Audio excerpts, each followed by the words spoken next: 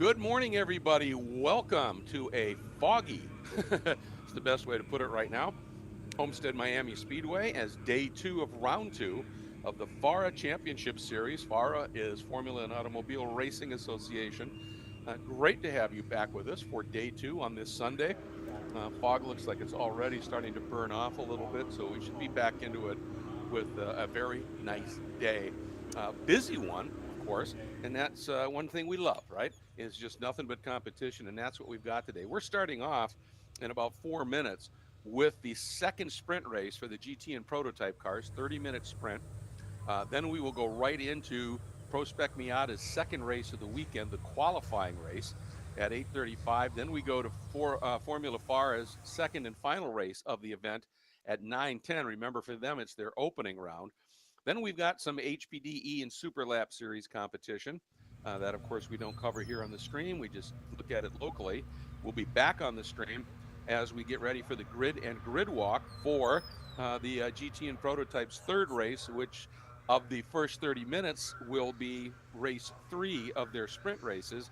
And then the next 45 minutes will be the Enduro. So any of the cars that signed up for the Enduro will just continue racing. We'll explain that a little bit more. Then at 1:40 after the lunch break, we will have the actually, it's an early lunch break at 11:30. Then we do the grid walk and get ready for that prototype race. Then at 1:40, we have the Pro Spec Miata's third race, which is the feature race with the big money on the line. Then we will have, and I said it was only 2 races for Formula FAR. They're doing 3 this weekend, and we have a third race at 2:15. Then we have a few more Super Lap and HPDE sessions, and then we wrap things up at 4:35 with the fourth and final sprint for the GT and prototype cars. So that's kind of what the layout of the day is going to be. And we are getting ready to go here. You can see some of the track vehicles out, continuing to clean the track up a little bit. I'm going to get right into the grid because we've got a pretty sizable field here in this GT and prototype category. And keep in mind that the way it works, qualifying in this group sets the grid for race 1. After that, the next race, like this morning's race, race 2, is based, the starting lineup is based off the finishing order of yesterday's race. As always, though, the prototypes will start up front by themselves. The Honda War cars will have a little bit of gap behind. Teddy Alvarado, who just held on by 1 second for the overall win yesterday, will therefore start out front in his number 33, that white black with red highlights.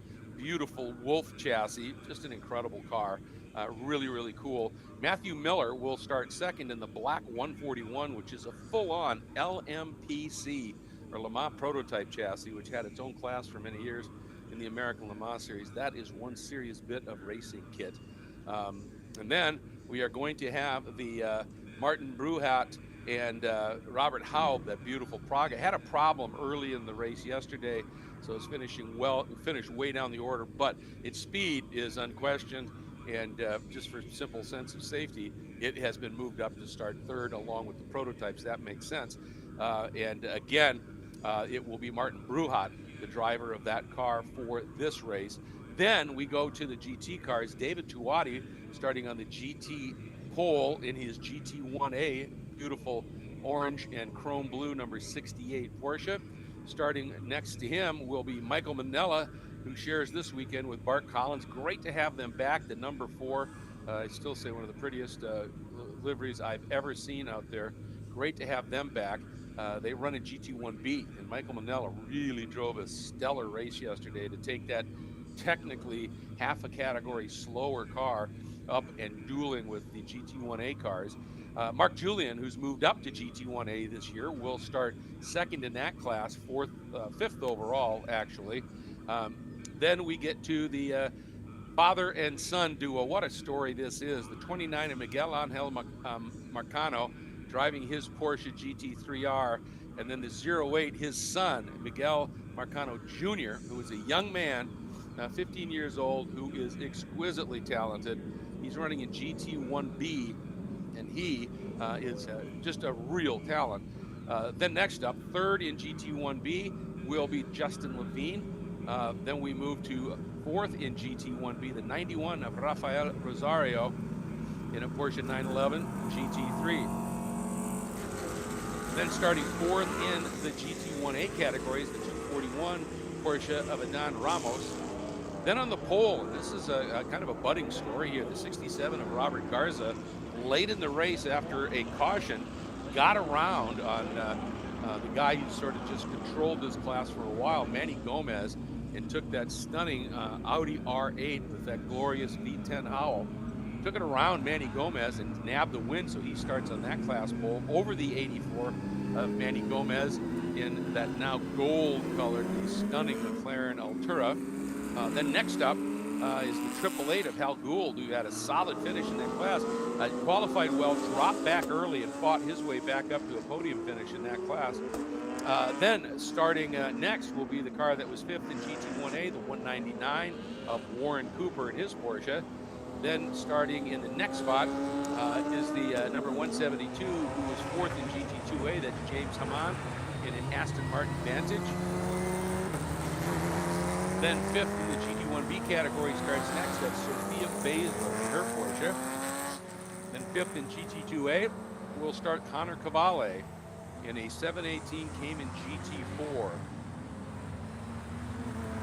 Then on the pole in GT2B, the number 410, we've got, Teddy Alvarado is pulled off at the exit of turn 3, right up against the wall. This will surely delay the start, unless he can get that going again. We'll keep an eye on that for sure. Hate to see that happen. Teddy with that overall win yesterday, he was so jazzed to be able to get that.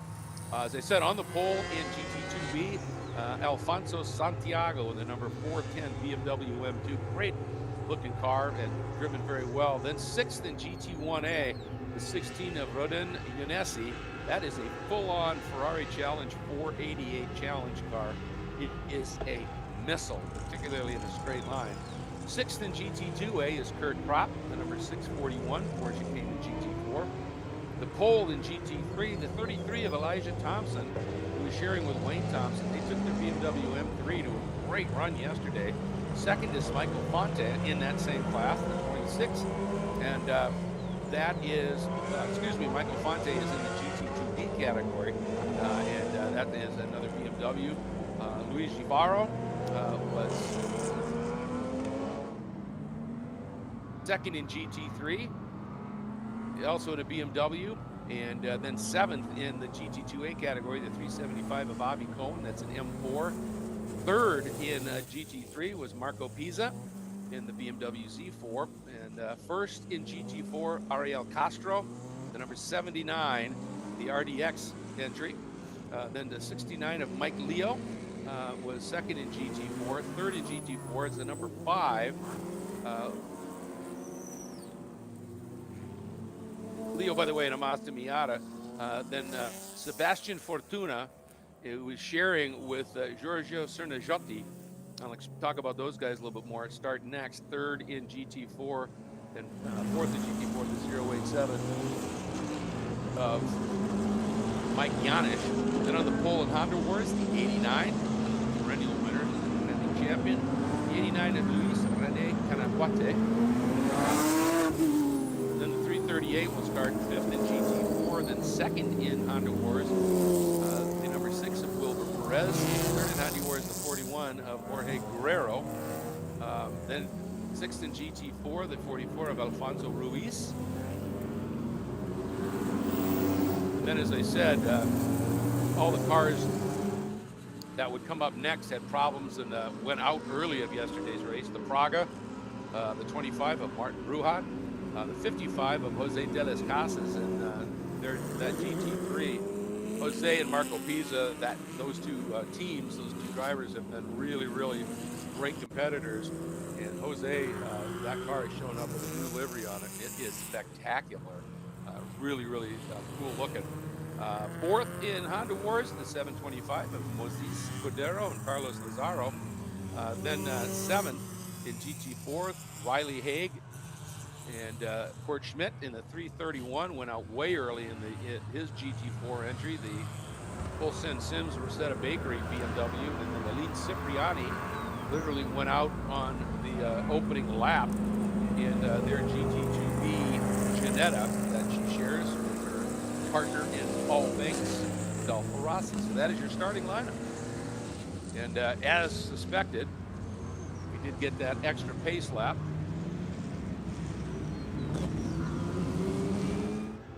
It looks like they got Teddy out of the way. And still see that bit of fog and haze there with these longer shots. That's, I think, in turn 8. One of the most important turns on the track, right overtaking area.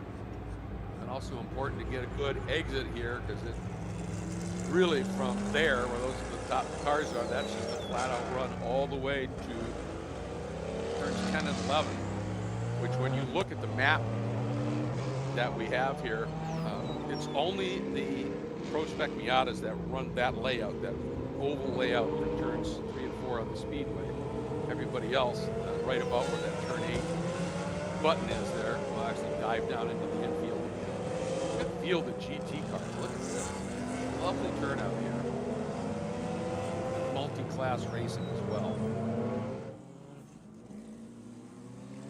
Can't wait to get this one underway. Race 2 of 4 sprints on the weekend.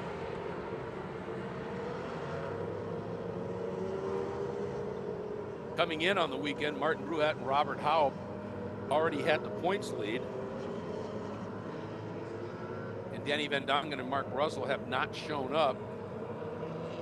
We are green as the prototypes take off. Sans pole sitter Teddy Alvarado, and the Praga just managing to hold on over that 141. I really thought that that car should be able to just blow by that Praga just on raw horsepower. But tell you what, Martin Bruhat really did a nice job of rolling some speed. Meanwhile, we are green. The GT cars heading to the line, and man, David Tuati didn't get the greatest of starts. He got swallowed up, but what a move from the outside. Just superb start. That may have been Mark Julian, who just went around everybody. I'll have to keep an eye on it here. Here they are entering turn 3, the exit of 2 in the background. Really tricky here. Really important to survive this first half a lap. Get through the twisty bits, through 2, 3, 4, 5, and then you can set sail. I think that is Julian. Look at what he is just driving away here as well. Manella also got around.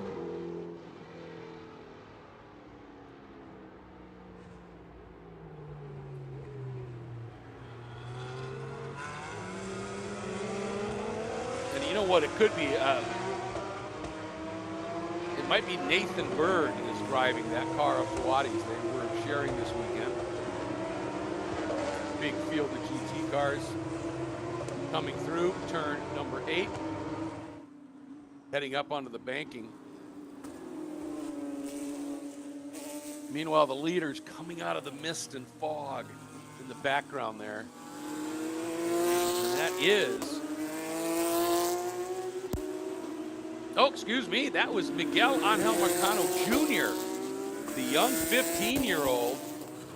Oh my goodness, what a launch he put in. He started 7th in overall, which would have put him 6th in the GT group, and he is leading.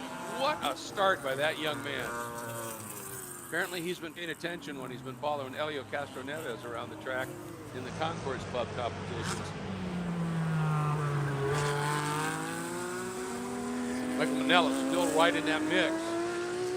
And Manny Gomez not getting a great start at all, fading back a little bit, while Robert Garza took that Audi right up into a great spot in the overall run order. And now there's a fair number of cars between Robert and Manny. Al Gould right with Gomez.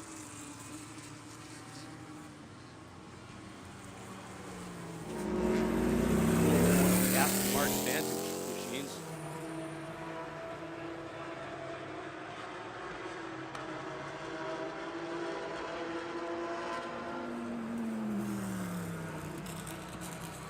you're enjoying what the broadcast and the racing here at FARA, please do us a big favor and hit that like and share buttons. Let everybody know you're enjoying watching FARA here. We sure love watching it. I'll tell you, Miguel Marcano Jr., what a job he is doing. Remember, that is a GT1B car, similar to that of Michael Manella. And Marcano is absolutely flying right now. Again, coming from 2 rows behind Schwadi and Manella. That was just an incredible start. That man's got some skills, no question about that.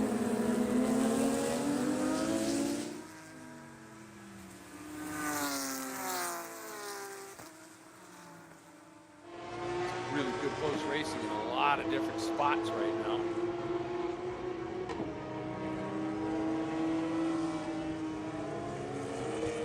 Wonderful start by Sebastian Fortuna in the number 5 GT4 car.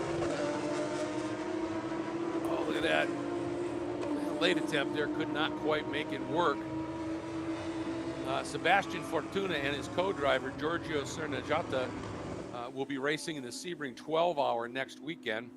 Cernaggiata is a regular with the Sidlar race team that won their class at the Sebring 12 hours a couple of years ago. Sebastian Fortuna, also Italian, is a driver who has had spends most of his time was racing Porsches in the European Le Mans series with great success. So this is a little bit different package for them than BMW, but they seem to be coming to grips for it. Guy to keep an eye on here is at 331 of Court Schmidt. They were on pole in the class in yesterday's race, and then had a very early problem with the car.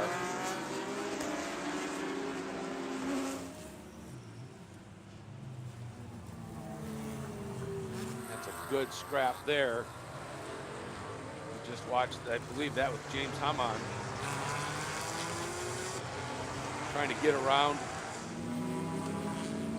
or stay in front of Kurt Kropp. Manny Gomez has moved back the order, and now as they came by starting, he was only half a second off at the back of Robert Garza. So, want to track battle a little bit. That brilliant bronze-colored McLaren and the black Audi of Garza.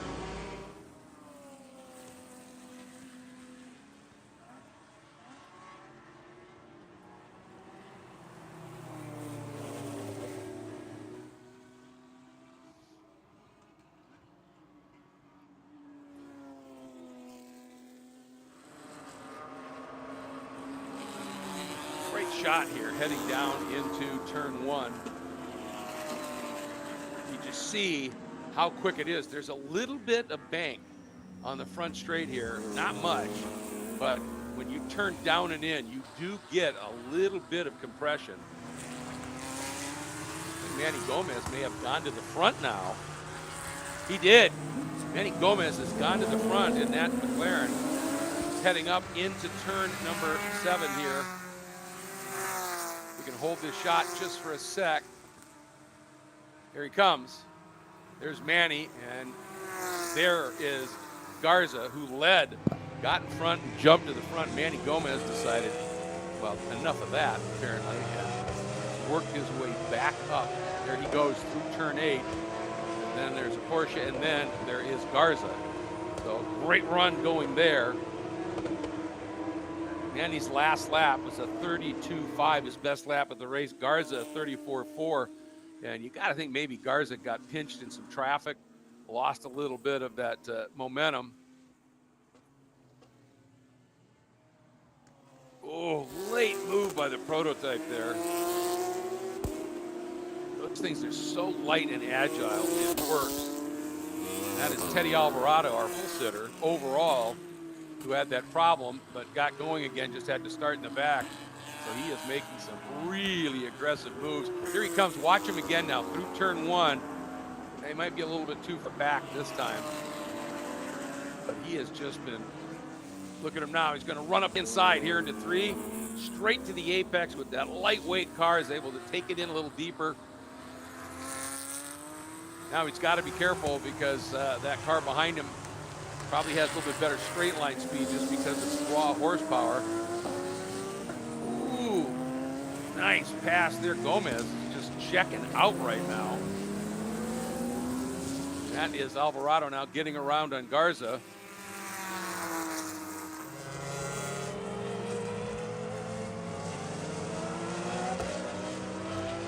Really quite pretty here this morning. A little bit of haze in the air. Race cars firing through it.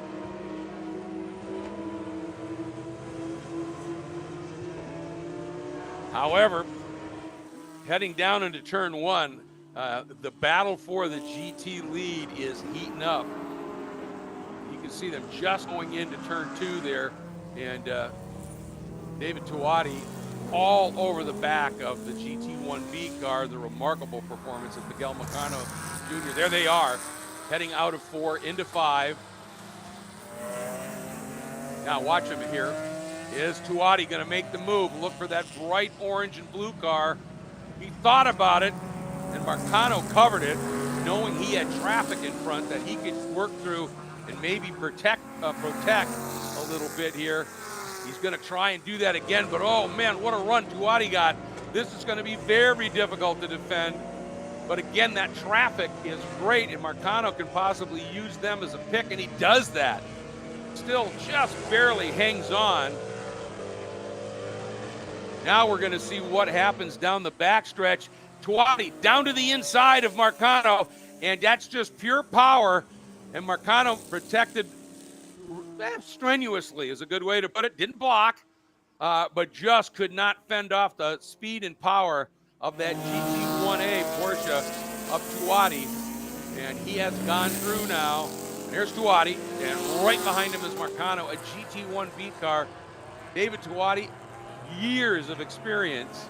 Miguel Marcano, 15 years old. And those two are racing furiously right now. Now we'll get to see whether Tuati can drive away. And the interesting thing to me is Michael Manella, I don't know if there was a moment that he had some sort of a problem, because suddenly he has dropped back after starting well up the order here.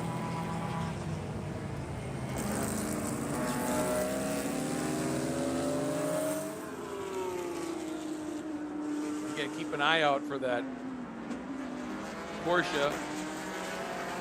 Beautiful deep burgundy, reflective burgundy color with a checkered flag sort of pattern on it. And he is pitted. That's what's happened. Oh no. Yep, he's just made that sad hard left behind the wall. And I think it's important to remember that that car at the opening round of the championship on the Friday test day got in a huge shunt.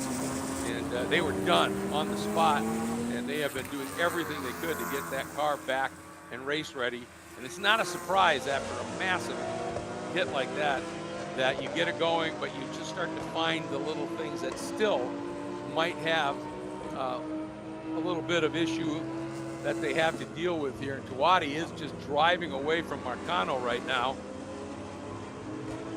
Justin Levine in the number 47. He is quite a ways back. Those two have just checked out. I'm a bit surprised to see Mark Julian. Yeah, right now, Marcano has a 19-second lead over Justin Levine, and Julian is all over the back of Justin Levine right now, trying to sneak around. Julian, of course, in a GT1A car, Levine in a GT1B car, and they're just coming through turns. Here they come. And that second car is the GT1A car of Mark Julian.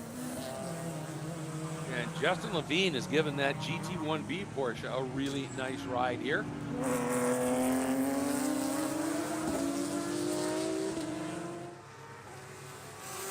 Oh, we got a car off. Just pulled straight up and off at turn 14. Looks like it's moving again. Yes. All right, it has picked up the pace and is continuing. That's nice. It averts a yellow flag for us.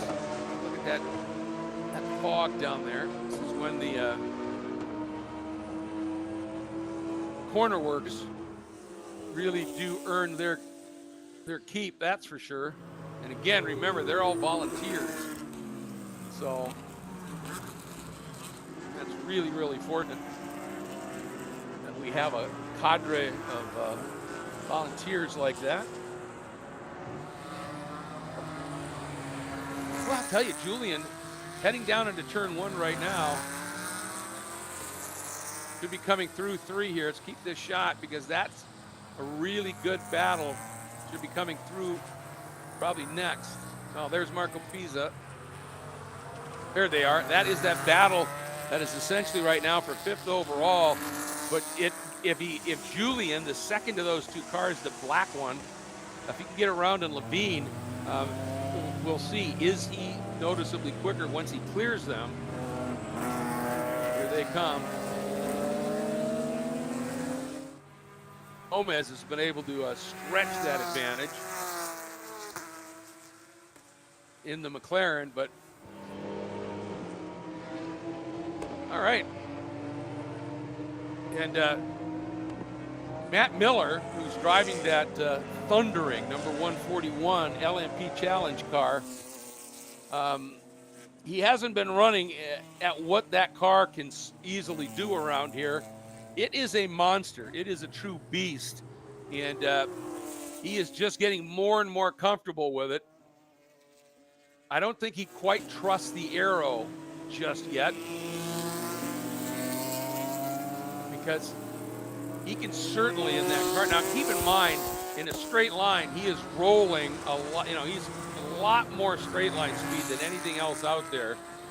And so you've got to really trust the aero on the car. And that thing comes out of a corner and accelerates and just is unreal how quick it is. But if you're not that comfortable with that kind of speed using aero, that becomes a little bit problematic for you. And you can see he's just, and it's a smart way he's doing it. He's just doing, you know, baby steps, going a little deeper each time, going, yep, that works.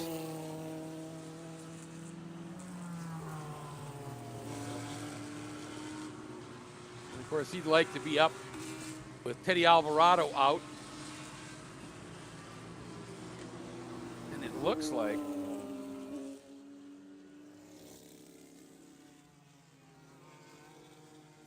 trying to figure where Bruhat is the overall leader right now. But Matthew Miller, if he can sneak through, then he'd be second overall, second in the prototypes. The problem is David Tuati is a shoe, but he's coming. There's no question. They're heading right now into turn 2. Watch them. You can see Tuati, and then that little missile behind him.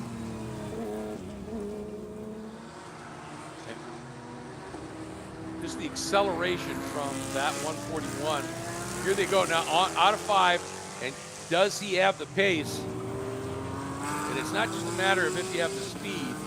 Sometimes you have to have, as my dear friend David Hobbs would say, large tactics. Make a big move. They're coming out of 7 now, and Miller's there, but he just cannot figure out a way. But here's this long straight. Anywhere it could get done. No, he's got so close. That fog is really, really intense right down there. But trust me. Now, onto the backstretch. Here he comes. He is carrying a huge head of steam, but checks up early. Where they are, and I think he could have easily been down to the inside, made that work. But I think, as I said, he's just a little tentative yet on how deep you can take that car. That, as I said, that's just trusting your aero. Here they come now out of the last turn, and Tuati rolls so much exit speed. Miller easily catches him, but cannot get in deep enough to make a pass. This is going to be a fascinating little study here. And I just wish, and you can't deal with the fog. Fog is fog, right? But now Tuati's got traffic. And if they hold him up coming out of one of these turns, that's when Miller could use that car and make it work. Here we go. This time he's got a head of steam, but Tuati dives to the inside, or at least pretended he was going to, and that was enough. Tuati couldn't quite get, boy, Tuati would have loved to have gone around that car and got that car as a buffer, but he couldn't get it done. So now down into turn 8, but again, Tuati is going to use that traffic to go. Oh, Tuati splits 2 cars, threads the needle, and then dives inside the third one. He just passed, excuse me.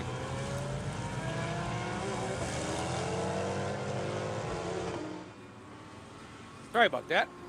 He just passed, he threaded the needle, shot by 2 of the 3 cars in front of him, and then swung left, dove down to the inside, and made it past all 3 cars, while Miller was probably, my guess, watching with his jaw in his chest.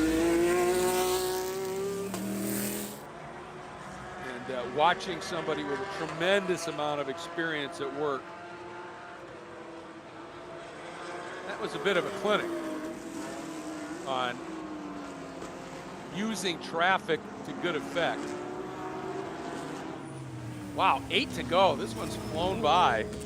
It's because there's some great stuff going. And once again, now Miller has been able to clear that traffic.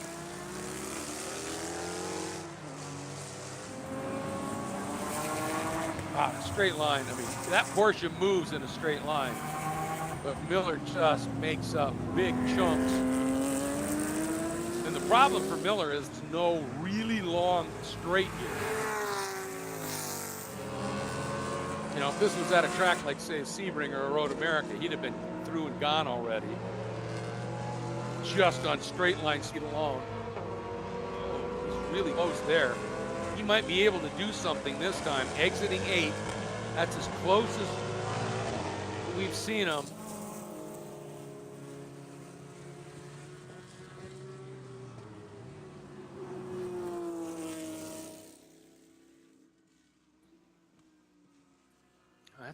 Obviously it's not class battle, but battle for an overall position right at the front is always fun to watch.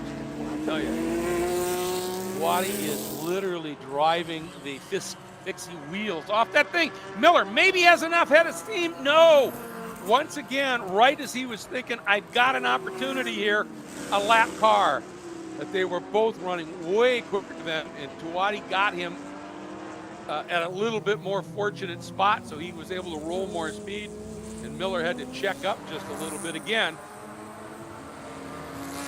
Boy, it's going to be driving Miller nuts, because every time he gets right on Tuati where he'd have an opportunity, they're catching traffic. And if he hasn't, oh, we've got that over in 7. Exit to 7, we got a car have a little bit of a moment. Continued. Couldn't catch the number. There we go. Let's see. That's a 2-3. Oh, 2-5. Sorry about that.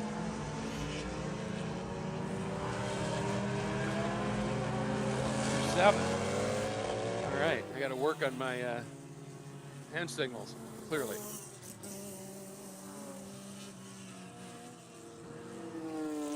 Now it's Connor Cavalli, who's generally was having a pretty good run. Taking a peek at any other good battles out there. Luigi Barros in GT3 is doing a nice job. Sticking behind the 33 of Elijah Thompson, the class leader here, so that's a good scrap.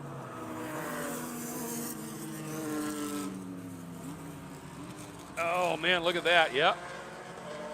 Over into 2, now up into 3. And again, Tuati Stuck in traffic. He's going to try and rock it down the inside into 4. And no, gets denied. He had to lift. This might be the moment for Miller. It's just that one car. He's coming. Miller absolutely coming up the inside. Can he get to the inside deep enough? Kawadi, no, there's that lap car issue again. And Miller opting to be a wee bit cautious, which I don't think is altogether a bad idea here. Boy, Hal Gould has now gone around on Robert Garza, picked up 2nd in GT2A.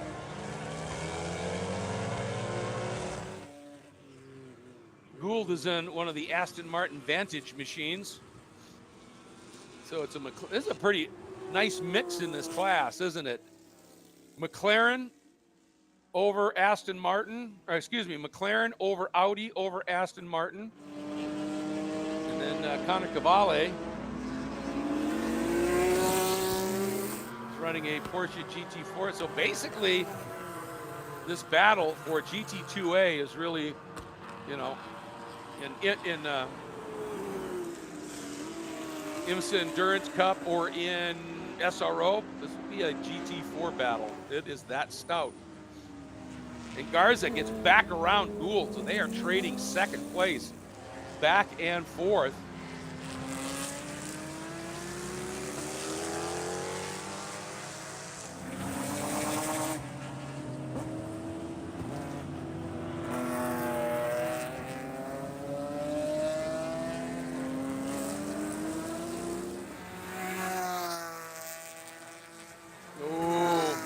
Back to this battle for the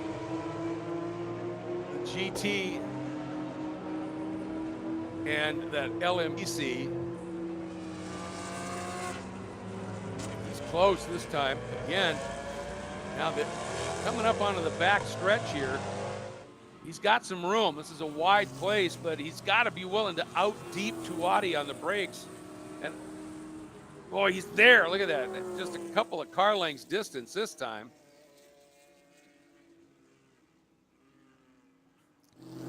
So if he can stay in position here in the twisty bits as they come up now, it's relatively close.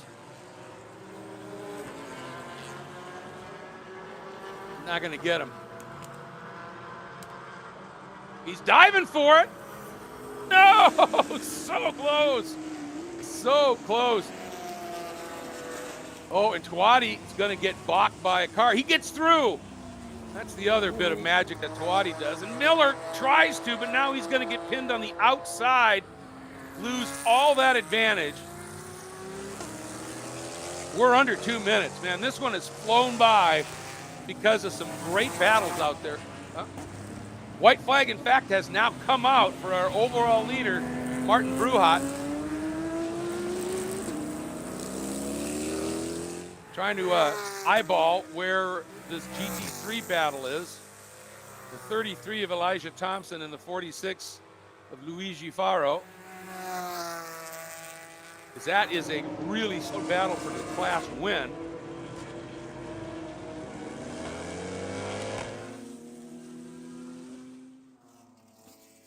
Of course, we'll be keeping our eye on that other battle as well, but that one's just for a fun overall position. We've got a battle this good for a class win.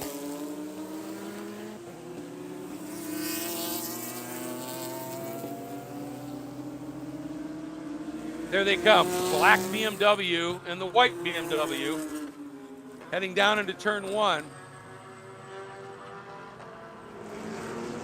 They've got traffic coming up behind them too. I think it's coming up. Not sure. Oh, the checker's out? Oh, they got, so that's, all right, I missed that, my bad, folks. I was looking for those two, but here we go. It is still a race. Yeah, they got through under the checker. So we are still on it. And the fun thing is that Tuati and Miller battle is coming up behind them. There they are, the black Bimmer and the white one. That's for a class win. And then here comes Tuati. This is just fun stuff here. And Miller, all right, here we go. Up into turn number 8. Last time, do this key corner here. I'll tell you right now that is so close. Luigi Faro is right glued to the back. Here come some of the faster cars coming up behind them. Miller's just dropped off a little too far. Oh, and I think that was the lap car. Did it slow down our leader in class 33? It wasn't a lap car, it was a faster class car. Got him right at the apex at 10. And I thought that may have slowed him down. Nice job by Elijah recognizing it.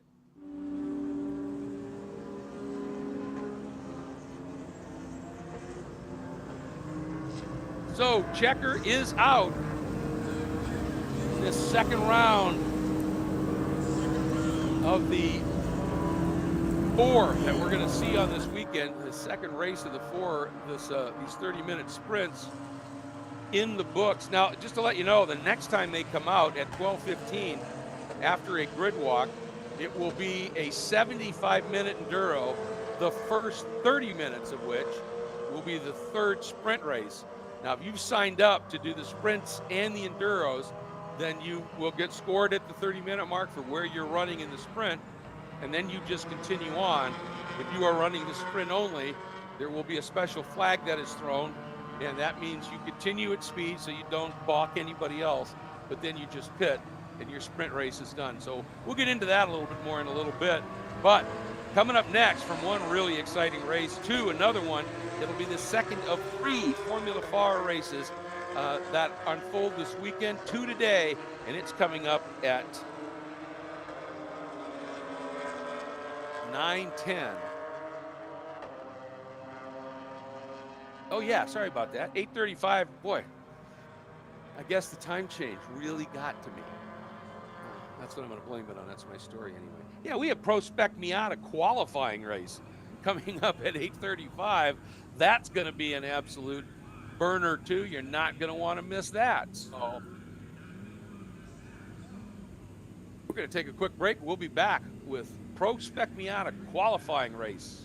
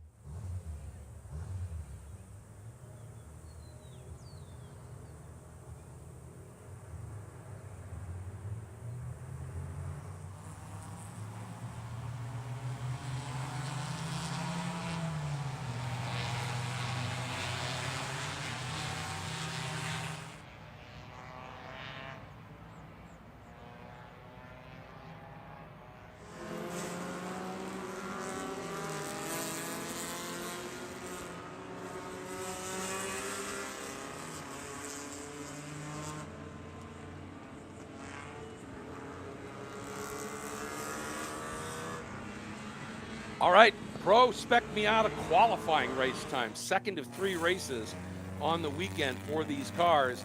And the shootout yesterday was great fun. And this gets even a bit more intense because the shootout was literally fun.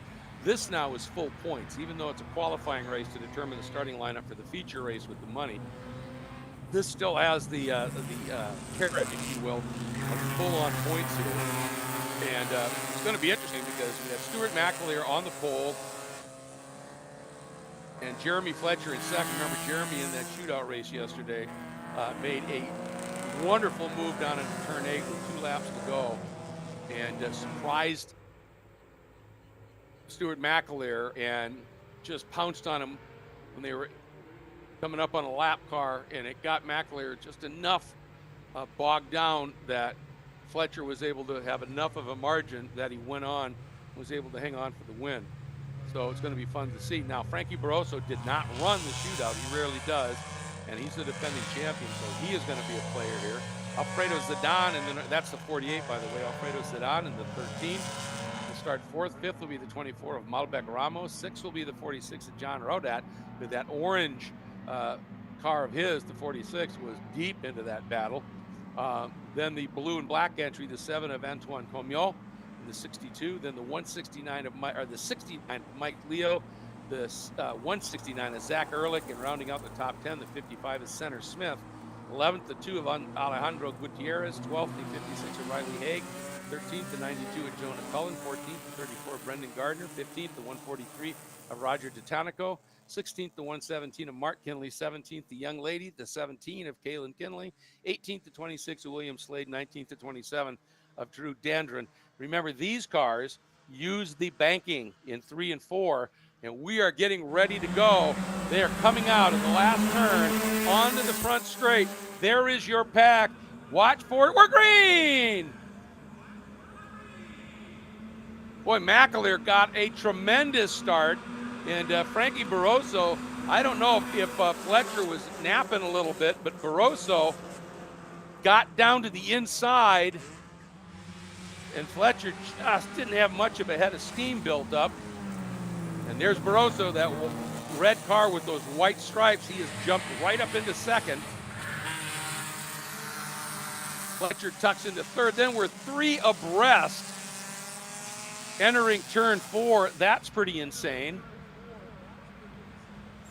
And one of those cars was that bright orange machine of Jean Rodat trying to make up a few spots.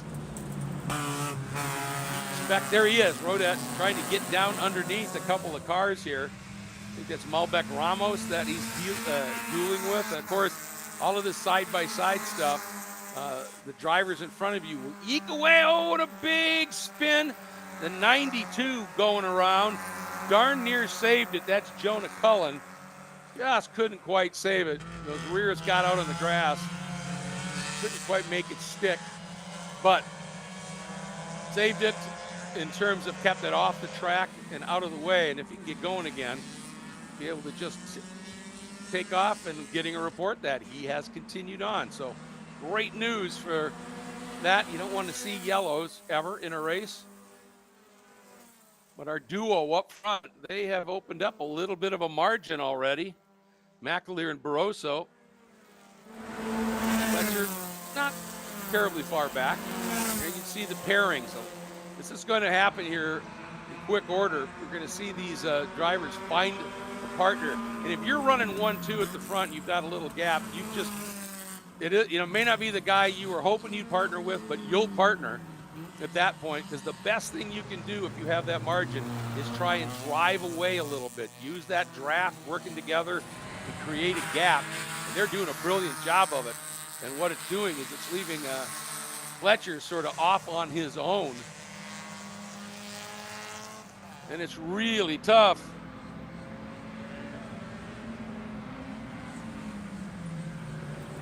To be able to work with it here. Those two, there is Fletcher on his own. Rodat and Zidane, boy, they have been having an absolutely incredible battle. Here they come. I think it's Rodat has gone through now.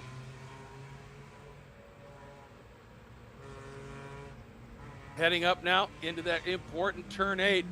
And you can see Barroso just showing the nose a little bit. Oh, big lunge here. Couldn't get the car number on that white machine.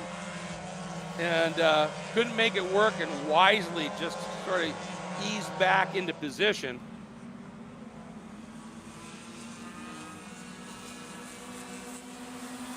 There they go, the two leaders starting that run up on the banking. The fun shot. You see the car speeding by in front, and in the background you see that lead group as they are coming out of turn 4 and through once again. They are playing together very nicely. They've opened up a substantial margin, almost 2.5 seconds back to Fletcher. And Malbec Ramos has been able to get back around on John Rodat. Alfredo Zidane sits in 6th, Antoine Comiot in 7th, Zach Ehrlich in 8th, Alejandro Gutierrez in 9th, and Corey Cullum in 10th. Barroso doing just a brilliant job of doing the old push draft here, bump draft, if you will. Just sort of egging on the leader McAleer. And suddenly for Jeremy Fletcher, he was running by himself for a while. No longer. Malbec Ramos has put in a storming drive. Yeah, looking at the last lap times, Fletcher ran a 141.3, Ramos a 140.8.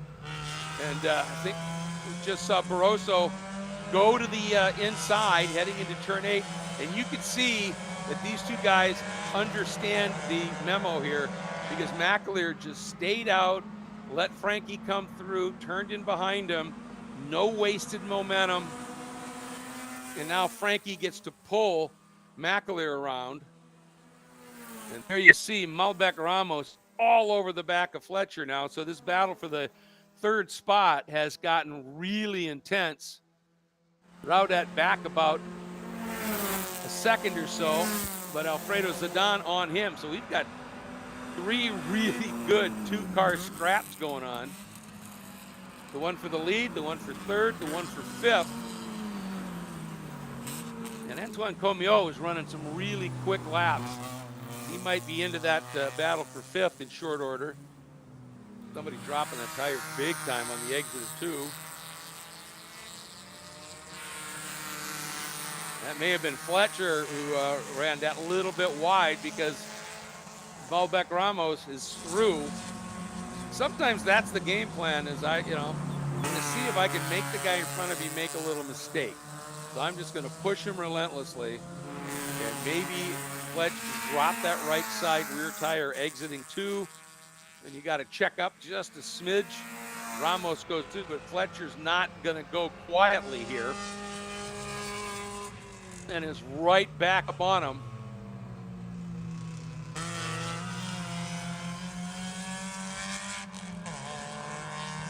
You got a car going really slowly, coming into turn 8. Know which one it is. He wisely just got out of the way. Must be having some sort of an issue.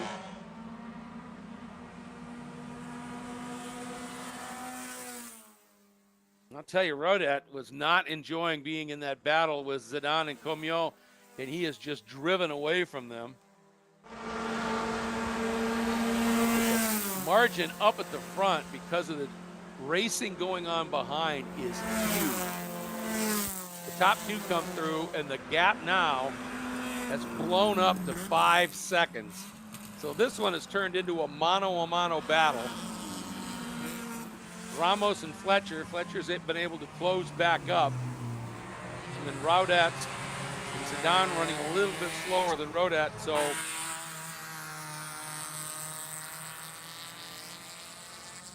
he's been able to protect a little bit, but not a whole heck of a lot. And Rodat, the margin to Zidane is 0.7 of a second. And then Comiot was right there. Then behind them, really good little scrap with the 169 of Zach Ehrlich and the 2 of Alejandro Gutierrez.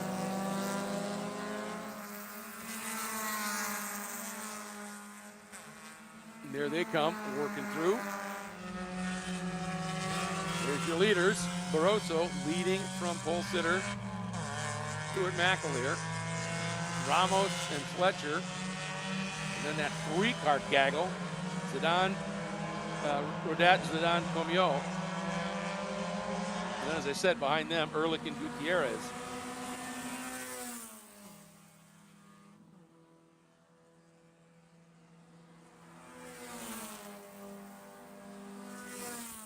Just love watching these cars now. Some of the fog burns off a little bit, working their way around here. Oh, and there you see it. That is the exchange. Fletcher with the draft, or excuse me, McAleer with the draft, got a little bit better run, went to the inside. Barroso said, all righty, you let me through, I let you through, and all the while, working in concert like that, they just continue to grow the margin. Ramos and Fletcher doing everything they can to try and make some of that time up. At the last lap, it went up by another half a second, the gap did.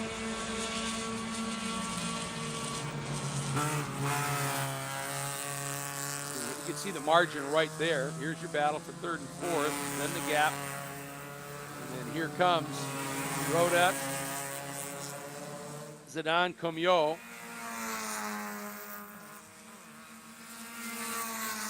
And then here comes that next battle we were talking about with Gutierrez and Ehrlich. You know, up in turn 8. Well, these two guys are just driving brilliantly right now. And it's not like Ramos and Fletcher are hanging about. They just cannot quite match the pace of those guys up front. A lot of experience up front, Barroso and McAleer. You know how to play this game very, very well.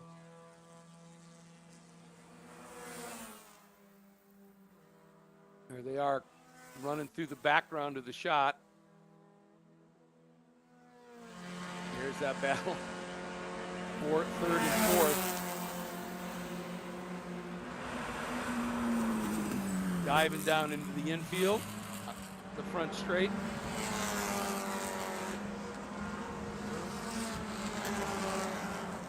Well, I'll tell you, that's, yeah, Rodat, Zidane, and Comio, they just continue to be covered up here.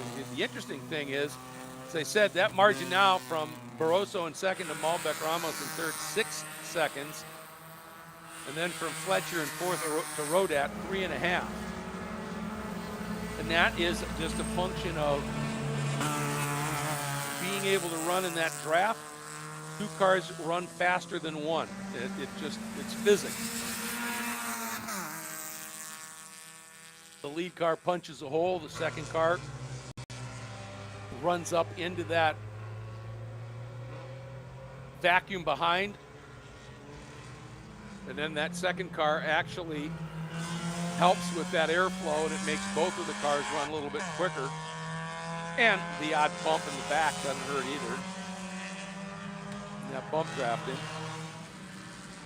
Where, you know, it's funny where you see bump drafting actually come into play sometimes when you got 2 guys who really are adept at it, is when the 2 of them are coming up and they're in a pack, whether it's lapping cars or if it's, you know, they're just racing. It's 2 packs of 2 or something. The second group is, you know, catches the next one. And if the guy in third decides to try and make a move, but it's a little difficult, the guy in fourth, right behind him, will give him a bump into the corner. And it just knocks him. Look at this. Side by side as they come down. Oh, I think Zidane at the margin. It was Zidane in second. He still couldn't quite get Rodat as they head down into turn number 2, now into 3. It's that close.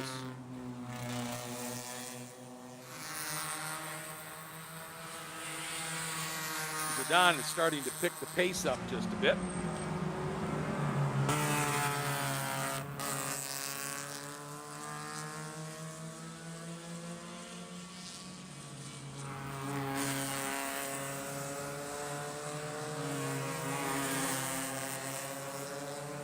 Just to let you know, folks, watching here on the stream, you see the amount of time left. It's actually 5 minutes shorter than that. The qualifying race was just a little miss on the schedule, so just to let you know. So we're really at 12 minutes to go in this one. So wanted to give you that update here, so if things suddenly get really furious and you think, well, that seems a little early, you'd be right if the race is as long as it is scheduled to be. But it's actually 5 minutes less than what the ticker is showing there.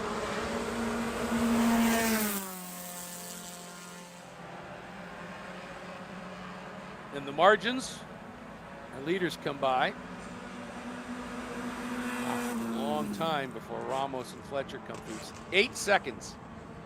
So these two guys up front, they are just doing a brilliant job. I'm looking at lap times here. McAleer and Barroso both running 1 minute 40.0s, 1 minute 40.054. Fletchers are running 1 minute 40.7, and Ramos 1 minute 40.8. So that's over half a second a lap that these two just drafting to absolute perfection.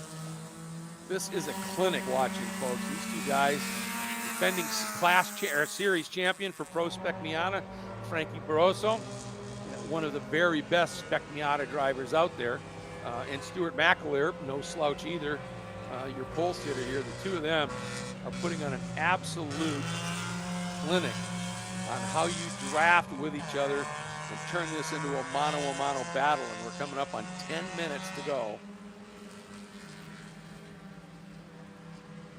Now, that doesn't mean in this type of racing that Fletcher and Ramos or even Zidane or Rodat or Comio are necessarily out of it, especially those guys that are out of the top 3 right now, because at a certain point, as I've talked about, you're working together perfectly, but at a certain point, the gloves come off, because now you've finally got to go for the win.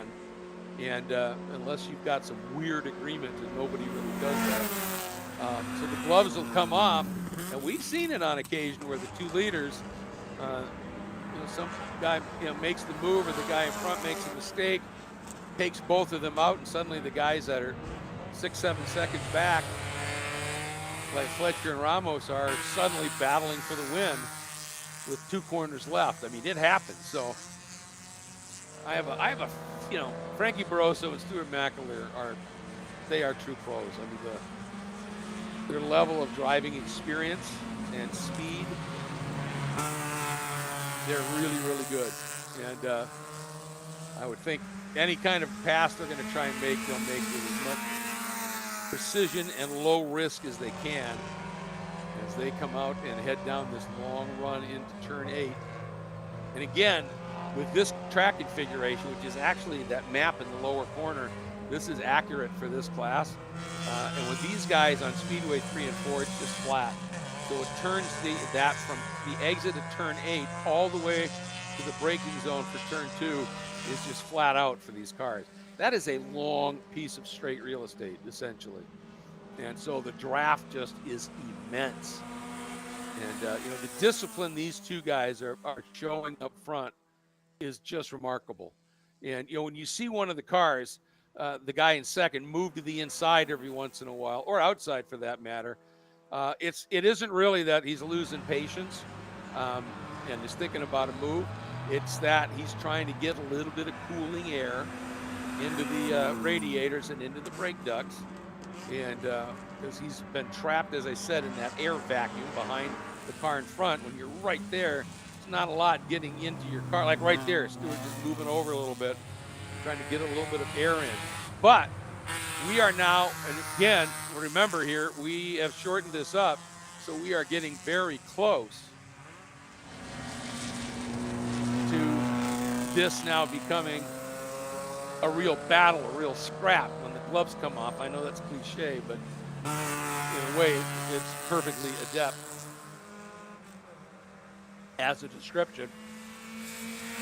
And the margin now 9 seconds back to Fletcher and Malbec, who have 9 seconds back to Antoine Comio, who's driven quietly a really impressive race. come up from 7th and is now up in 5th and has gone around on John Rodat in the 46 and the 13 is Zidane. Really doing a superb job here.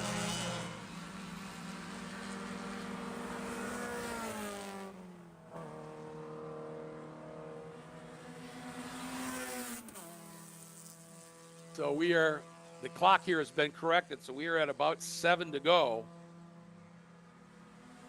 There's that second group of cars there. Fletcher and Ramos. And remember, although he was a lot closer, obviously, Fletcher had that late race brilliant move yesterday in the shootout.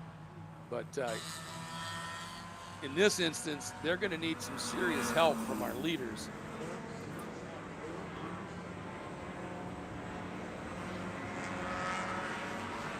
As they just continue to ease away here, that margin now about 10 seconds. But they also are going to be coming up. As a matter of fact, have come up on and caught some traffic here. You see, looks like the lap car just sort of moved out of the way a little bit. Yeah, nice job. Saw them coming, saw the flags. Give an opportunity for an early shout out to all of the volunteers here. You can't put on an event like this without a lot of volunteers filling various roles. And the most notable are the ones out on the turns, the corner marshals or the corner workers, as they're called, out there in the elements, out there in harm's way, providing crucial information to the drivers with flags and providing crucial information to race control as well. And I think right now everybody should just smash that like and subscribe, those like and subscribe buttons, just to say thank you to the volunteers. Okay? I think that's just fair. Coming up on 5 to go. Oh, Barroso showing the nose as they headed down into 1. And I think that was still probably more of a getting some air in the ducts here, because I think he's going to be starting to mount an attack here within the next minute. There's the lap car, and there's that next battle. And Ramos in the same boat as McAleer is right now, with a very quick Jeremy Fletcher on his 6.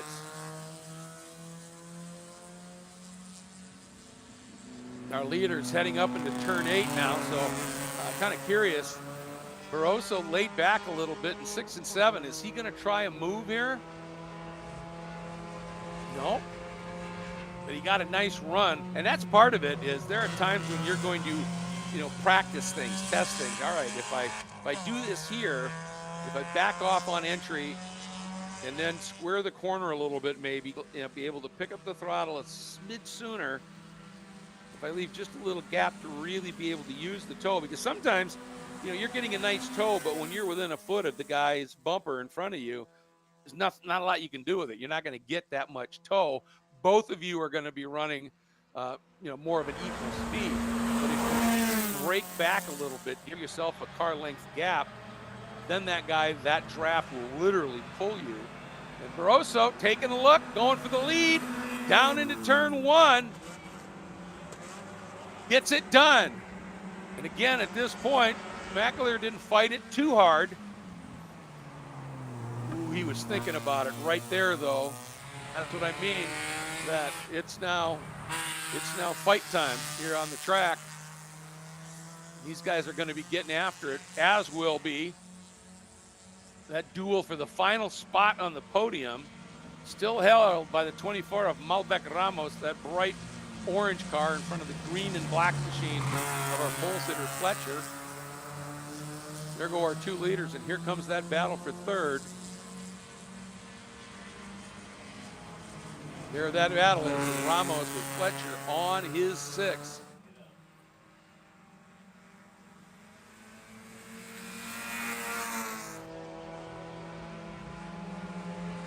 And the leaders out of turn 8. A minute and 30 to go. They're running a minute and 39 laps, so, or excuse me, 2:30 to go. So with a minute and 39 laps, it's going to be white flag this time by,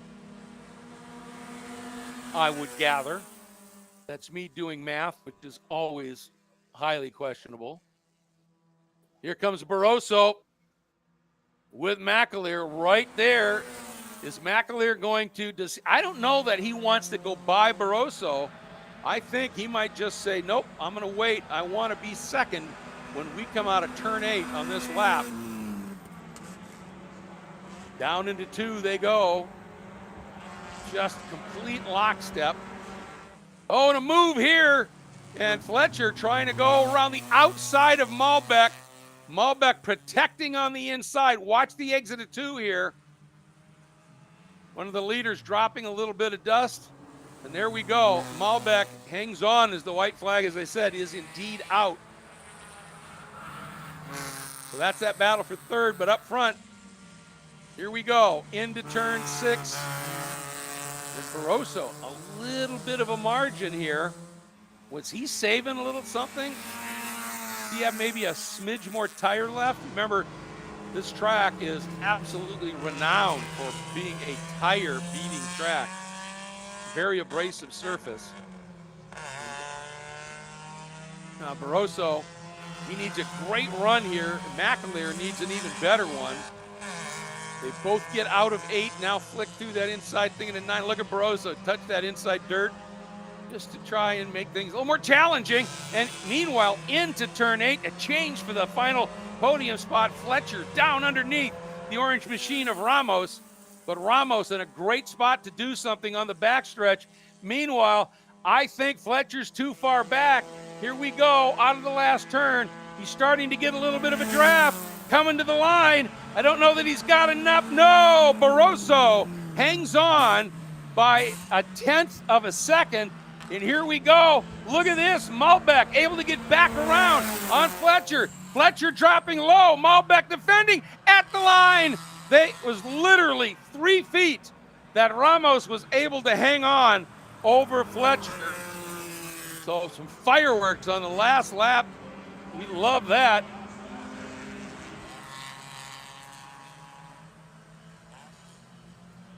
And I'll tell you, Antoine Comio, a great drive, finishing 5th and having driven away a little bit from John Rodat in 6th.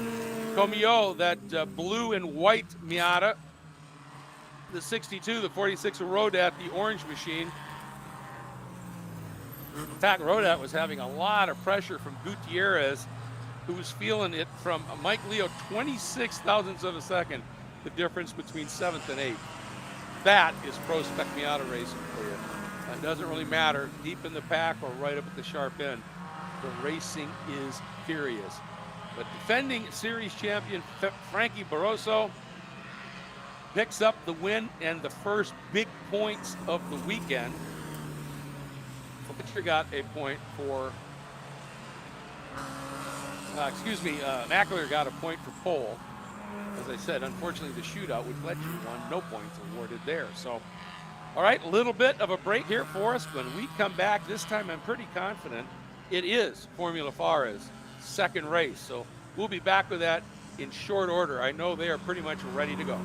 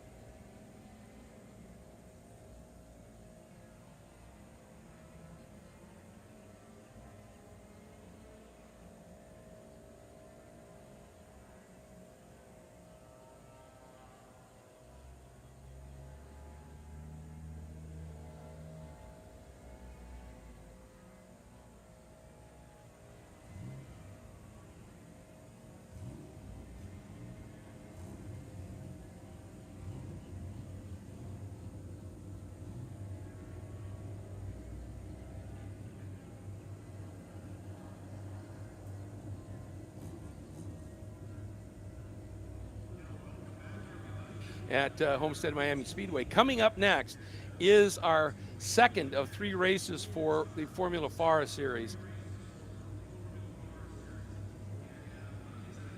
FARA throughout the weekend is designed to give young talent an opportunity either to step from karting straight into formula cars with some aerodynamic, or for drivers that maybe want to try racing a formula car, like Isabella Abreu. She's done a lot of racing in Miatas. She wanted to get in and see what she could do in a formula car. It allows them to do it at an incredibly reasonable price point, as opposed to stepping right in to some of the Formula Junior National Series, the USA Formula 4 Championship. That's big money. I mean, big money. And it can exhaust the smaller budget in a heartbeat. And what's great is this series gives you the chance in some very fast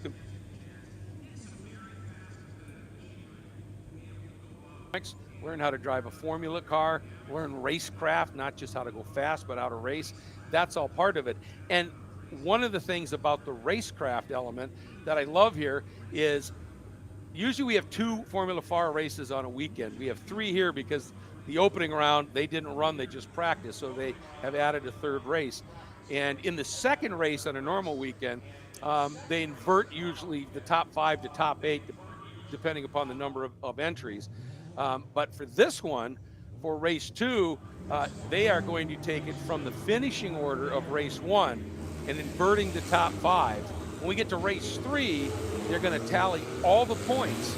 If you get a point for qualifying on the pole, you get a point for fast lap, you get a point for each of the 2 races up to race 3. You're going to tally all the points, and that is how the grid will be determined. So, and that happens every once in a while in racing at the higher level. So, to take you through the starting lineup, remembering the inversion, starting in 10th, Isabella Abreu, who was running incredibly quickly yesterday until there was some contact with another car, and she ended up done early in her 111. Starting 9th, the 78 of Jack Morhart. I think he was the one that she got involved with, that they got together. He will start 9th. He was very quick. Both of them were quick in the race. Starting 8th will be the 28 of Luca Day, starting 7th, and he's going to have to make a big hustle to get out of his Miata and run down, get into his Formula FARA car. That's Antoine Comiot in 17. Starting 6th will be the 82 of Maddie Colleran. But here's where the inversion starts. So your winner, Max McCarrum, will now start 5th in the number 46 of yesterday's race, the winner. Second place in yesterday's race, Kai Johnson will start 4th in his number 77. Third in yesterday's race, stays put, starting 3rd, the 88 of Victor Couto. Starting 4th in today's race, the 16 of Franco Paolini, who, if you remember, had that amazing battle with Kai Johnson early in the race. And then, starting on the pole, the gentleman who finished 5th yesterday, the 11 of Lazzaro Benatti. So, and Benatti is a driver who did a few races last year. Kai Johnson did the final round of the season. And of course, Max McCarrum was a frequent competitor last year. So, and he came from a little bit deeper in the pack to the win yesterday. Now he's going to have an opportunity, or he's given the opportunity, to try and do that again. All right, field working their way. We're back to running the full infield circuit. They won't run 3 and 4. So, and one of the things that this group does is they usually give them 2 pace laps. Again, remember, these are either young drivers without a lot of race experience coming out of karting, or younger drivers that maybe have done racing in something else but want to try running a formula car. And it's different, you know, just being able to see those front wheels when you look in the mirror, see your rear wheels. It's a different perspective. I've only driven a formula car in Skip Barber, and it was different coming from IT racing. You either like it or you don't.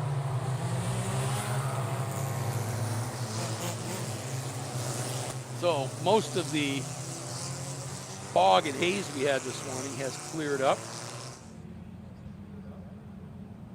The second pace lap, they will pick the pace up a little bit.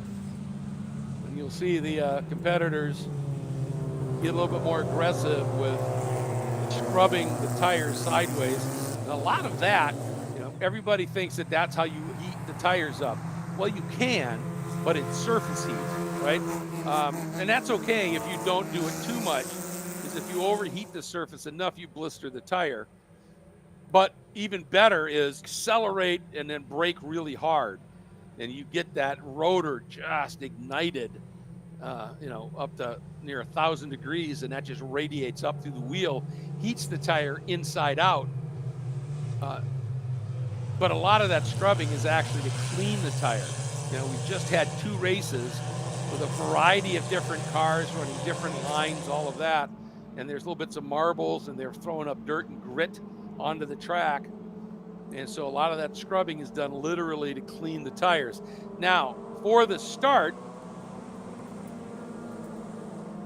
well, normally they have the cars run up around the banking just to line them up for the start, but we're down to the infield and they are pairing up 2 by 2. So this should be it. And it is a little longer race. There's a time window, but they usually go by laps in this series. All right, here we go. On to the front straight. Bonatti on the inside, good start. Paolini moves over a little bit to protect.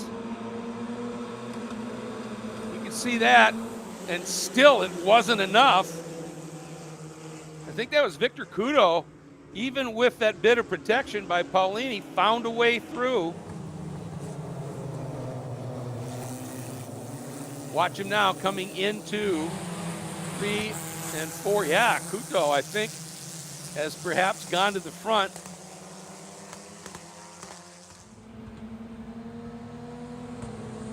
Actually, no, Cudo, oh, big lockup from the leader heading in. I think that is still Lazzaro Bonatti.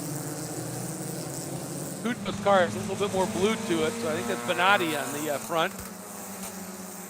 And this year, these cars, it's an upgraded Ligier chassis, and they're running the Halo, which obscures the driver's helmet a little bit. A big pass there. Franco Paolini on the brakes into 8, sneaks down and picks up the lead. And behind them, third spot, I think, is Kai. And then a fast-starting Max Mokaram is up into 4th. I think he just got through on Cudo. Matty Colleran is 6th. Here we go. Paolini wasting no time. And remember, he looked like he was every bit as quick as the pole sitter yesterday, Kai Johnson. But then something happened and he faded big time. So it is Johnson, Bonatti, Paolini. Wow, that's Johnson to the lead. What a storming opening lap he put in. They're both red cars. Boy, that was an incredible lap. Bonatti sitting in 2nd, Paolini there in 3rd, and Max Mokaram did get around on Cudo. And Isabella Abreu, folks, opening lap went from 10th to 7th. I think she is determined to show what she's capable of here.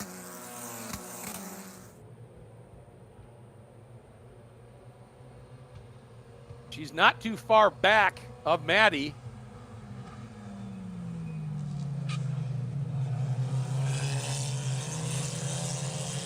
On Luca Day, who has had an absolutely miserable event. Has had a couple of spins. I don't know if they were car problem induced or not. Right now, a look by Mokaram heading down. You saw there that bright yellow machine diving down, taking a look at Franco Paolini.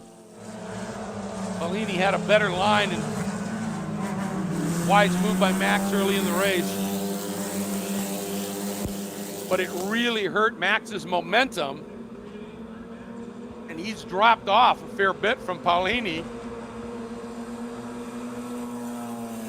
And Couto will be interested in that.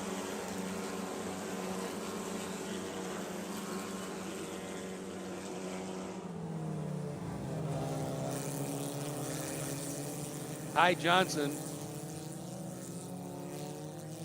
doing a really nice job, and I'll guarantee you he is being really careful on his braking, because yesterday, early in the race, had a massive lockup down into turn 2, and it really hurt him for the rest of the race.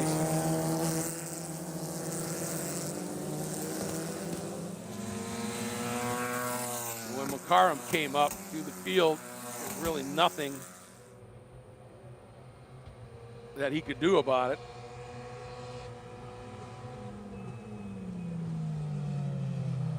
Zarbonati doing a really nice job holding station here in front of Paulini. Heading up and out of turn 8. Now the run down, what now turns into sort of just a short shoot, and then dive down through a wickedly fast turn 11. Stomp on the brakes for 12. That's 12 we're looking at. There's the exit of 12. Here's 13, 14. And this transition up onto the banking is 15. And you can see Paulini now is starting to close up on Bonatti and Victor Couto. Is closing up on Mokaram. Matter of fact, Couto is all over the back of Max.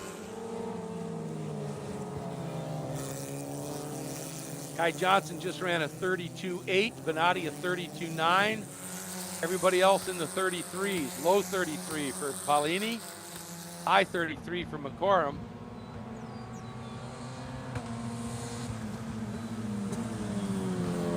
Isabella Abreu running just a bit quicker by a couple of tenths than Maddie Colleran.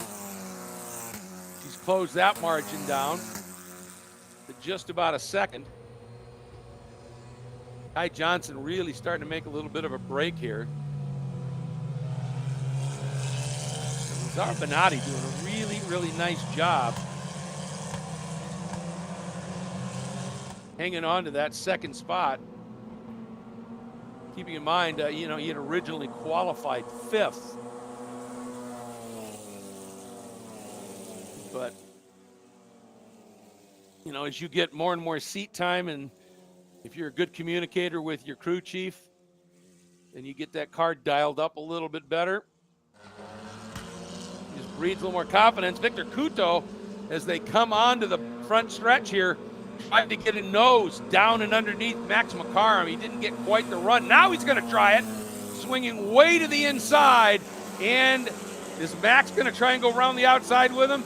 He's thinking about it down into turn 2, and he can't. Couto goes through. Max trying to cut down and go underneath. Does he get the spot back? He's got position. It's all about the exit of 3 here. And no, Couto has the inside going into 4. Nothing Max can do. Has to give it up. And Victor Couto now up into top 4 running position. Meanwhile, up front, Kai Johnson has about a second and a half in hand over Lazzaro Bonatti, then Franco Paolini, less than half a second off. And Couto will be about 3 seconds adrift now of Paolini. We'll see what he's able to do leading in that battle instead of chasing Max McCarron.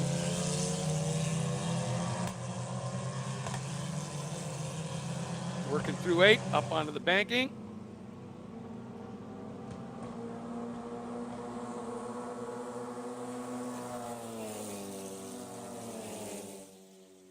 And that bit of an exchange between McCarron and Couto, it just affects the momentum so much, and they've dropped off even more. You'd expect that in that exchange. Ty Johnson, let's see, 1.4 seconds last time by. 1.2, so Paolini is pressuring Bonatti, and Bonatti is picking his pace up a little bit.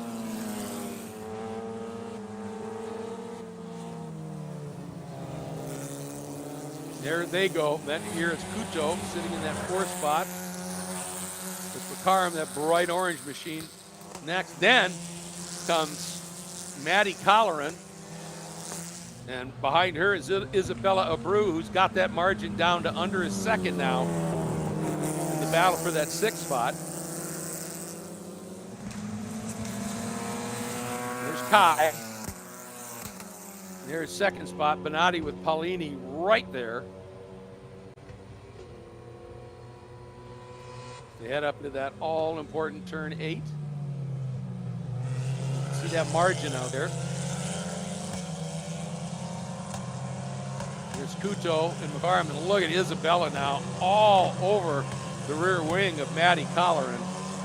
He's in a position to be able to make some sort of a tow here, maybe get a pass on. Colleran protects down to the inside. You can see her go protect mode. And Isabella thought about going the outside, but wasn't able to do it. She's still outside a little bit as they get into 2. And that's not a bad idea because you can see Maddie Colleran, as a result, protected, which shallowed up her entry into 12. And if that slows her down enough, and it looks like she adjusted nicely because I don't think Isabella's close enough here. Yeah, a couple of car lengths and just could not make that up. Kai Johnson at margin, those 2 behind him, Bonatti and Paulini, took another 10th off of Kai Johnson. Now Kai might well be doing what's called driving the gap a little bit. You know, they're definitely on the radio and talking. And after the problems he had with that flat spot and the like yesterday, he might be thinking, all right, I'm just going to go fast enough to lead here and build enough of a gap, just enough of a gap where I don't have to be worried about them behind me too much, and then maybe drive 9/10 just for a little bit, save those tires. Again, running this full infield track really does take a toll on tires.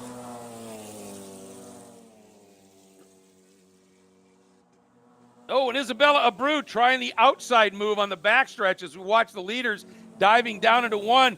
They are still side by side. Oh, to let you know, Maddie Colleran again had just enough of the right position to be able to fend that off here. Really good battle for position with those 2.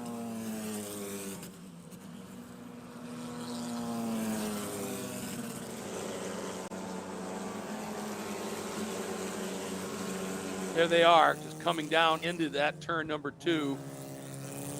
That yellow car, Max Karim. There's Maddie, and that car behind, just that close. That is Isabella. Jack Morhart starting to find some speed. He just ran a 32.7. That last lap, the only person quicker was Kai Johnson.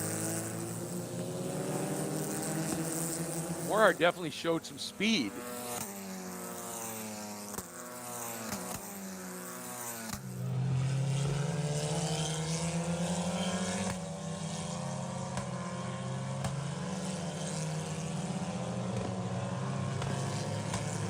Trying to get some gaps between everybody here.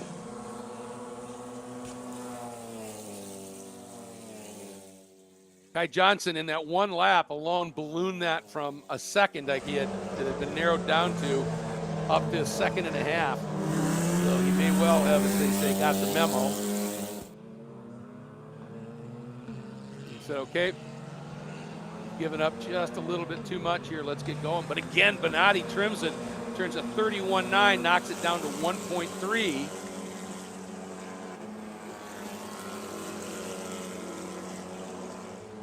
And then Victor Kudo has dropped off by almost 4 seconds off of Bonatti. Karim has dropped off to almost 4 seconds adrift of Kuto. And then it's Colleran and Isabella Abreu continuing their battle. Really impressed with Lazaro Benatti here. Doing a really good job hanging with a very young driver, Nick Johnson, but who's had lots of experience and success in karting. ran a couple, or one of these races last year and showed some immediate speed, and running with a team VRD, which is one of the top junior teams going, and Lazzaro Benatti driving for Benatti Racing. So that's a family team and doing a superb job. I'll tell you what, Max McCarrum, that last lap, Maddie and Isabella ran a lap about a half-second quicker than Max. So they're starting to find some speed as well.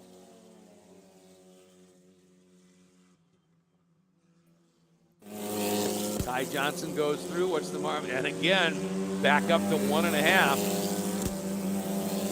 He's doing just a brilliant job of keeping that gap between a second and a second and a half.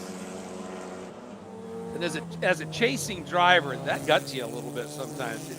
You've worked so hard, and you trim it down to a second, and you think, all right, you know, a couple more tenths, and I might be close enough to start really feeling the draft. And then the guy in front of you just turns the wick up a little bit, and suddenly he is a second and a half clear again. And all that work you did just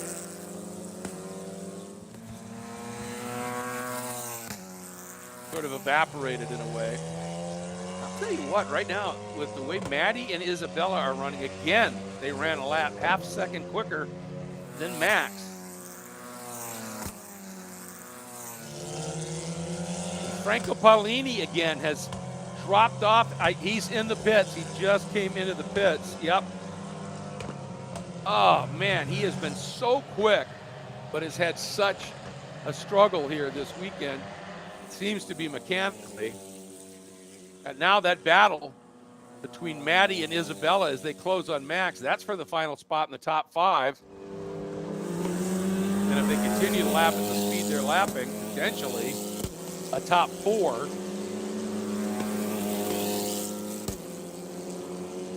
Kai Johnson stretches that lead margin up to 1.6 right now. Kuto 4 seconds back. In third, McCarrum 6 seconds back. And Matty Colleran is only 1.2 seconds adrift to Max McCarrum, with Isabella right on her wing. Isabella just set her fastest lap of the race at 1:32.6.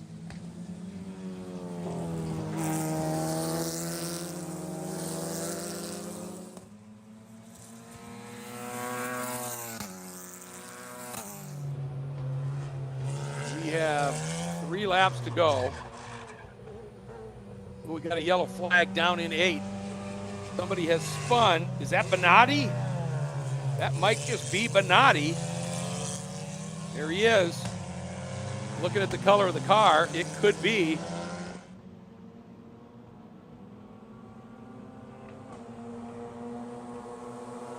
Well, there goes Kai down to the infield. Nope, that's...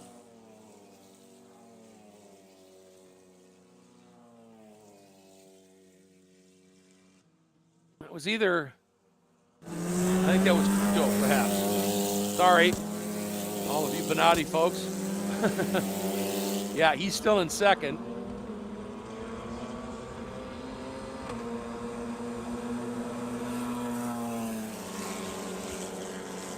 There's a black flag out for somebody. I didn't catch the number.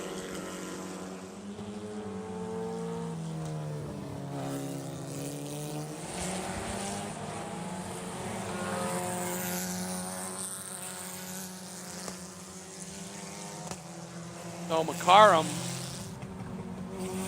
just ran way, no, that's not. Okay, that is not McCarrum. My bad. That's Luca Day. I was struggling there. So here comes our battle. There's McCarrum, Matty Colleran all over the back as they head into turn 6 here. And then Isabella Abreu. This battle is on. There's Max. There's Matty and Isabella.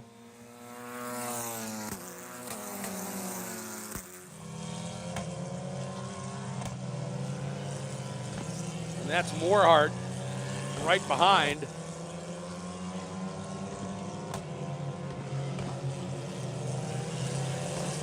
I think Maddie has actually moved up a spot. Have to wait till they cycle through scoring here.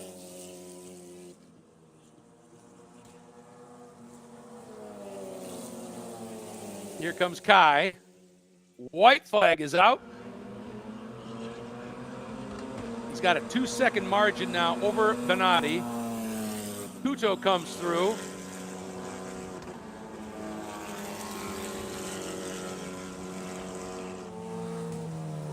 It is. Maddie Colleran has gone up to 4th, Makaram 5th, and Isabella Abreu 6th with Morehart right there. And that battle right now, Makaram, Abreu, and Morehart, that margin between them is half a second. That's how close this battle is for that 4th spot.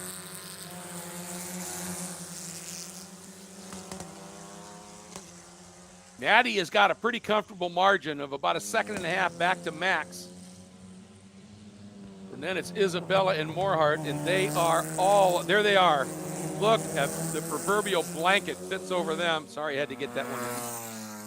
If you're loving watching this Formula FARA racing, remember, please hit that like and subscribe.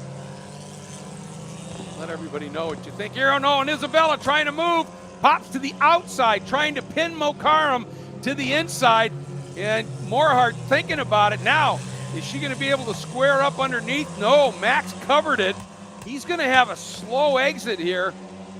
Oh, and I thought Morehart might have a great opportunity with that slower exit, because Isabella had to check up on it a little bit. Meanwhile, here comes Kai Johnson. Checker flag is out. Brilliant drive by Lazzaro Benatti. Victor Kudo putting in a good one here. Now the next car is Luca Day, a lap down, and then this battle, and they are line astern. Has Isabella got anything with a draft to try and make a move?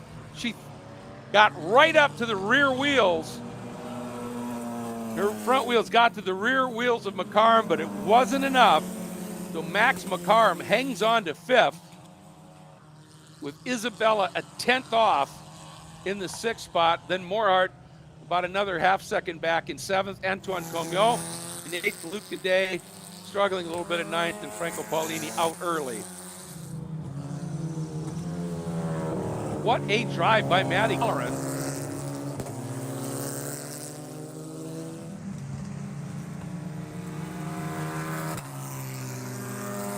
What a race. Remember, full points are awarded in this race, so it's critical stuff. And Kai getting it done when he needed to. And again, remember, when we see their final race of the weekend at about 2:15, they will tally up the points from the first 2 races, add in the bonus points, pole fast lap. That will determine the starting lineup. And with that, folks, we're going to step away for just a little bit here on our Driver's Eye live stream. Hope you're enjoying it. Again, please hit that like and subscribe. It means the world to not just those of us involved in the stream, but the competitors especially. That's a sign to them that you are enjoying watching this racing. And how can you not love watching potential future superstars here that are starting their journey from karting, heading up, maybe even to Formula One, or IndyCar, WEC, IMSA, all of those. There's lots of directions they could go. So keep that in mind, folks. But we're going to step away. We'll be back with you, let's see, about 11:50. I believe our esteemed colleague Ryan's going to be down there wandering around for the grid walk. I'll try and comment on some of it. But thanks for joining us here. Again, we'll be back with you for that. Coming up next, Superlap Series A and B for their first couple of runs for the day here. They have 2 on the day. Then they'll have a couple of HPDE sessions, and then it's lunch. Early lunch today because we got a busy afternoon.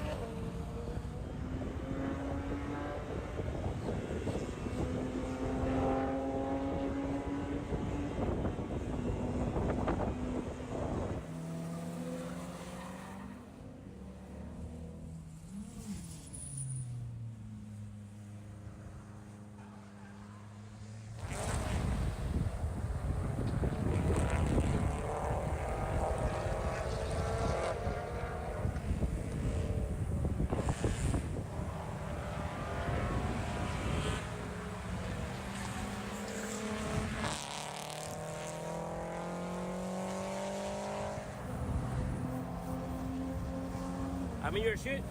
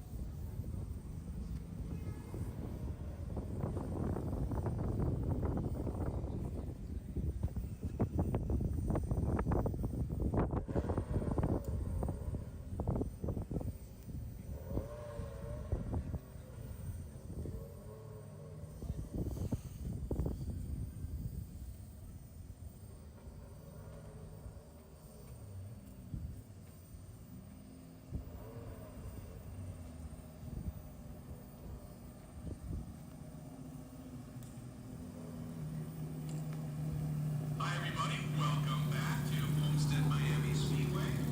And you can see here some of the cars getting ready to come out for the next event. And for all of our fans, Grid Walk is open. Grid Walk is open. Come on out and enjoy. And again, we ask just that when we start asking you to please clear the grid, that you do it as quickly and safely as you can. But Race Control just told me to announce Grid Walk is open. We got Ryan out there doing a little walk as well, giving us a little bit more of an up-close look at some of these machines.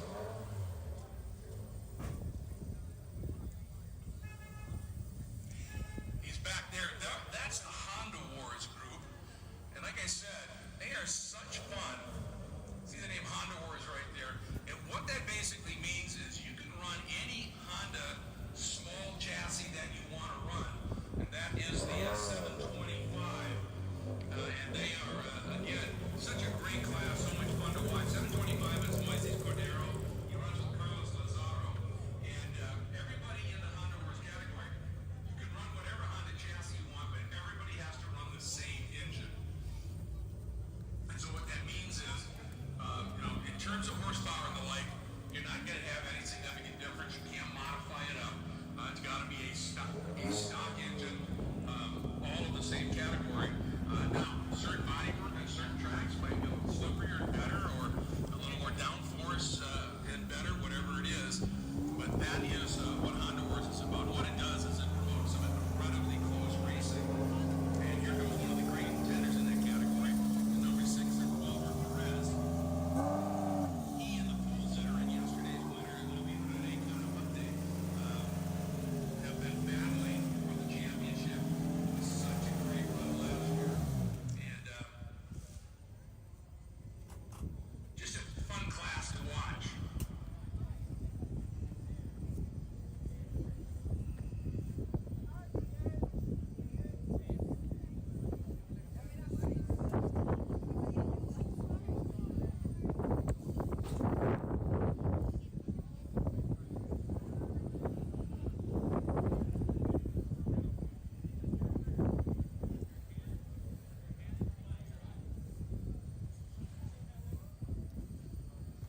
Are we on the stream? Yes.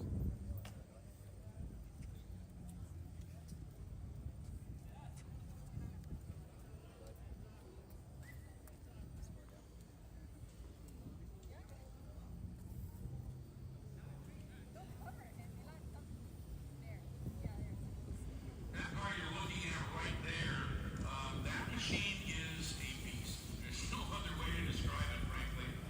That is a GT1 category machine, and it is an absolute rocket ship.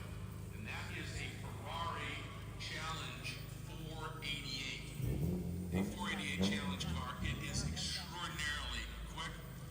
About 680 horsepower. Doesn't have a lot of aero on it, so it's a stunningly fast in a straight line, and a real handful in the corners. But man, it is a car that a driver can really get into and sink his teeth into. That is number 16. Rodan Yunesis. Beautiful machine along with him. Along with him. Here we go.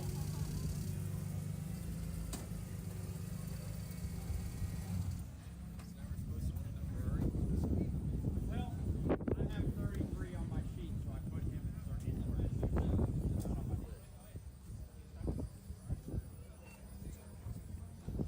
Now that is the number 55, and that is the machine that is being shared by Jose de las Casas and his co-driver Mario Gator. And you can see that if you've been watching it, that car in the past has been orange, and they put on this new graphics and livery. You can see the RSR, that's Ronnie Sport Racing, on that number 55. But it is an absolutely beautiful graphics job. I just love how it fades from white to that purple, and then with the yellow highlights along the running boards and the lower parts of the car. Just really, really a beautiful machine. and one of the absolute contenders in that GT3 class. Matter of fact, at our opening round, he and Jose and Marco Pisa, when they were both in their cars, put on a duel for the in the race that was absolutely superb. And you can see the fit and finish of these cars, really, really tidy, and they take their graphics seriously. And of course, Jose, one of the principals of FARA, so he makes sure he's got FARA out there. One of our standing jokes with Jose is, when you see him, be prepared for FARA, FARA, FARA. But that's what we absolutely need, right? Got to promote these things. And good looking machine right there. That is the number 338 of Mike Grenoble's. That is a Honda S2000, which I've always thought is one of the best looking cars that has ever graced the road. They just look fast sitting still. It's great to have Mike here in that beautiful machine.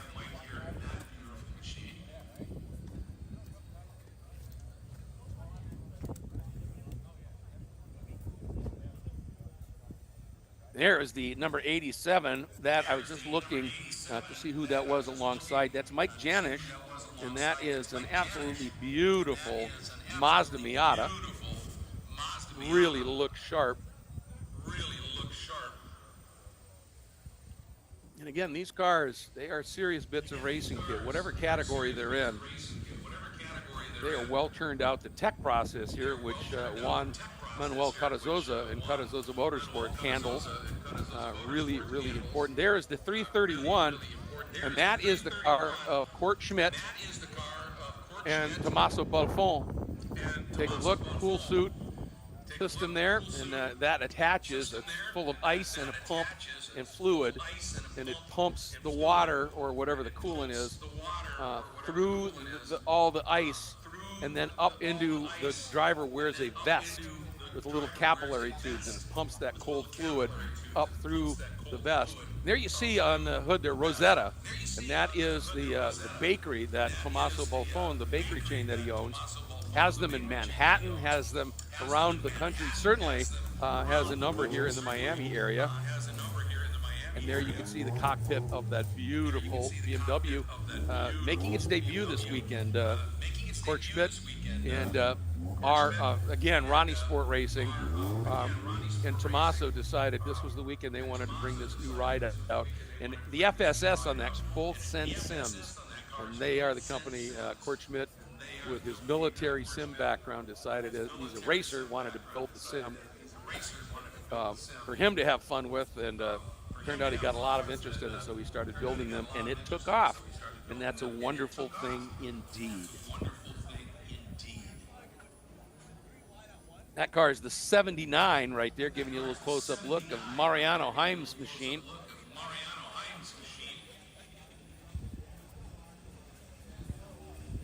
Getting ready to do battle. Again, the first 30 minutes of this next race is the third sprint of the series.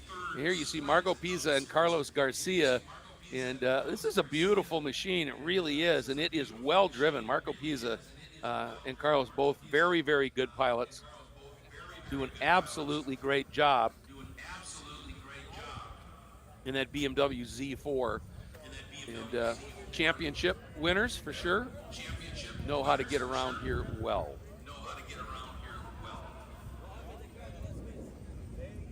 Nice solid splitter down there. Here's the 26, the BMW M3 of Michael Fonte, that runs in the GT2B category. The 410 of Alfonso Santiago will be starting on pole in this with Aline Cipriani or Adolfo Rossi in the number 69 Ginetta coming up. But Michael here will be queuing up third in that class.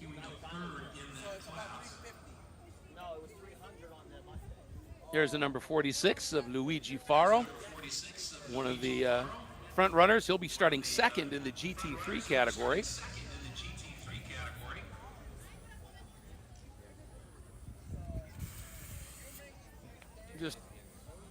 Just clean, beautiful, pure white.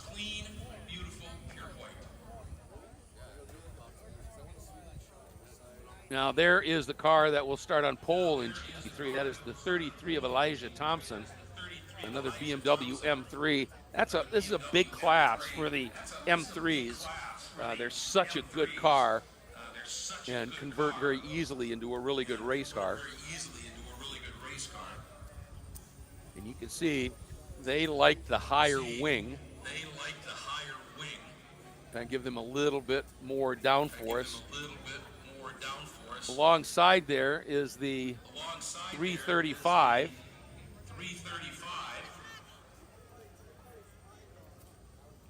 Excuse me, I think it's a 375.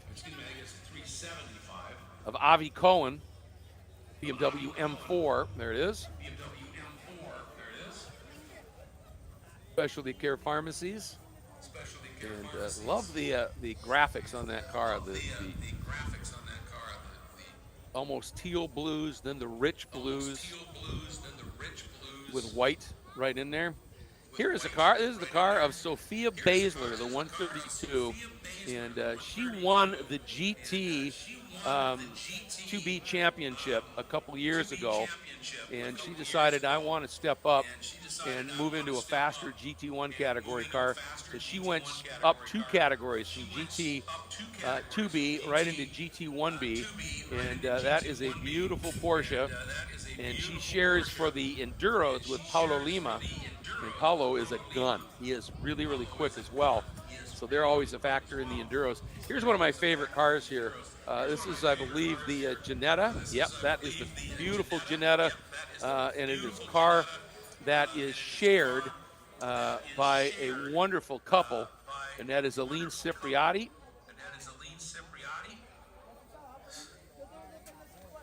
And Adolfo Rossi, and they have just been stalwarts of the FARA category for a long time. What I love about these Ginettas, they are super lightweight. They run essentially a stock engine. So super reliable cars, lightweight, balanced incredibly well. On a track like this, it's huge because they're so good on their tires, and that makes a really significant difference when you're out there hustling your way around the racetrack here. Look there at the number 91 of Rafael Rosario, Porsche 911 GT3. And here's another car with a great graphics package. That is the number 410 of the Santiago's, Alfonso and Jose, BMW M2, very efficient turnkey car. And speaking of beautiful cars, there's the 172 of James Haman, and that is an Aston Martin Vantage. Just a beautiful machine.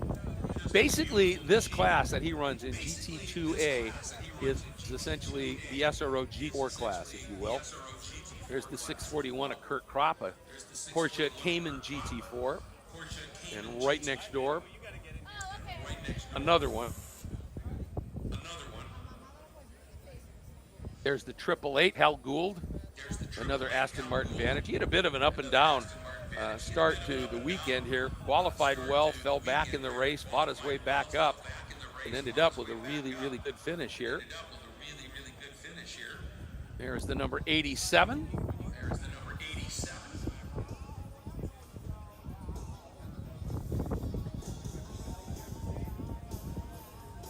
That is Mark Julian. Starts second in the GT1A category in that Porsche 911 GT3. There in the background, you see that beautiful Audi of Robert Garza. Just one of the prettiest sounding cars out there, no question. And the 241, that white Porsche with the blue stripes, Adon Lamos. And there is Manny Gomez in that stunning McLaren Artura. Palm Beach Tactical, the team that runs it. Then here is the number 47. This is a GT1B entry, Justin Levine, another 911 GT3 machine. Excuse me, here is the 87 of Mark Julian. So that 187, I'm not sure exactly who that is, to be honest with you. Might be an Enduro only enter car. But that is the 87 of Mark Julian. Winner in the GT1B category last year, moved up to GT1A. And then good look there at Miguel Angel Marcano, the 15-year-old, and Miguel Marcano Jr., the 15-year-old, in that stunning Porsche, the Mira Capital entry. Just a gorgeous car, the 08.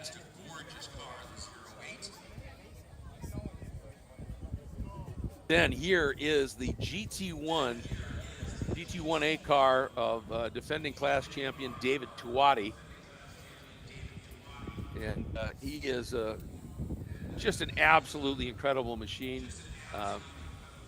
Top line, the 4-liter power plant makes amazing power, is good at everything, and Tuati wheels it.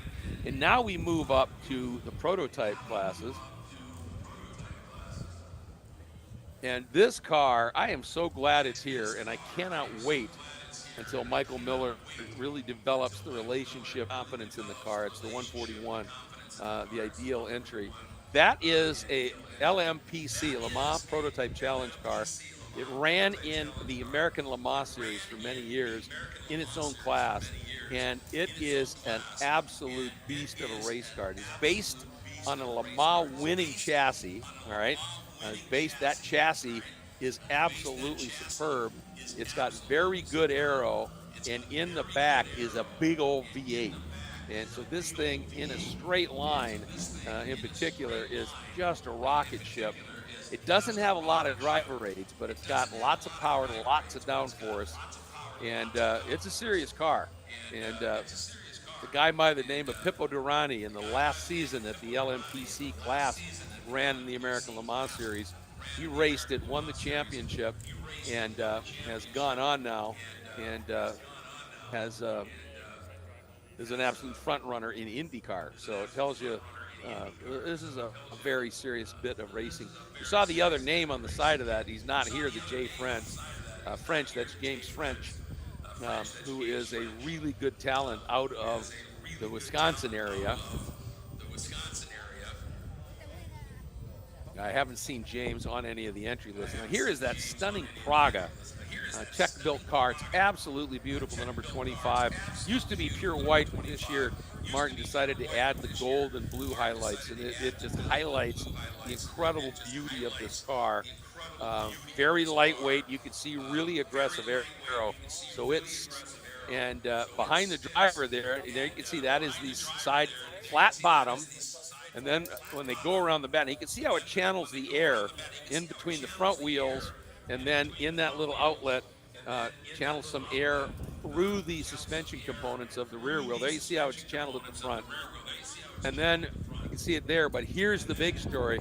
That, folks, is a diffuser with a mini wing across the back of the diffuser. And what that diffuser does, if you're not familiar with it, when it opens up like that, that allows the air to speed up as it exits the underside of the car. The front of the car has a splitter because you want to, with a flat bottom car, minimize the amount of air under the car, right? So it's got that big splitter, but the air that does go under the car, that is venting for that power plant, the air that does go under the car, if you can spin it up when it leaves the car, which is what that big diffuser is at the back, that opens up, it creates a low pressure area under the car, and that's the splitter right at the bottom there. And when the air speeds up coming out, creates that low pressure area, and it kind of sucks the car down on the track just a little bit. So that's, I mean, this thing is just loaded with trick aero, but it's not like it doesn't have some ponies in the back.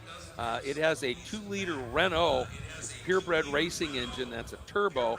And I asked him what kind of horsepower, and I was thinking it'd be 3 around there or something with that lightweight car. 450 in the back of that super lightweight Praga. Well, it weighs 1,300 pounds without a driver. That's an amazing power to weight ratio with a ton of downforce. Nice little bit of gift.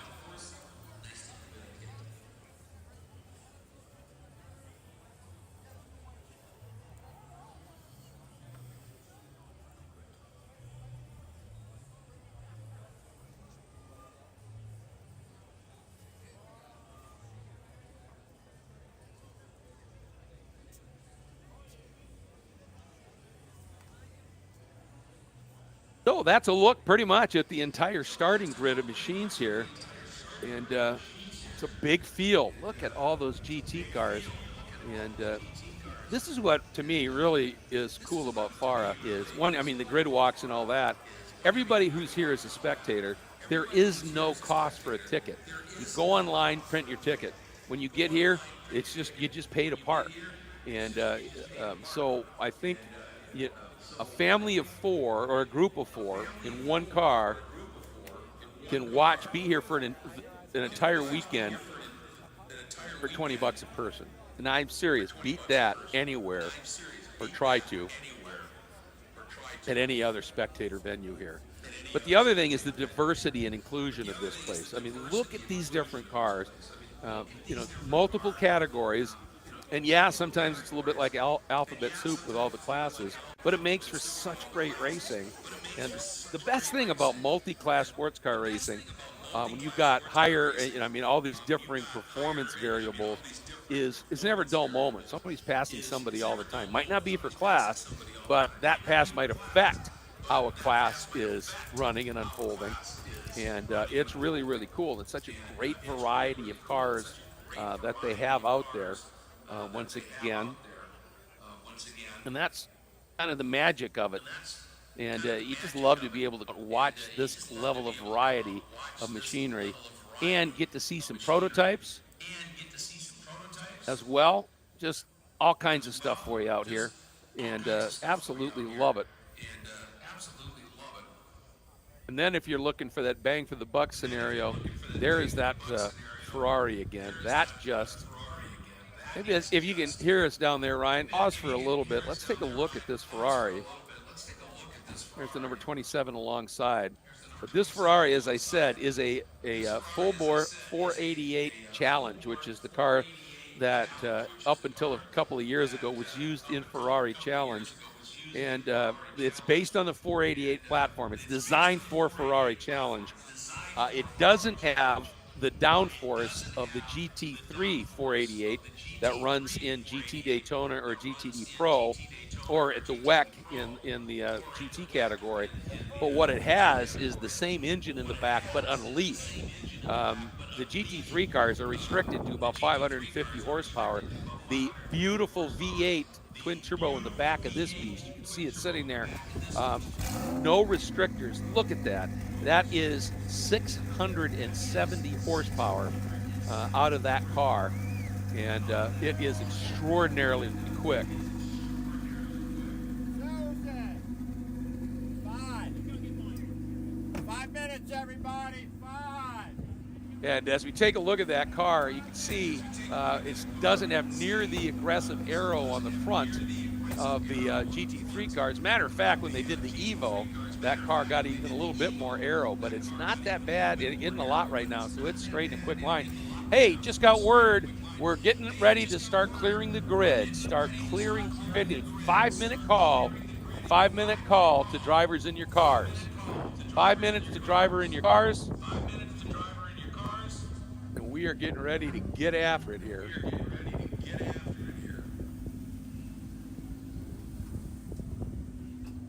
Good looking machines. Got to be a big shout out to DriversEye Live's Ryan, who's down there. Busy man this weekend, running the cameras, coordinating the stream from up here. Justin is remote and doing the directing and cutting this coverage. Great job there. DriversEye Live bringing us the action. Here it is. So they got the bonnet off of that Janetta. That's a new car for them, and they might just be having a couple little teething problems, but it is a great car. I wonder if that's cold compress that's going on to like a battery or something. It is warm out there. There's Sophia. She's getting ready to go. Sophia Basler. Take a look and see what I have. 81 degrees, still feels like 90.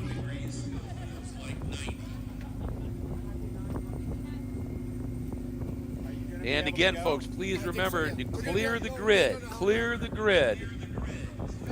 We are closing in on the start of this one. We need to make sure that we get this race going. And I did want to say to drivers of a couple of the cars out there, the number 5 of one of the GT4 cars, the BMW 328 of Sebastian Fortuna and Giorgio Cernigotto, along with the 331 Kurt Schmidt, but also Tommaso Buffon. I did want to just give them a little encouragement for the race today. In bocca al lupo. Gentlemen, that is a little bit, they told me it's a little bit, it's Italian slang, which basically means good luck and go get them. So, thought we'd send them off there, especially after Tommaso was kind enough to send up a box of delicacies from the Rosetta Cafe. There's that Mira Capital car, 08, a remarkable young man who is so fast out there. You gotta love what he does, Miguel Marcano.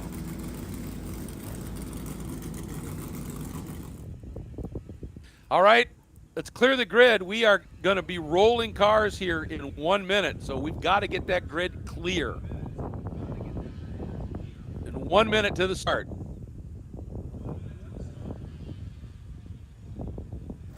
Again, the first 30 minutes will be the third sprint race.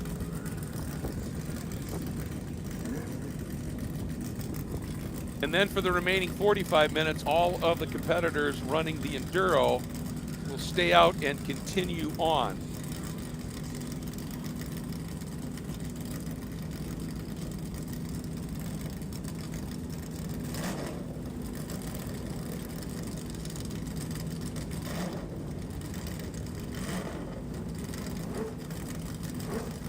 Engines have come to life for the third of the sprint races, and which will be the first 30 minutes of the 75-minute Enduro for the Prototype and GT machines here at Homestead-Miami Speedway. This is the third sprint race of 4 on the weekend for the GT and Prototypes. And again, we fold that into the Enduro. Again, the Enduro 75 minutes. And the pace car is moving as we are getting ready to go. And Martin Bruhat leads the way, driving that absolutely beautiful Praga. He'll be handing over at the driver games. They usually do the Enduro to Robert Haub. And as we get closer to that 30-minute mark, I'll fill you in on some of the Enduro regulations. And then the second of those prototypes, of course, that Orica LMP C machine. And then you've got David Tuati and Miguel Marcano Jr. on the front row of the split GT group, GT1A, GT1B. I'll tell you, Miguel Marcano Jr. has been something else. And if they do the Enduro, his dad, Miguel Angel Marcano, will be racing as well. And Mark Julian, stepping up to GT1A this year in the 87, starts third in GT, fourth in GT, the 47 of Justin Levine, another GT1B car doing a great job. Then the GT2A pole sitter, the 84 of Manny Gomez, and that stunning bronze Palm Beach Tactical McLaren Artura. Then starting third in GT1A, the 241 of Adan Ramos in his Ansa Motorsports Porsche. Second in GT2A, the 67 of Robert Garza in the Cupcake Racing Audi R8. Then the 187, I believe that is Mark Julian, and I can't think of who he's sharing with. That's my bad, folks. Then third in GT2A will be the 888 of Hal Gould for Tuati Lira Motorsports, 27 of Connor Cavalli in the Ansa Motorsports Porsche, the 641 of Kurt Kopp. Starts fifth in GT2A for Extreme Velocity Motorsports. James Hamann in the 172 starts sixth in GT2A in his TLM Aston Martin Vantage. Then the 410 starts from the pole in the GT2B category. The Santiagos, Alfonso and Jose in their TLM Racing BMW. Then starting third in GT1B, the 91 of Rafael Rosario in that FMS Porsche. Starting second in GT2B, the 69 of Aline Cipriani and Adolfo Rossi in that gorgeous Ginetta, that G-Tech entry. Starting fourth in the number 132, Sophia Basler. We got a big wave from her on the grid. She'll be sharing with Paula Lima in her TLM Porsche. Seventh, the 375. He starts seventh in GT2A. That's Avi Cohen in that beautiful Breathless Pro Racing machine. Then we move to GT3. The number 33 of Elijah Thompson will start on the pole. He is sharing with Wayne Thompson. That's the dependable shutter and glass BMW. Then the 46 BMW of Luigi Faro will start second for Olympic Motorsports. Starting third, 78 Marco Pisa. Starting next up in the order is the number 1. That's the pole sitter in GT4. That's 79 Mario Heim. Starting second in GT4, the 331 of Kurt Schmidt and Tommaso Buffon. And the 69 of Mike Leo. And the like, here we go, getting ready to start this third sprint and the Enduro. We're green! Prototypes, get to green. And again, Miller in that super powerful LMPC car is being really careful on those kind of chilly tires. And now looking for the green from our GT group, and David Tuati gets the green. And immediately a big move by the 87 of Mark Julian trying to get underneath the GT1B car, and he does. And Miguel Marcano in the previous race, Miguel got the drop on him, jumped into second, got around Tuati and took off for a while. But this time, Mark Julian wanted none of that and quickly snuck around, jumped into second in GT.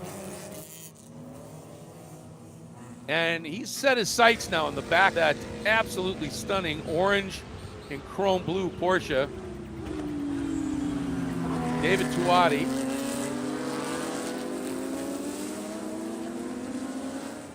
Then Miguel Marcano leading in the GT1B category. There goes Manny Gomez in that, I call it bronze. I think it's, there's an official name for it, and I can't remember what it is. But to me, it's just sort of a beautiful, reflective bronze. I think it's just gorgeous. And that lead trio right there of the GT3 cars, folks, you can see they're just easing away a little bit. And as I say that, of course,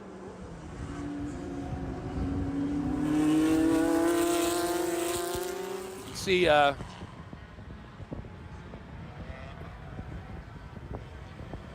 Justin Levine staying very close as well with that group as they dive down into turn 1.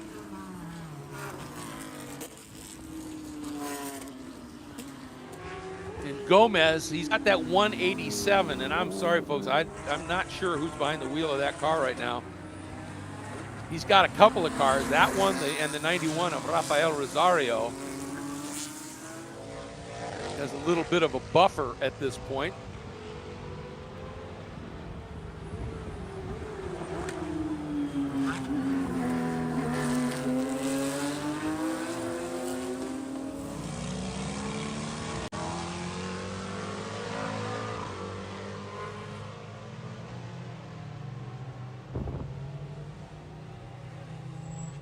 I think that 187 might be Teddy Alvarado and Mark Julian. But I don't see in the 87 Julian having a co-driver, so I'm not sure how that's going to play. But we don't know. We'll just mention that car is where it is at this point. And we have a new leader in the GT category and in GT1B. Really sweet move, as Mark Julian looks to have gone around Guati and picked up the lead.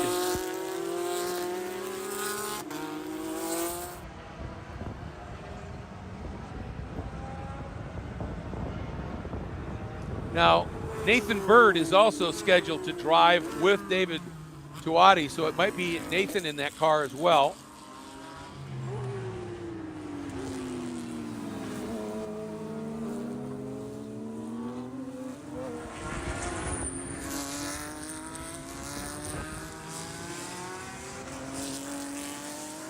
And the thing is, it's confusing to me because sometimes Tuati doesn't generally run the Enduros. He just focuses on the sprints.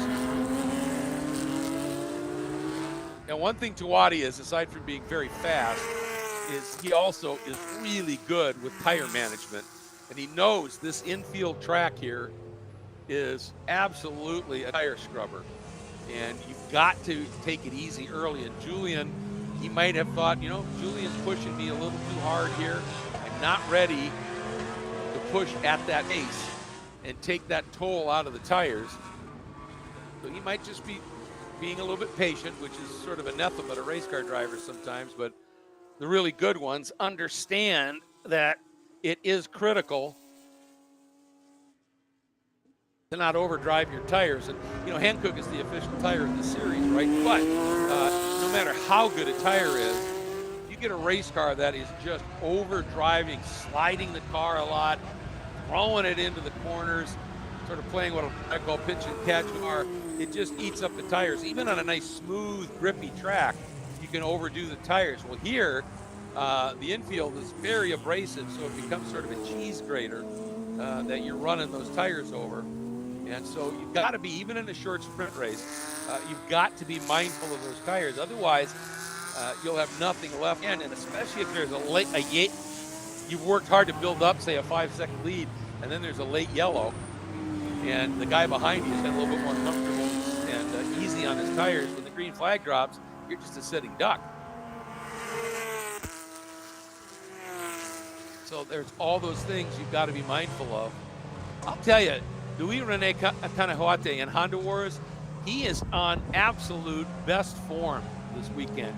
He is just flying out there right now in that number 89. I mean, Wilbur Perez, the Perezes, Wilbur and Richard, they're very good drivers. And in this short amount of time, Luis has opened up about a 5-second gap over those guys and put a GT4 car in between himself and those pursuers. So he is on it. There's no question. He is having a really, really great run here.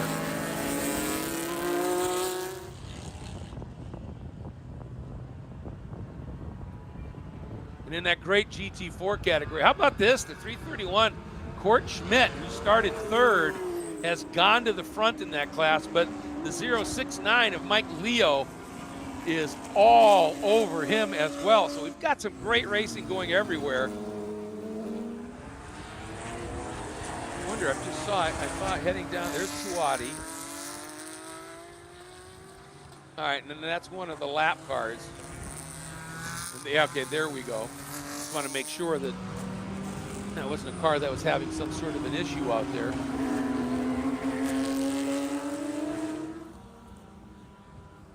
So Court may have gone to the lead in the class. Oh no, and the number 55, the BMW, back into the pits.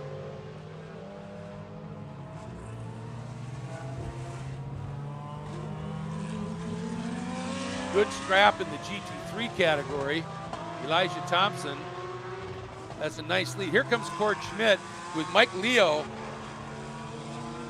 Exactly 1 second to drift. So Court has done a great job, as I said, driving up through the field from where he started in class. Got to the lead now, but Mike Leo has followed him through, and they're having a great race. And right now they are coming out of turn number 5, heading into turn 6. The white BMW just in front of the white and black Mazda. Here they come. This is for the class lead in GT3, and Leo, late move, dives to the inside. And those BMWs are, of course, ooh, and here comes Martin Bruhat right behind them as they're heading up into turn 8. That's the overall race leader. Going into turn 8 right now, did Bruhat get through? He did.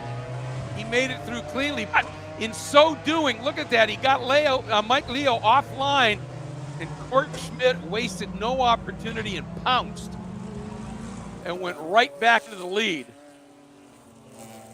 This is the most compelling battle on the track right now. Here comes that thundering Prototype, and he checks up. Boy, did he just give Court Schmidt a gift. Because Mike Leo, that Mazda is really, really well handling. There is no road car in the world that just handles quite, I mean, unless you get into supercar stuff, that handles like the Mazda MX-5. And so for Leo, his strength is going to be in the corners. Now, that M3 is not a bad car in the corners, certainly. But it's probably got a little bit more straight line than does that Miata, and the Miata a little bit better corner speed. And getting that Prototype in between them for a minute, it just gave Court a little bit of a gap. What a great scrap this is. Now they're heading, there they are. There's Court driving that full Sen Sims Rosetta bakery machine from Ronnie Sport. Right behind him is Mike Leo, busy man this weekend, as he also runs in the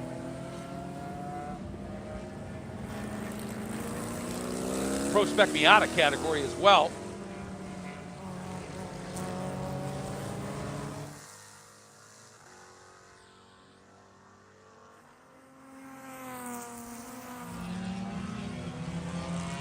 Ooh, somebody just locked up big time going into turn 6. Just caught that out of the corner of my eye. Here is our battle over into turn 8. Court Schmidt just driving away now with Leo, and then another car that's giving them chase. It's a fast category car, goes whistling by, and it's not going to get around Court before. And I think, is he going to try and get, he does, blows underneath Court. Look at that move, beautiful, up into turn number 12. And Court maybe tried to race him to the apex a little bit too much. And that is your overall race leader in GT. So an aggressive move by Mark Julian.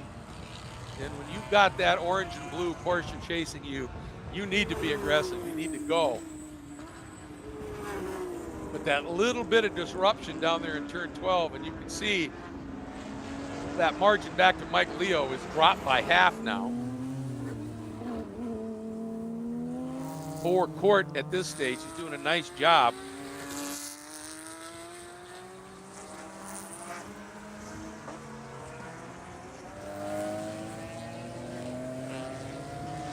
Just taking a look here at any other good battles. Not a bad one in GT1B. Miguel Angel Marcano Jr., that young man. Justin Levine has really upped his game here and is running a solid second, but that is not as close as this great battle we're following in GT3.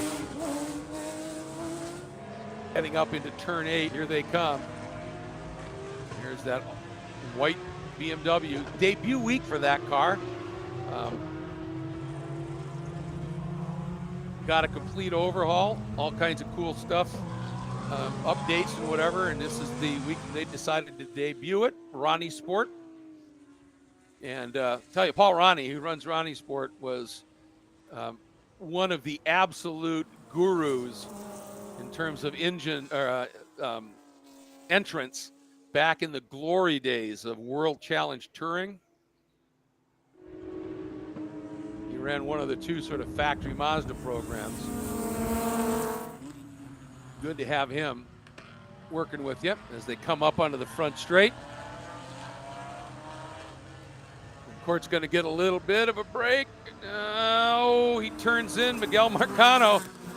Tell you what, you know, some might say, well, Court could have let him go, and he could have, but Court also realized that if he can keep him behind him for a little bit, that might help him with a little bit more of a gap back to Leo.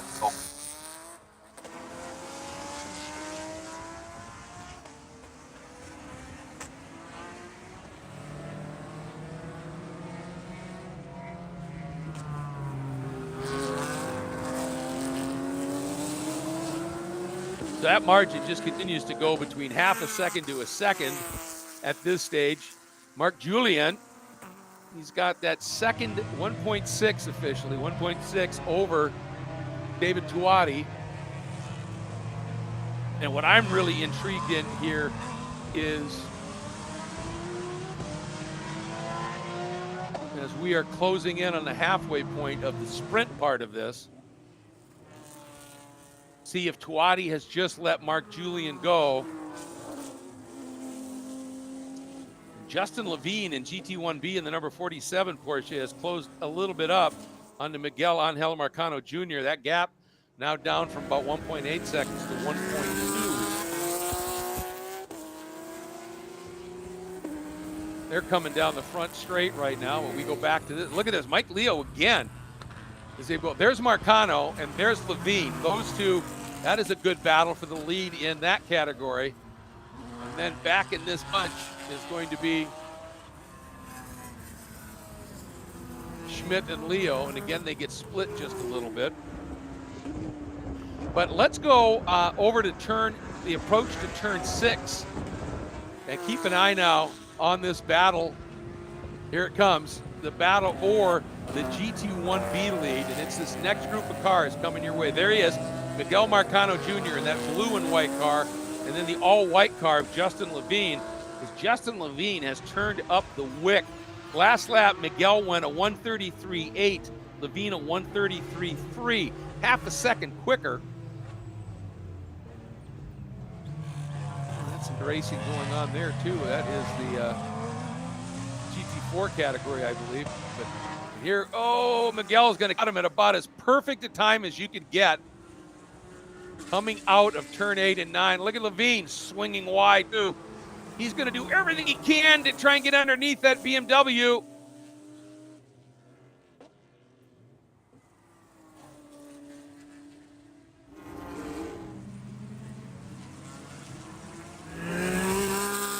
And looking to see here. Ooh, that driver just hit one of those tire bundles. I didn't catch that car number. Looked like one of the BMWs. But we've got a couple of really good battles going. Ryan, welcoming Ryan up into the booth here. And hey there. We've had some really good stuff unfolding out there. Still a great battle. Court Schmidt, Mike Leo for the win in GT4. In GT1B, Miguel Angel Marcano over Justin Levine. Although that traffic I was just talking about, because Levine had caught Marcano, and then Marcano was much better in the traffic, and suddenly that balloons up to 2 seconds. You know the old saying, traffic giveth, traffic taketh away. Absolutely. We've still got a little ways to go. It's only 13 minutes remaining in the sprint here, but we've still got some time to go.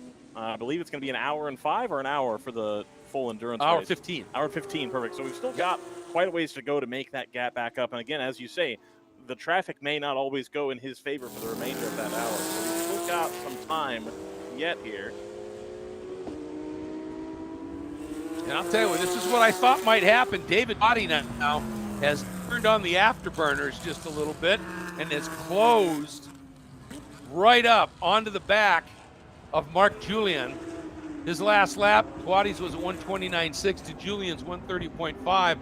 And something told me just the way Julian fired off at the start of this, right there, that battle, he may have just eaten those tires up just a little bit too much here.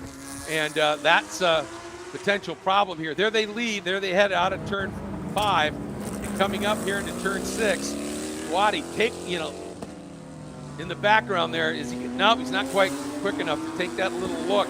I think he's going to be kind of patient, just in the sense he won't necessarily, Ryan, try a big move. I think he wants to just get into the head right now, Mark Julian, make him use up more tire, and then he'll be able to ease on by. Look at that, Julian already protecting as they head into 8, plus traffic. This could really hurt Julian coming out of turn 8. Well, we saw during the sprint earlier today as he was trying to hold off that monstrous LMPC car. He's able to use the traffic to great effect as well. So he may be waiting just for the right opportunity to use the traffic as a pick and get around and take that position.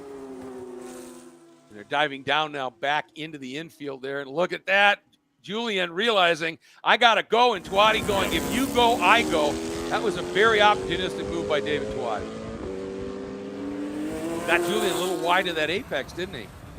He did, and he's going to have a little bit better run coming down in here to turn 1. We haven't seen a lot of people in the GT class take advantage of this turn 1 run here, and indeed, Dave Chawati is going to wait again. There's a couple passing spots here, but to pass into turn 1, turn 2 in this section, you're going fast.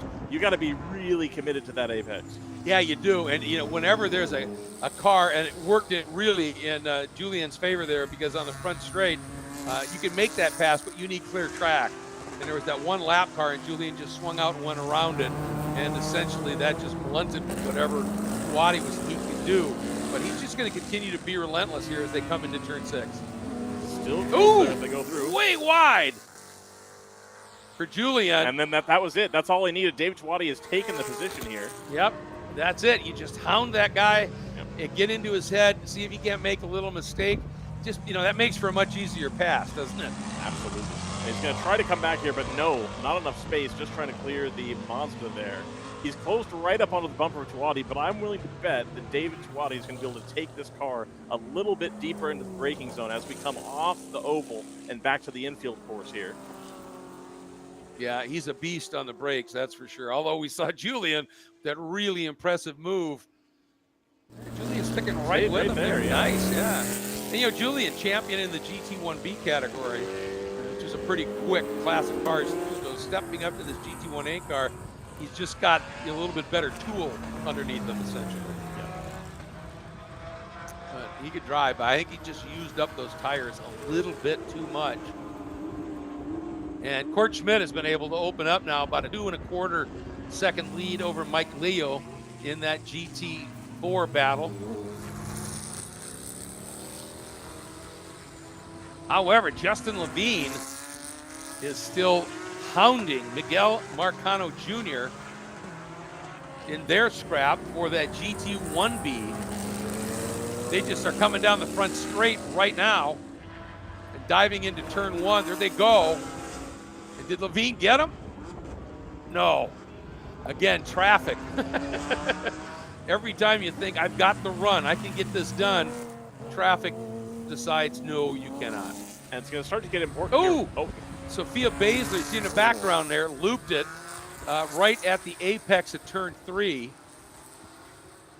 Hopefully she's avoided the wall and can get going here. Otherwise, that's going to bring out a double yellow, which is going to close this pack right up towards the end of the sprint, which will be really, really exciting. We're hoping she can get going, though. Yeah, hate to see yellows at any time. Yep. And, the problem is, you've been, leaning on this race car. Everything in it, including the engine, is really hot. And then suddenly it stalls. And sometimes they're finicky and just won't start up for a while. Yep. And, and what inevitably happens, I don't know how many times you've seen it. I've been doing this long enough that it seems like it's all the time. But you'll throw the yellow, the safety vehicle gets within 30 feet of then it starts and drives off, Absolutely. We see it a lot across the spectrum in racing, honestly. Like any car that has its own starter, because again, these all being GT cars have an onboard starter, whereas in the past, IndyCar, Formula One, you've needed an external starter, in which case you're stuck. But all of these, just like your road car at home, you hit the switch and it should go, but even people with an older road car, you understand the feeling of you just don't quite start it, or if you've got an old manual and you stall it in traffic, it takes a minute for it to refire there. You really got to work on it. Sorry, I was just looking through scoring because I suddenly do not see. Oh, here's that great battle. Yeah, this is best battle on the track right now. And again, that is for the lead in GT1B. Miguel Marcano, that is a 15-year-old in that car leading that class. And Levine really hounding him. And as I said before, I've had the pleasure of watching and announcing Miguel at the Concourse Cup at the Concourse Club up in Opelika, where they have this in-house series. And one of the drivers that runs in that series, he was the third ever member of the Concourse Club. His name happens to be Helio Castroneves. He comes out there, and Miguel Marcano, there it is. Yep. Oh, she got it moving. Yep. Sure enough. Yep, it is started, and looks like she might have some damage to the right front corner. Yep. So that could be part of the issue here. But we do have that caution.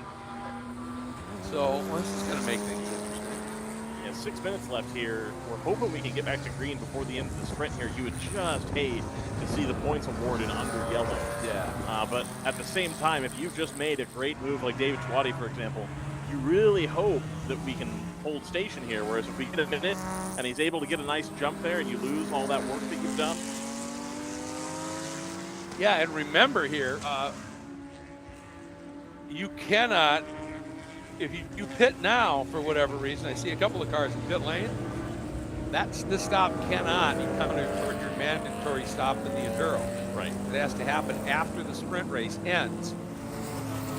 We've got a few cars parked here on Yeah. AAA. Well, one of them is Marcano. Yeah, he's falling right down the order. He had something hanging off the front side of his car at one point. It looked like a dive plane had come loose, potentially. They are investigating the front end of that car, checking the bumper, I think, to make sure it's still attached. Got a lot of pit callers here. Yeah, there is. The number 26 is just headed right behind the wall. That's a shame. Gets so close to the end of that's Michael Fonte. I hate to see that.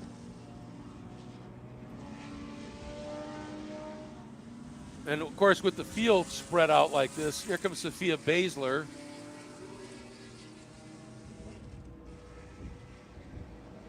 He's coming in. Well, maybe she doesn't have damage. They're going to do a driver change, it looks like. That headlight wasn't on. Are they just chatting with Sophia here? Might be just chatting. They are going to look at the front end. They've checked the front left. They seem satisfied. Check the front right. They've had a look. Could be the splitter mount has come loose after running over and they're hearing something scraping on the bottom. A lot of things it could be, of course. Paulo Lima, who was her co-driver for the sprint, he's getting in. I'm a little confused on this. I'll have to check. And we have one of our, that's Louis René Canahuate in that Honda Wars car that is right behind our overall leader, Bruhat. And then right behind them is a 680 horsepower Ferrari. That's going to be a wake-up call when we come to green. Yeah, and he's going to probably go storming by Luis. But the nice thing is, with Sophia doing sort of that self-clearing thing, is we should be able to go back to green this time by. Got a little bit of a group of lagging cars here trying to catch the end of the safety car train, being reasonable with their speed navigating the track under yellow, which I enjoy. Yeah, we also have a safety vehicle on the front straight, so that might, there's a piece of debris, I think. Oh, one of the cones. They got those cones that mark that, you just see it right at the bottom of the screen there, folks. Okay. They have cones coming out of the, up onto that front straight. And what it does is it follows the line where the flatness meets the banking. And if you hit it straight on, it's a thump. And so they try and put those cones out there.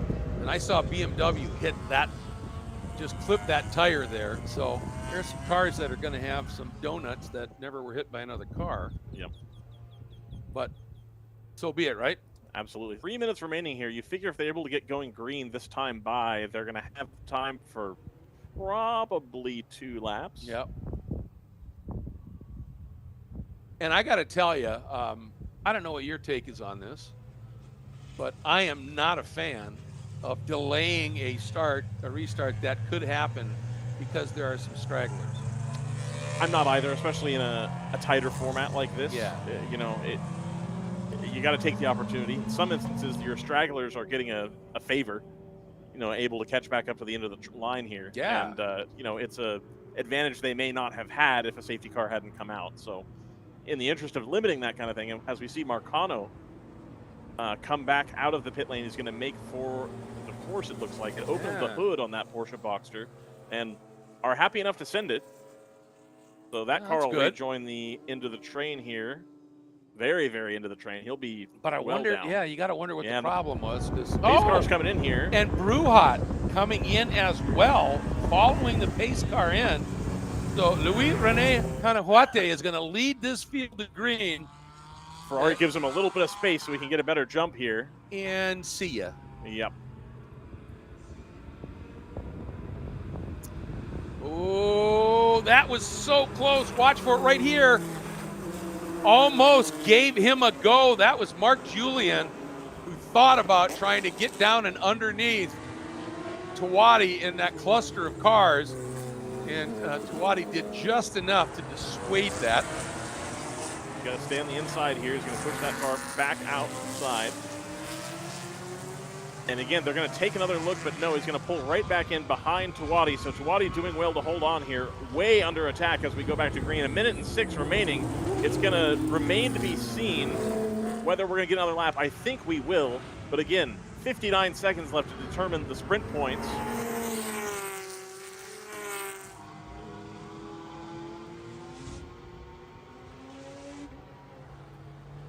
Had to get the timing pulled up here. So Tawadi leads over Julian, so Julian not able to get that move done.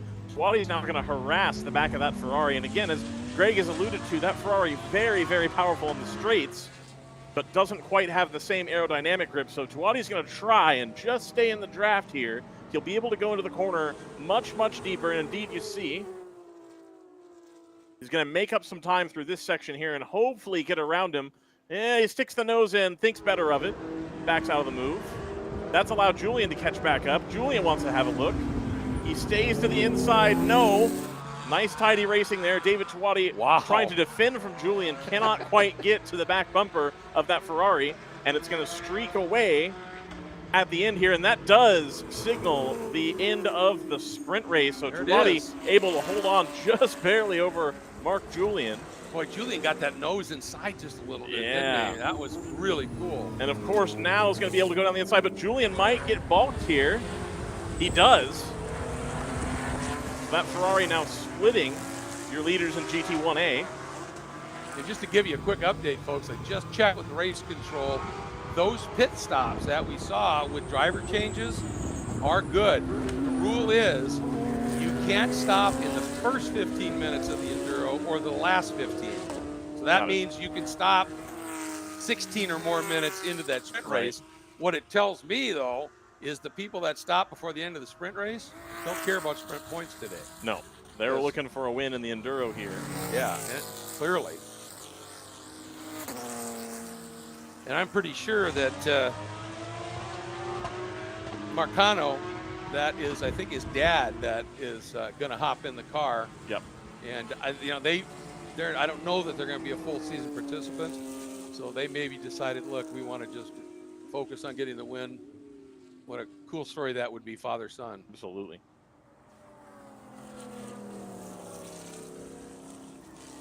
That 888 we saw out behind the wheel, Hal Gould, we saw them come in right towards the end of the sprint session, kind of right as that yellow came out, which is optimal in most cases. You want to catch the yellow if you're giving the opportunity. Yeah, absolutely. But that's a car, the 888, that I have personally commentated on multiple endurance racing wins.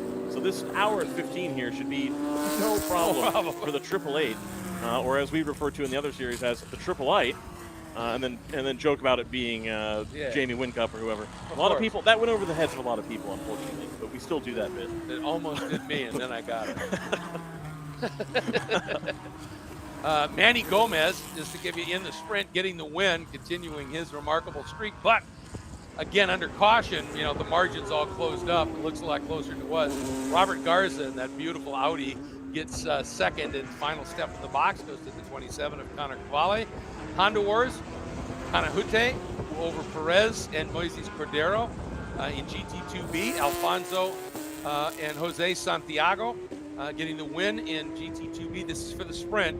And the 26 of Michael Fonte in second, and Aline Cipriani. They have had nothing but problems with that beautiful Ginetta, and again, did not get anything happening there.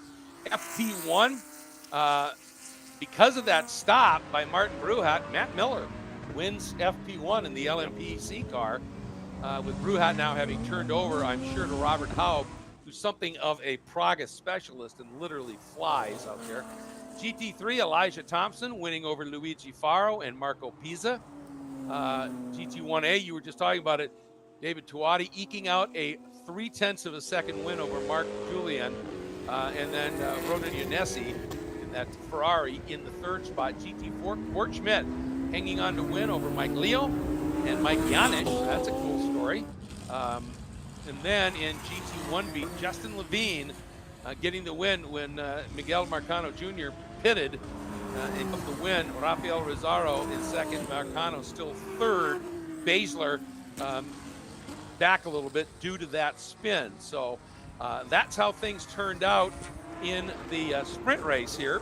We've got one more of those coming up to wrap up our day at about 4:30. So keep that in mind. But we've got the Enduro continuing right now.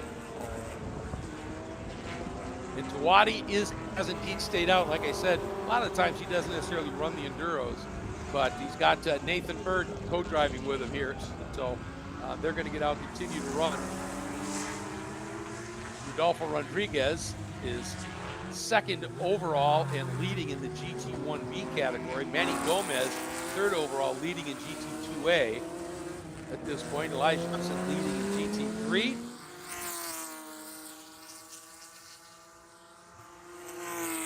And Alfonso Ruiz leading in the GT4 category, and that number 44.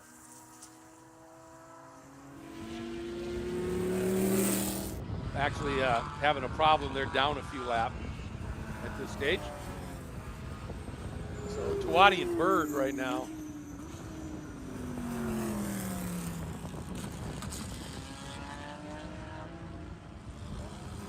Kind of having things their own way. GT1A, there's a sizable margin.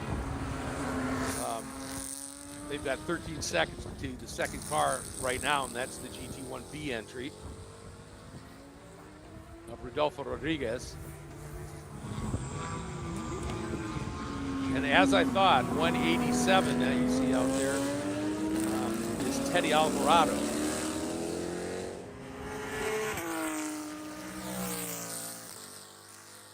So what I'm betting, since we weren't, this is just speculation, but since we didn't have the names, for sure what was going on, I think what happened was Mark Julian went out. He's going for the sprint championship in GT1A. So he went out and drove that. Teddy Alvarado started the 187. It was yesterday's overall winner, if you remember, in that Wolf chassis car. But he went out and started the 187, which is a GT1B car that Julian ran and drove to the championship last year. And now Julian, having finished the sprint race, will get a couple of drinks, get some fluid in them, and might hop in this car later in the race.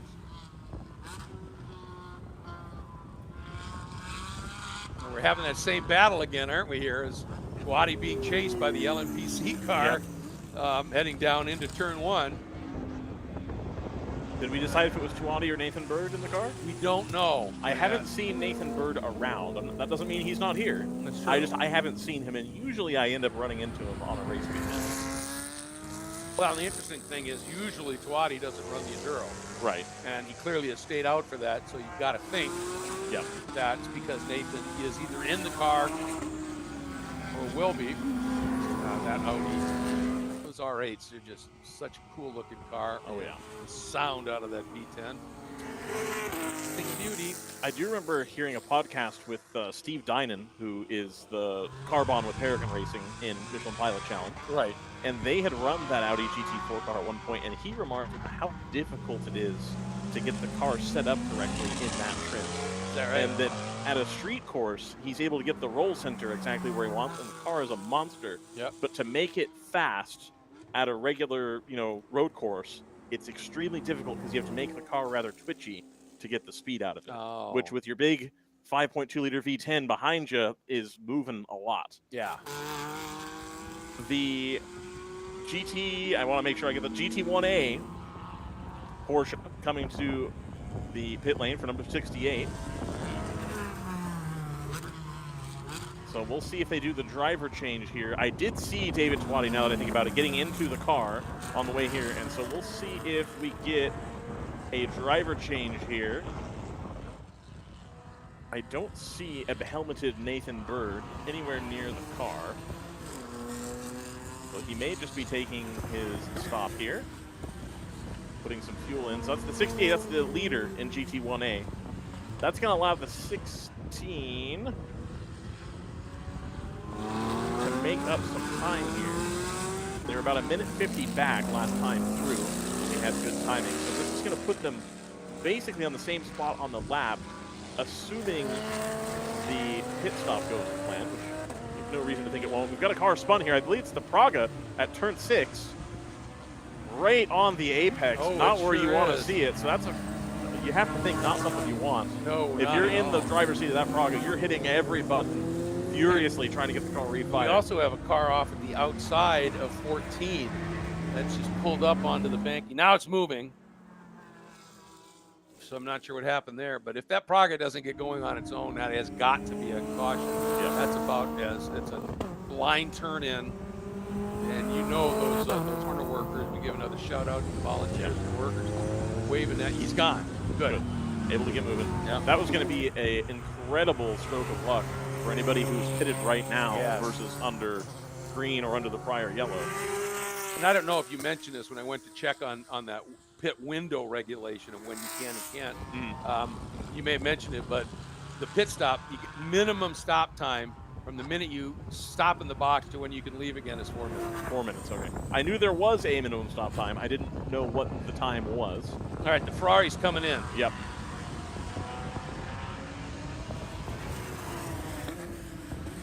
Right now, leading overall is the 91 GT1B entry of Rodolfo Rodriguez. Second is the GT2A entry, the beautiful McLaren of Manny Gomez, the 84. And then Tuati in the pits, Garza in the pits. Well, Tuati's, okay, it's just behind my screen. That Praga's going to bring it down the pit lane. Yeah, and they already did their change. Yep. So I think they're just going to have a look at the car. Now that's going to give Matthew Miller in the 141 a pretty commanding lead in the FP1 class. So he really is back to racing on his own here, trying to get the overall. The 68 still hasn't left the pit lane, but the Matthew Miller machine is going to come by the ball. Easy to hear it. It is. It just thunders when it goes by. And, you know, I'm glad that, and here's something everybody should be aware of. If you're doing the Enduro solo, which you're welcome to do, you still have to make the stop. So Correct. You literally have to come in, stop, sit there for 4 minutes, and go. I'm really bummed, though, that Michael doesn't have a co-driver.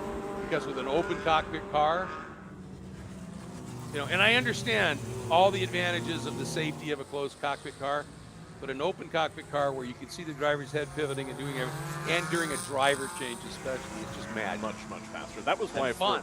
For so long Audi hung on to that in LMP1. The contemporaries had switched to a closed-top car. Yep. They really wanted the advantage of that pit stop Yeah. to be easy and quick and the visibility, and they thought that was worth any advantage they might have had they switched to a closed cockpit. Now, eventually, they ended up having to switch by rule.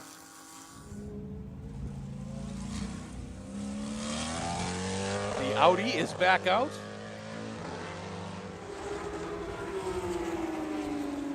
And the 68 finally gets going. Yep. I think that was a longer stop than they anticipated. I think so, too. I don't know why, because I thought that Audi came in right about the same time. Gomez is in, and the McLaren leading in the GT2A category. Elijah Thompson, and this obviously is all affected by, people doing pit stops. But how cool is it to have a GT3 car running top 3 right now? Oh, yeah. You gotta love that. Excellent. Now, with that pit stop from McLaren, that's going to put the AAA of Hal Gold back up into the lead of GT2A. So that early pit stop has paid dividends here. And they're going to have a pretty stout gap to the rest of the field here. That's a car that you really just need to bring home. Now, the beauty of an Enduro, especially in this kind of format, is that you can get more track time. You can work on stuff with your engineer. You can work on how to take the corner better. You can work on what the car feels like when it's shady in one corner or when it's hot, as the surface conditions change. So you don't necessarily want to go slow. We're not fighting for catch Yeah, at this exactly. point. We're just trying to get track time for everybody. So Triple Eight, I think, has played the cards absolutely perfect here, and will drive off into the sunset, I believe, in GT2A. They're just coming down the last turn here, but relatively alone. Yes. The car just going by was Adon Ramos, running 7th overall, but at this stage, leading in the GT1A category, has not done the stop yet. So that is obviously a requirement.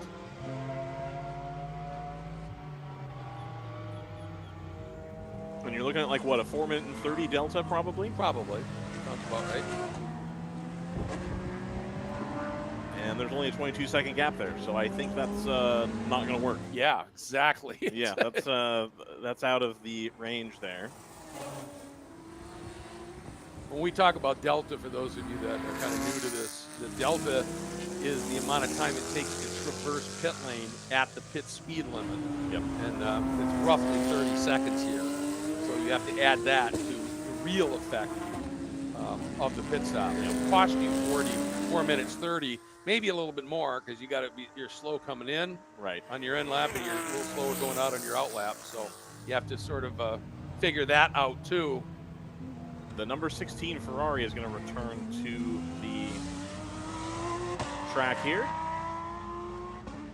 Just trying to find the blue and orange Porsche to see where they're going to come out relative to that David Tuati machine, which is all the way on the backstretch already, and it's under attack from the LMPC car. They're at it again, these two.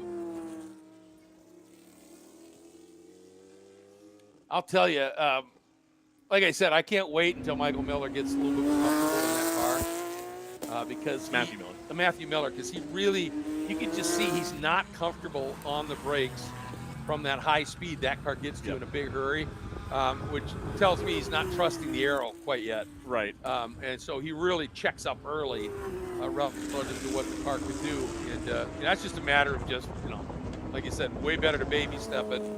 And work on that a little bit than to go, well, they say I can do this, and then just get in over your head in a hurry here. Well, and especially in comparison to some of the cars here, like the McLaren, for example, I know has a pretty hefty suite of driver aids, available to you that work really well. Good point. That LMPC car, no ABS, no traction control, no stability control, and you're coming down off the banking where you're going to have a transition point where the bank, the effective angle of the track changes pretty abruptly. I can totally understand the hesitancy to just keep your foot on the floor, especially when you've got that low car. As you're slowing down a little bit to make the turn, the downforce on the car is changing. The platform on the car is changing. So that can be something that takes some time to get used to. Whereas something like the Porsche being driven by David Tuati, a little bit more roll to the car, not nearly as aero dependent, a little bit more mechanical grip, and it's able to move. You're able to get the body to do what you need it to do to set the car, to get it settled. And he can carry a lot more ground clearance. Yeah, absolutely. Absolutely. Yeah, that's a big part of it. And it's difficult when you're driving a car with lots of aero, because there are moments, where, like we were just talking about, everything is telling you to slow down. And actually, if you go in faster, it'll work better. It's kind of like an arrow in the rain. Yep. You have to have enough of those attachments to start picking the speed up on the car, because then the arrow kicks in, and then you can actually go pretty quick in the wet. Right. Because it's slamming it down. But having the confidence to do that, whole different thing. They caught the tail end of Sophia Baszler here. Yeah. That's Paulo Lima in that car. Lima, that's right. Yeah. Team drivers here. He is really quick, but obviously that's a full class down in terms of the performance of that car. A quick update here. Adolfo Rodriguez has gone around the Triple Eight of Hal Gold for the overall lead. So for quite some time there, because of the just perfect pit stop here that was on display for the Triple Eight, they were able to lead the race overall in a GT4 car, the GT2A class. How about that? Able to stay at the front here. Adolfo Rodriguez, of course, in the Porsche, I believe, just able to get back around.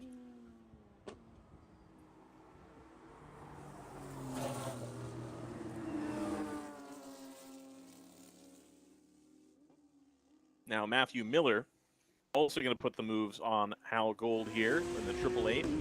Trying to reclaim that, and they're just coming up onto the banking here. So that's that light blue car, the 888 of Hal Gold. That is the second place overall car, but this gaggle here is going to make easy time on the 888 ahead. That 888 car really designed to be doing something else, not racing directly against the Le Mans Prototype and a couple of Porsche Cup cars here. Gorgeous car, too. I mean, it just, yeah, such good-looking cars. But as you said, you know, a little bit out of their element, but up against the GT1 car from Prototype. Right. But in their class, yeah, a stout machine. Astounding car. And TLM having put a lot of miles on that 888 chassis as well. Lots and lots of time spent driving that car, getting it optimized, making sure it will run flawlessly for up to 14 hours at a time sometimes out of that machine.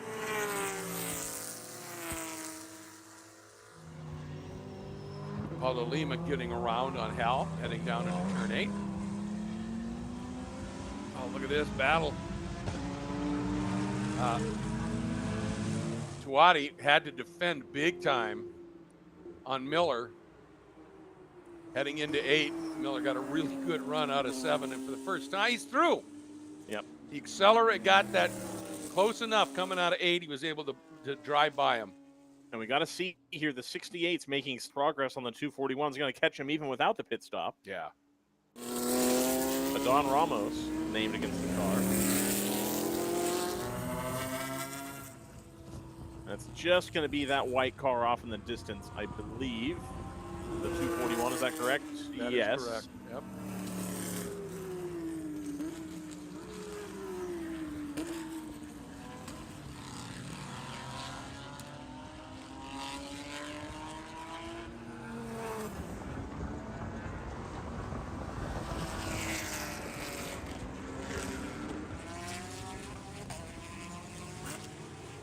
And interestingly, that 331 is talking about Kurt Schmidt and Tommaso Buffon, and that 331 debuting in that car here.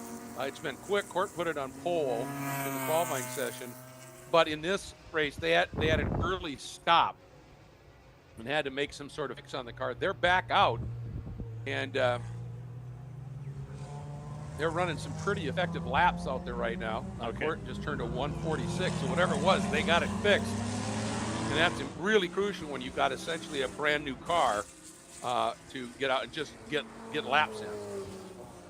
So Miller has gone around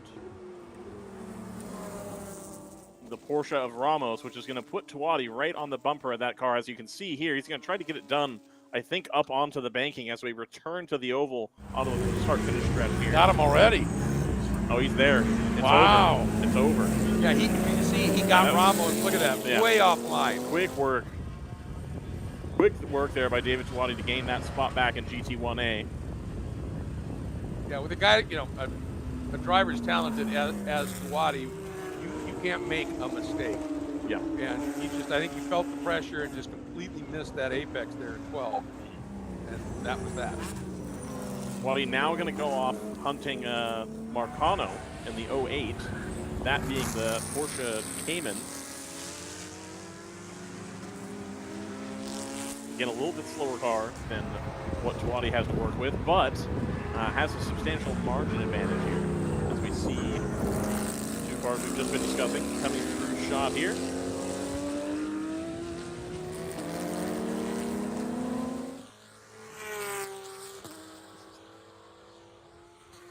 Yeah, there's Ramos.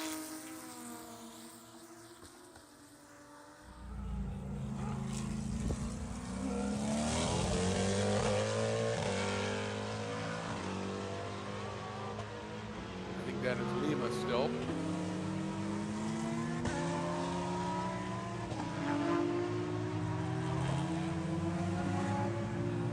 Oh, okay. Got it. Okay. You had a pensive look on your face Yeah, for a minute there. Like it wasn't matching what I thought it was on the timing, but we're good. That Praga back out as well. Good to see. Yeah, when they came into the pits, I saw Martin Bruhat just going to walk around the car with one of the crew chiefs. I think it was just after that spin, just to look and make sure there wasn't any significant damage to the car. got 21 minutes left here. And again, these are not class battles per se, but you've got David Tuwadi with almost a whole lap down to the 888 still. I don't think in 3 minutes that's going to be catchable without mistakes. And the 888 definitely stopped already. Yes. They stopped early. That's right, yeah. Yeah. Before the sprint even. Right.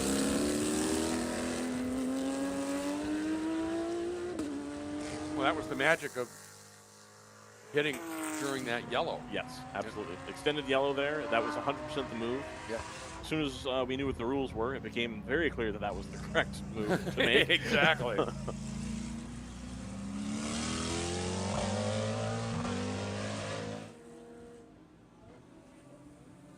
So this two cars we're seeing here is not a battle for position.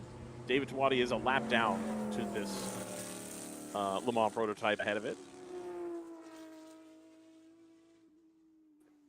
And I think what's interesting about this, we've talked about it before, it's not a class battle. Right. It's just an overall thing. But having that carrot out there, sometimes having a car, it doesn't make a difference really in your race. Sometimes having that car out there as a reference point, you can chase it a little bit. You just find you can kind of get in the zone a little bit better. Looking for, I think the closest class battle on track is the 67 and the 84 in GT2A. Oh, Gomez and Garza, yeah. This is interesting here. These two white BMWs just coming by the front straight here. You can see them coming at you. Kurt Schmidt is in the car that is second in the queue, if you will. That 46 is the leader, and Kurt is a lap down. So he's trying everything he can to unlap himself and hope it gets him back in the fray. But so far, Luigi Faro is doing a really nice job of hanging on to it. The thing is, I think Schmidt, when he stopped for that early problem, it was in the first 15 minutes. So I think he's still got to stop again. Right. Yeah, you're right. That battle between Gomez and Garza right now.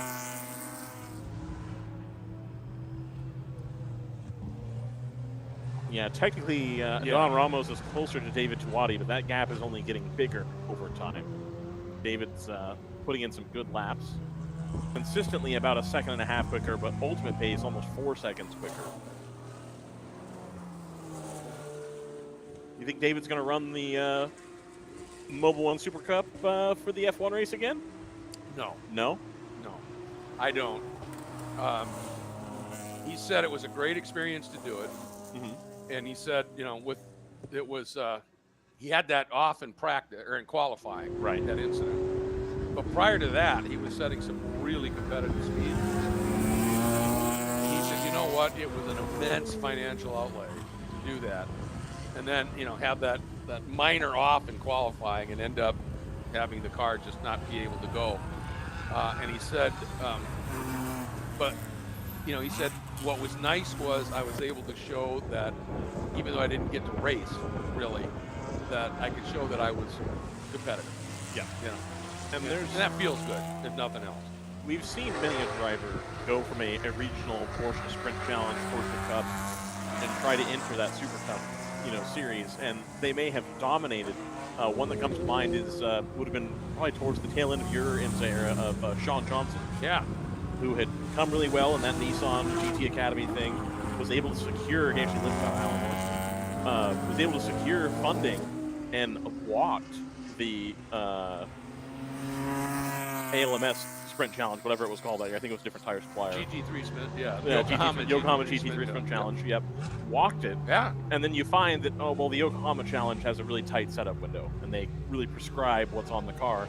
And so as soon as he stepped into Carrera Cup Deutschland, did decent, and they let him run, I believe, 4 Super Cup races and was mid-pack at best. Yeah. Just the quality of driver in that field, in that Porsche Super Cup, getting to run on the same weekend as F for a lot of the season.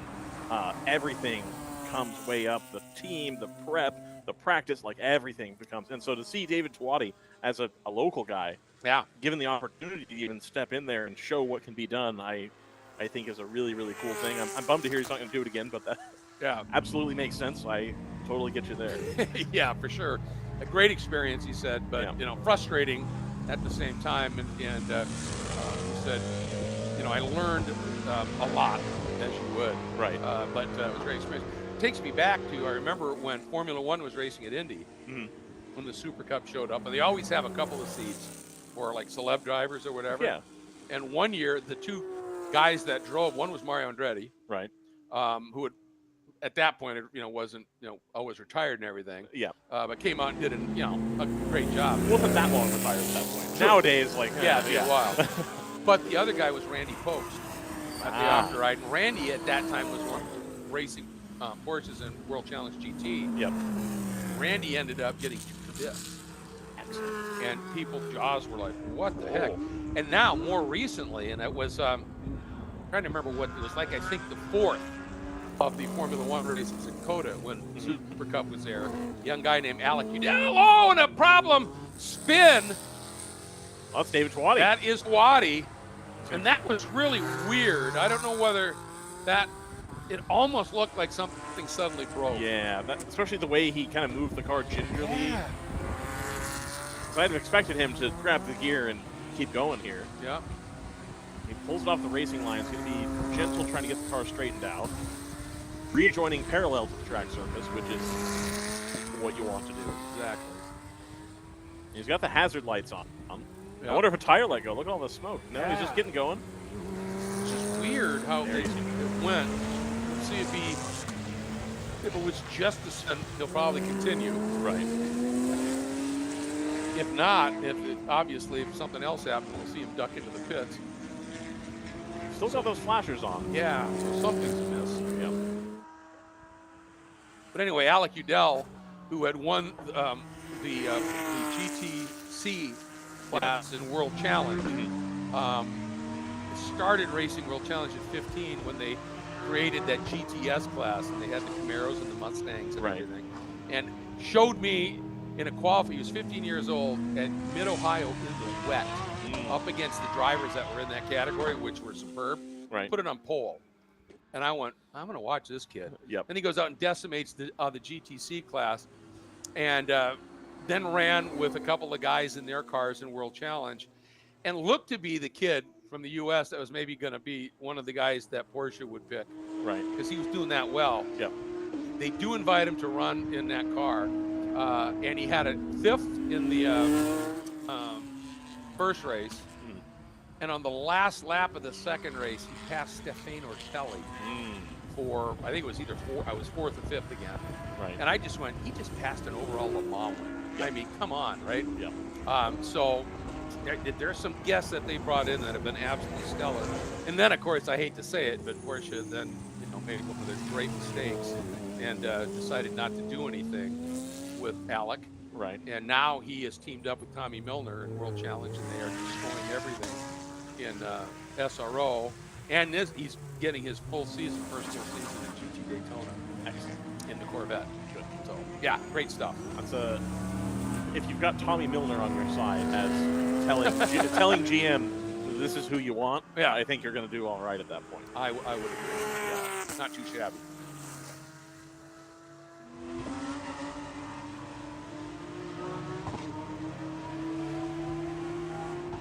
Now, this spin by Twatty puts him 12 seconds behind Ramos. I was just looking at that score. We're gonna have an opportunity for him to hunt him down though, but you've also got the 33 of Elijah Thompson, 5.9 behind Luigi Faro, number 46, and running significantly quicker. Yep. So that's a catch that's going to happen here in the GT3 class.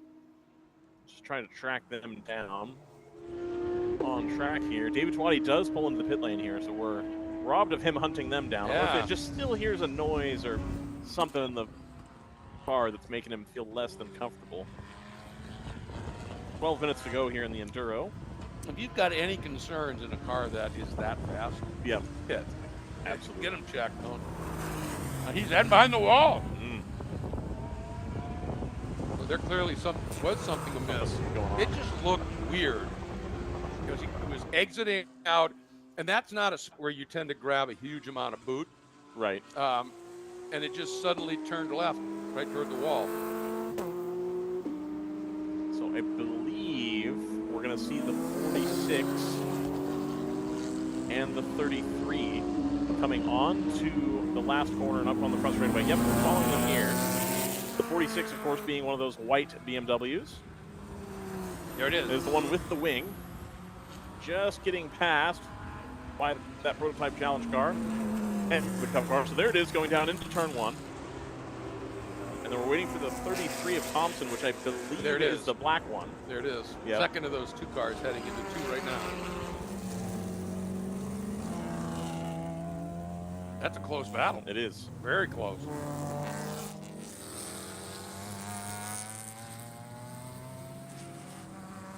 So any other battles? Yeah, so that's 5 seconds. And again, Thompson being balked a little bit by some lap traffic here. Hoping to get by there because he has had incredible pace. But last time by, able to take another second out of the 46 of Faro. There goes Faro. Again, I believe it's that black car. I'm not It is. Yeah, okay, yeah. So he's let a little bit more traffic in between him, which is not what you want to see. Now I think He's going to clear him. Yeah. There we go. Ooh, okay, yep. Really wants that apex back. They're going to track race each other down the backstretch here. And you got that bigger wing on the 33. So you have a little bit of a fall off once you get to the other straight. It's not going to matter. He gets the run out of the corner. Yep. And he's going to use that wing to his advantage and carry a little bit more speed back down onto the infield.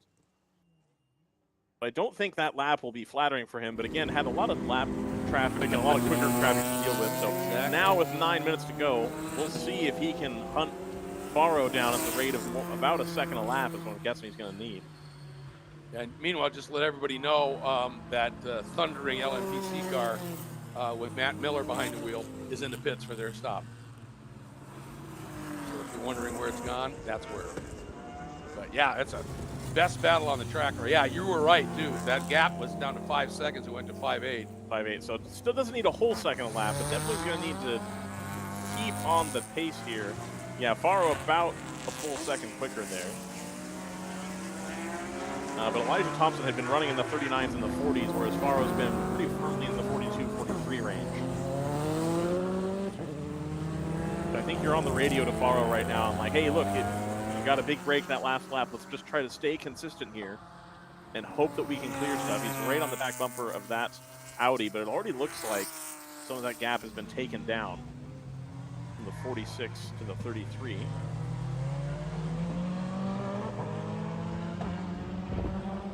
Elsewhere on track, that Garza and Gomez battle. Garza now 16 seconds out, so he's lost a little bit of time. This will be interesting getting back to that battle you were talking about, because right now, Elijah Thompson has nobody in between himself and Faro. Yeah. So, and Faro has a much faster Audi in front of him. So right now, those two, they can just run as fast as they possibly can, and we're going to get to see the real measure. I think they're going to catch an X5 Cup car here going down to the 3, 4, 5 complex. That'll be another little bit of traffic that they're going to have to deal with, and yeah, I think they are going to catch it right at the worst possible time. But that margin went from 5.8 to 2.5 on that lap alone. Thompson ran a 140.4 to Faro's 143.7. So he's got the pace. He does. It's just a matter of getting this move done nice and clean. If he's lucky, he may be able to get around Faro before they get to that MX-5. So with Miller stopping, you're Hal Gould up into the overall lead right now. And that's how much time he saved by taking that pit stop under yellow. People sometimes don't recognize that. Yeah, so much time. It's that critical. I had a coworker who ran in a endurance race. Oh, he's going to come to the pit lane again, though, is Miller. Yeah, he's got, well, I don't think he was stationary for the 4 minutes. No, probably not. So, I'm not sure he's all that worried about stuff. But yeah, this coming back in, either they recognize that and say, come in and stop. You got to stop for 4 minutes. Right. Or, he's going behind the wall. Oh, what a shame. That's too bad. And I was going to say, Brewhoff's going to come around the pit wall here, and that was going to at least make it spicy if he had to be stopped for 4 minutes. What a shame.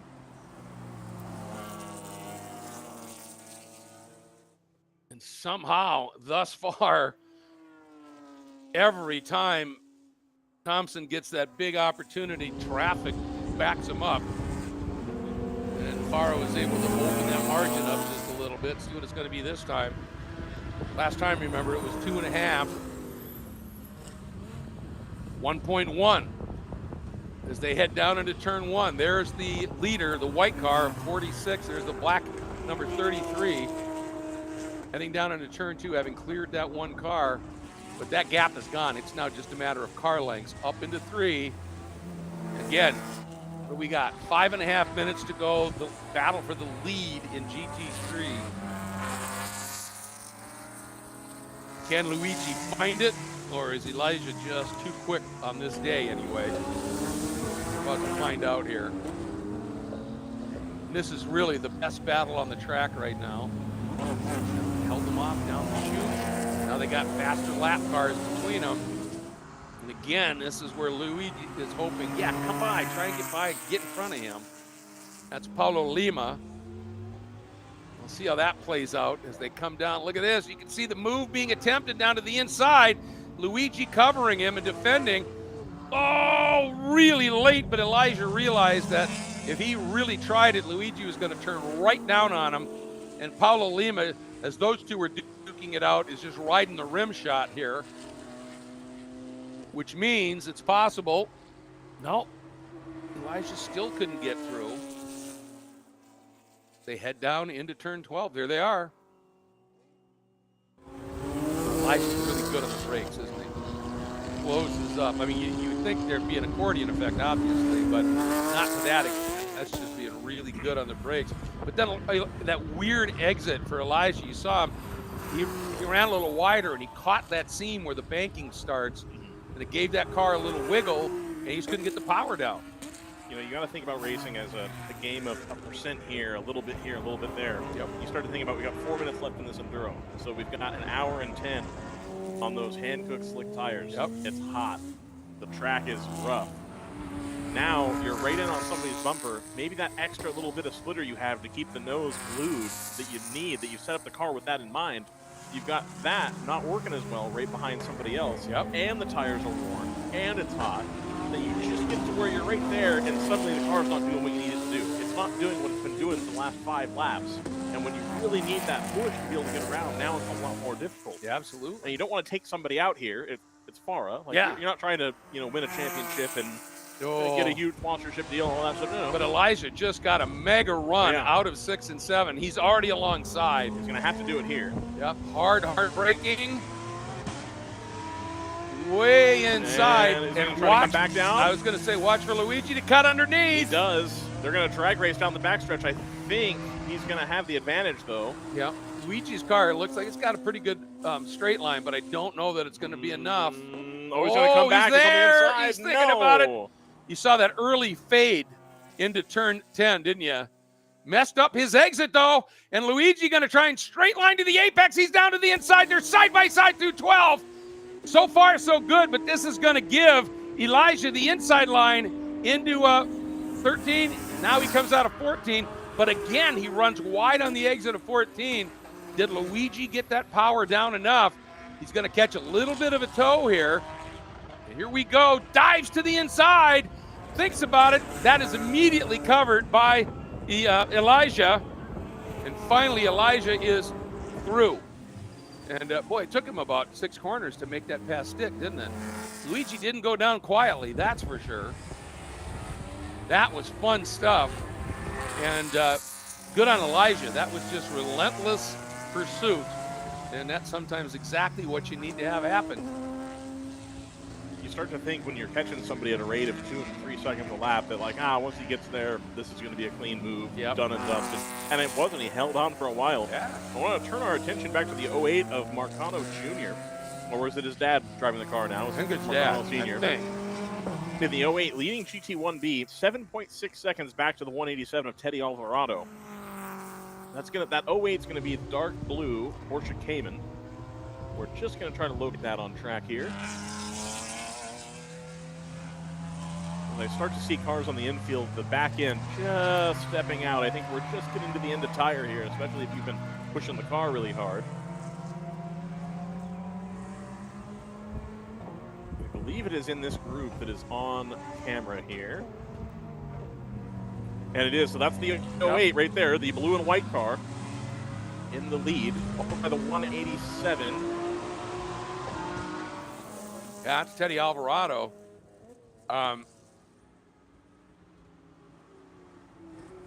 Now that car could now, if they did their stop, that could be Julia now behind the wheel. He started in his GT1A car, but he was shown as, he and Teddy were shown as co-drivers in that 187. That's Ramos. Now see sideways in that Cayman ahead, working hard to keep the car on the island here. So down that front straight, there goes Adán Ramos. They're all getting the white flag here. So that is the 187 of Marcano, or I'm sorry, of Alvarado that had gone, or whoever's in the car at this point anyway. So that's the battle right there, the two blue Porsches. So the slightly lighter one that's all blue, that's Alvarado, the 187, followed by Marcano in the 08. And that 187 was the car that had been getting sideways all the way through here. The AAA checks up a little bit. I don't think it's going to end up mattering because we've taken the white flag. Yep.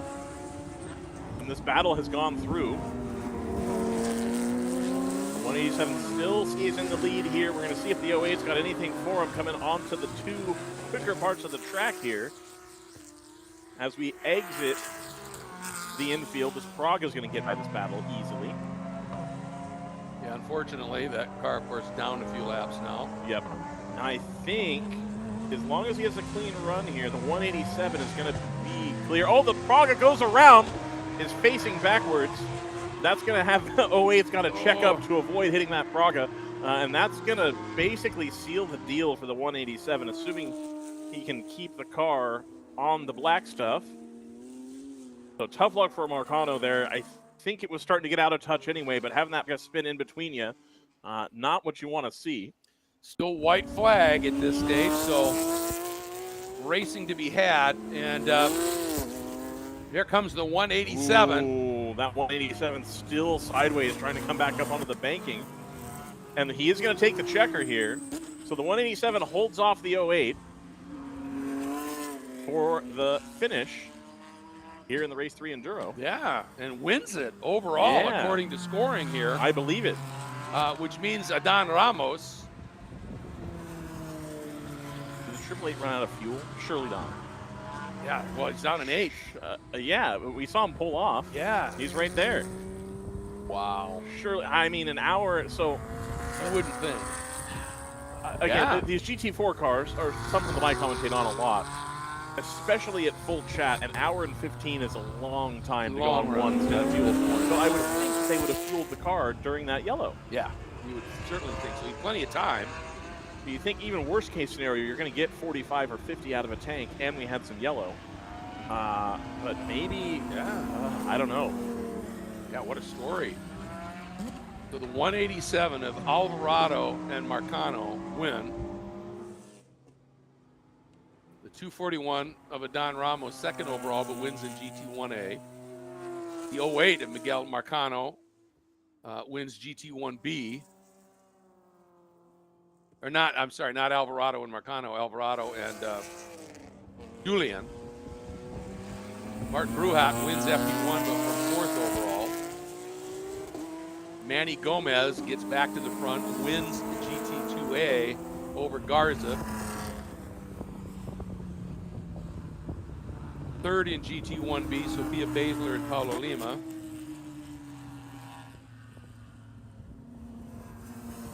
Third in GT2A is Hal Gould. Fourth is Connor Cavalli. And let's see, GT1A. So I think Rodagnonessi in that Ferrari is second in GT1A. Down a bit to the leader, of course. And Elijah Thompson getting that lead, making that pass in the last couple of laps for the win in GT3 over Luigi Faro. And Kurt Schmidt, remember they pitted early and had problems, and he fought his way back.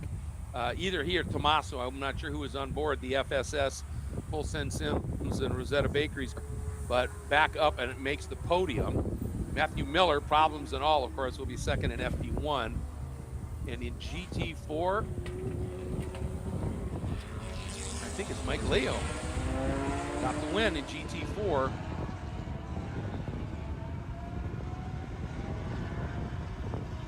So the Enduro is done, and you can see on the front straight, so the business in the pit lane, that is the Pro Spec Miatas that are getting ready to come out. We had a car in the last lap. Was that the 888 that you were talking about sitting over there?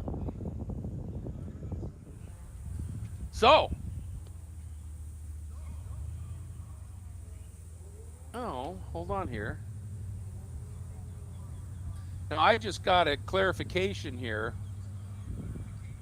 that the 331, the Kurt Schmidt's car, is actually classed in GT4, and if so, they won the sprint and the Enduro. It shows on my scoring as GT3, so I'm going to take a peek at my entry list. Nope, it is GT4 on the entry list. So make that correction. The Full Send Sims, Rosetta Bakeries 330 run and 331 of Kurt Schmidt and Tommaso Balfon win in GT4. Thank you for that update. So that puts Mike Leo into the second spot in GT4. And Alfonso Ruiz third. You know, something seemed off as I was looking at that, because I could have sworn, you know, I'd seen Court on pole, and didn't think it was GT3, and it wasn't. So there you go. So there's going to be a podium here for the Enduro and the sprint, of course. And then we've got, I can't wait for this one, the Pro Spec Miata Race 3, the money race feature. That is going to be très exceptionnel.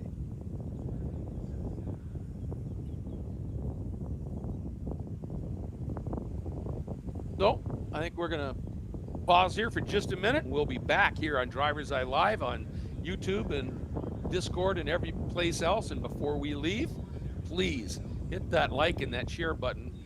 Help us out here just a little bit. And before I sign off completely, how about a big shout out, Mission Foods. That next up is the Mission Foods Pro Spec Miata race. So going to want to be checking that out. Fixie Wheels and Garage Living. Big thank you to all three of those partners. And I guess I ought to throw in, since they just won their class, Full Send Sims. And practice makes podium. And Full Send Sims, built with military expertise and precision, and designed truly as a tool to improve your chances of getting that podium in a real world event. We'll be right back in just a moment, folks, with Pro Spec Miata.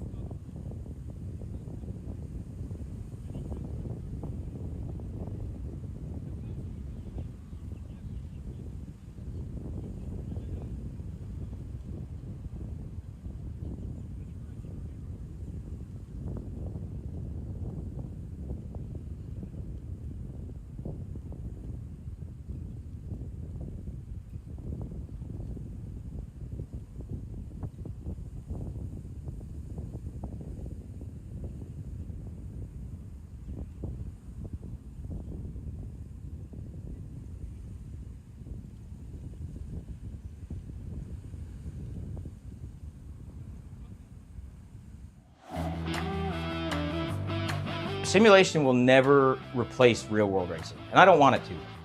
Full Send Sims provides custom-built, top-notch simulators from whatever your budget is. We want to find the best fit for you.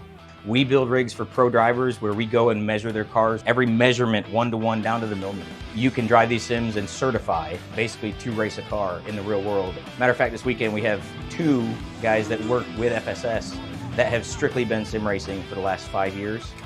Absolutely did not think a year ago I'd be driving a race car this weekend. However, getting into the simulator, I think it really helped me get on the track and stay competitive. I've been a sim racing instructor for about 2 years now. The benefit of working with me as a race coach, I'll get you to be a better driver, a lot faster, with a lot less mistakes than you could doing it on your own. We take the sim building and the sim training as serious as possible. It's not a video game, it's a training tool. Full Send Sims will offer fully custom-built rigs and delivered and installed into your own home and constant online service. What we offer is world-class, top-notch racing built by a community of racers who enjoy passionate, clean racing.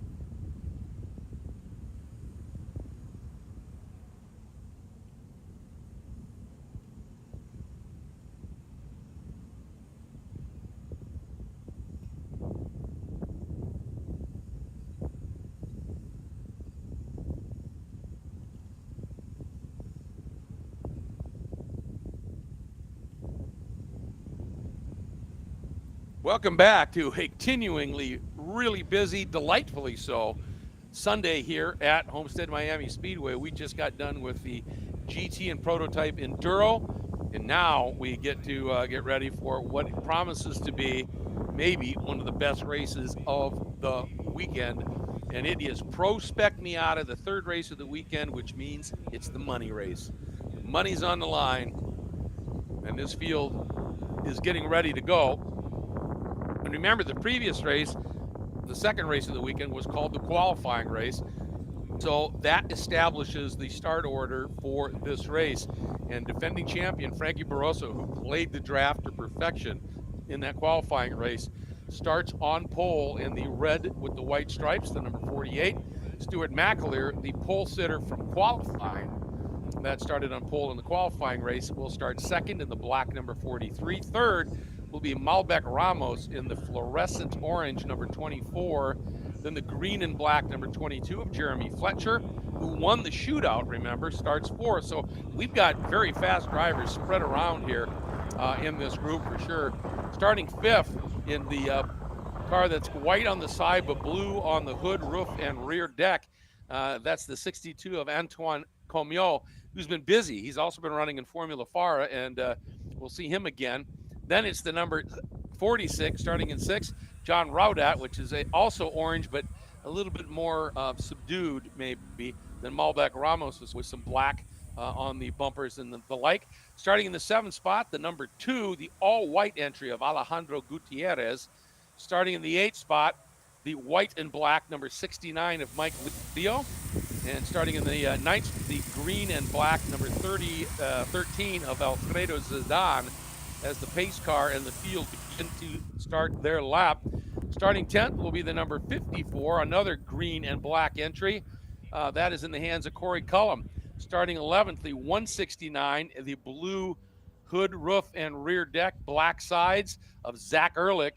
Then the number 55, the blue sheen of Center Smith. Then the 56, looks like there might be a gap there. So then the 117 of Kalen Kinley. It's a multicolored car, purple, blue, yellow. The 34 of Brandon Gardner, the 143 of Roger Titanico, the 92 of Jonah Cullen, and then the 27 of Drew Stanton. That is your starting lineup. And I didn't see Riley Haig's car move out, so we'll see how that plays out.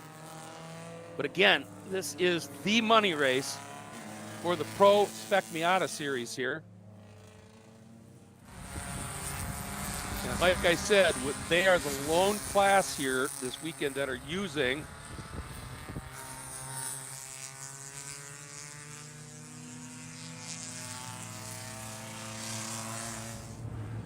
sorry about that, folks, that are using the modified B road course here that uses the Speedway 3 and 4.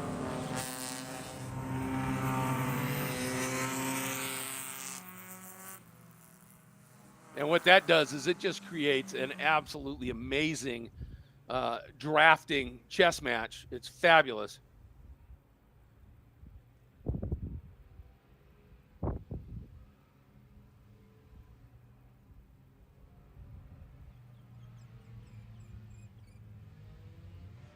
And it really comes down to,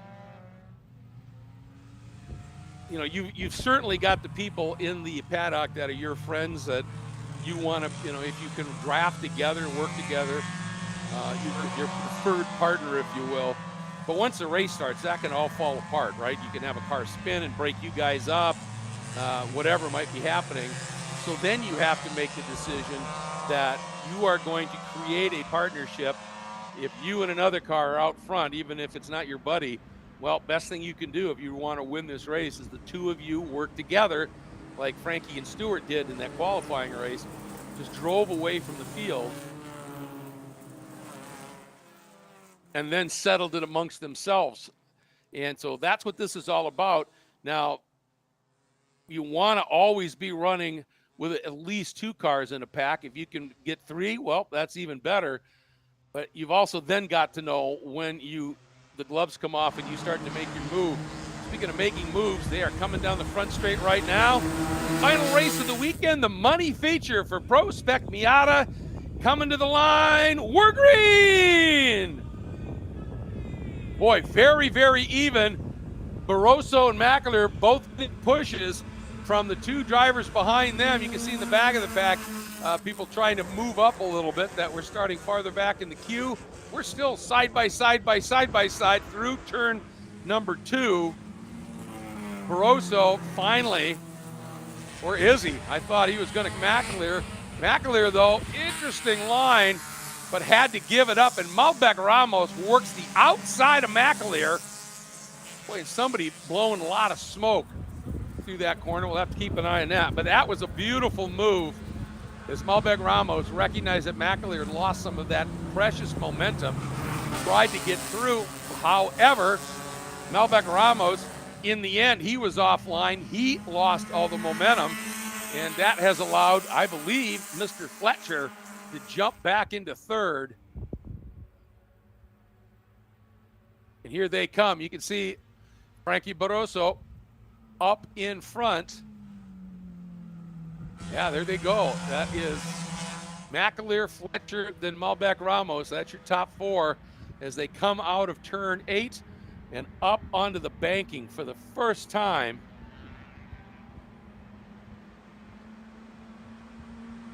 And it's come out and then get low. Run the shortest line you can around here. And then I think John Raudat, running in 5th. Antoine Comiot in the 6th spot. And look at that up front. McAleer and Barroso back at it again. Working that draft.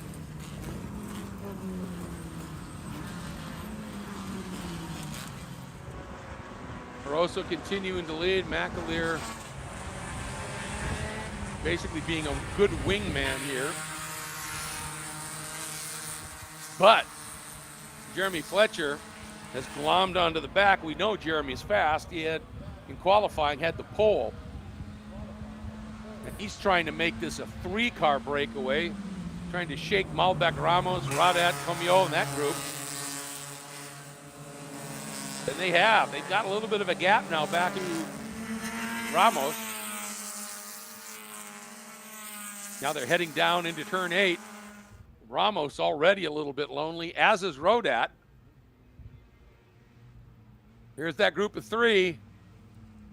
And Fletcher just peeking out a little bit. There's the bright orange car of Ramos, the less bright orange car of Raudat. Oh, Ramos off. All 4 off on the outside of 8. Fortunately, there's a lot of runoff out there. It's still going to cost him a little bit because he's bouncing over the curves, but you really don't need to lift. Just straighten the wheel out, but it's going to cost him some distance. And Comiot right now has made a bit of a break away from Leo Gutierrez and Ehrlich behind him. And here we go. Right early in the going, Stuart McAleer moves to the inside. Wants to go for the lead. Signals that clearly to Frankie Barroso, and Frank says, gotcha, and then just swings in right behind.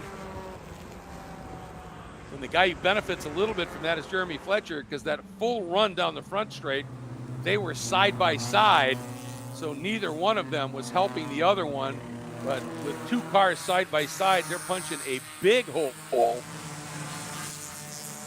for the 3rd car in line. And Fletcher, I'm sure, had a pretty good grin. And these 3 they've just broken away. Ramos, that last time by, was 1.6 seconds behind Fletcher. It's more now. It's even more than that. And as a matter of fact, I think Raudat has closed up a bit on Malbec Ramos.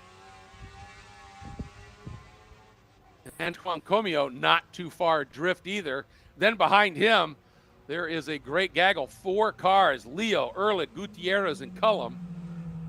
Oh, and Barroso gets forced out a little bit wide, and Fletcher dives down underneath.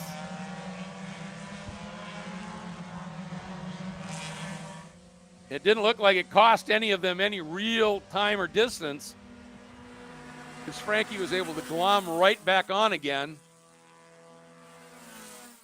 All right, here we go. Watching the background, there's your leading trio. Swinging through Speedway 4 onto the front straight. Barroso moves down and low a little bit. That costs him a little bit of distance, but I think for him, he was just trying to get some air to the radiators. But it is Fletcher. Really aggressive move, trying to get down inside on McAleer. He's still there, side by side as they exit 2, side by side as they come into turn 3. And finally it settles, and a wise McAleer decides, well, if we keep running side by side, that group behind us is going to catch us so quick. So he finally just gives it up and tucks in behind again, and lets Fletcher grab that lead. A lot of racing to go, and so it really didn't make a lot of sense. And I think Fletcher just wanted to know, at some point you want to lead. If you're in that lead trio of cars, you just want to lead a little bit and find out, am I fast enough to hang on out front if I get a little lead, or are they able to just stay with me everywhere, which shows that maybe I'm not quick enough and I don't want to be leading for much. My bet is the place to be, maybe if this trio stays together for the whole race, would be third, where Barroso is on that last lap, because odds are at some point you're going to get a double pull. And meanwhile, Rodat has closed up on Malbec Ramos, got a nice head of steam going, and just gives him the bump. You could hear it from here almost. Rodat got the Malbec and just boom, there those two went flashing by, the two orange cars. And that is allowed in this series. And now here we go. It is McAleer's time to dive down inside Fletcher. Frankie Barroso backed off a little bit, saw what was happening. Didn't want any part of it. And this time, Fletcher lets McAleer slide through without any kind of fight, and Barroso just stays there. Here's that lead trio, and now here's the orange duo here. In the background, that's Malbec Ramos, John Rodat. They've got that little margin back to that group of 4 that I've been talking about.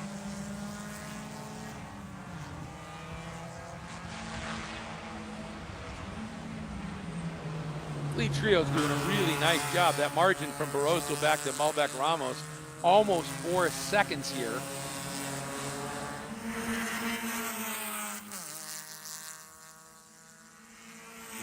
Down the backstretch, I see Frankie Barroso just give Fletcher a little bit of a nudge.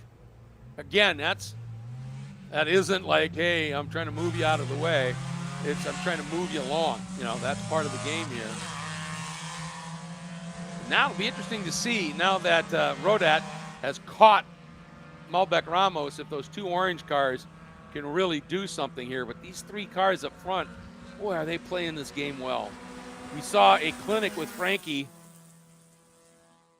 and McAleer in the qualifying race. This is a clinic on how you make 3 cars work the program here.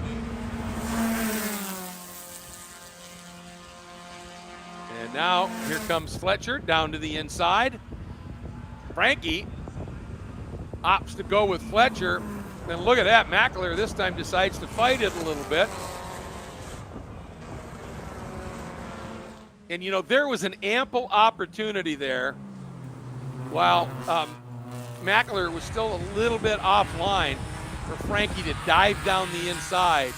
And Frankie just said, nope, I like where I am. I'm going to let these 2 guys, they can do what they're doing. I'm just going to try and stay clear at this point.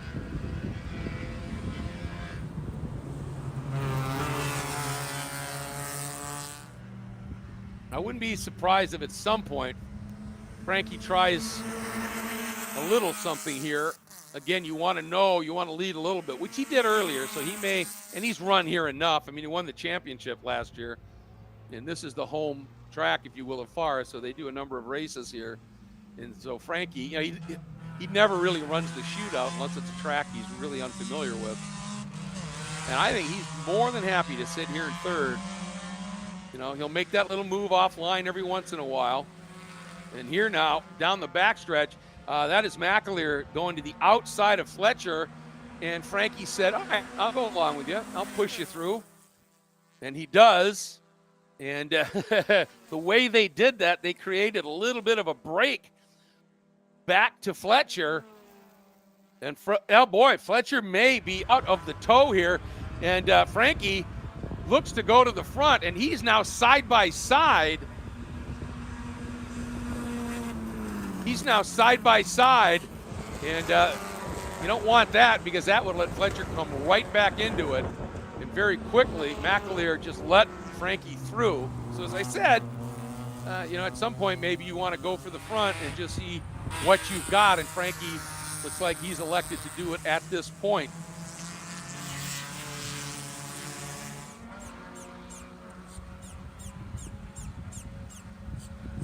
Looking at the margins, though, it's, you know, with all those exchanges at the lead, it is now stabilized at about 3.5 seconds, that margin. So Ramos and Rodat are continuing to do a pretty decent job. Then it's Antoine Comiot and Zach Ehrlich.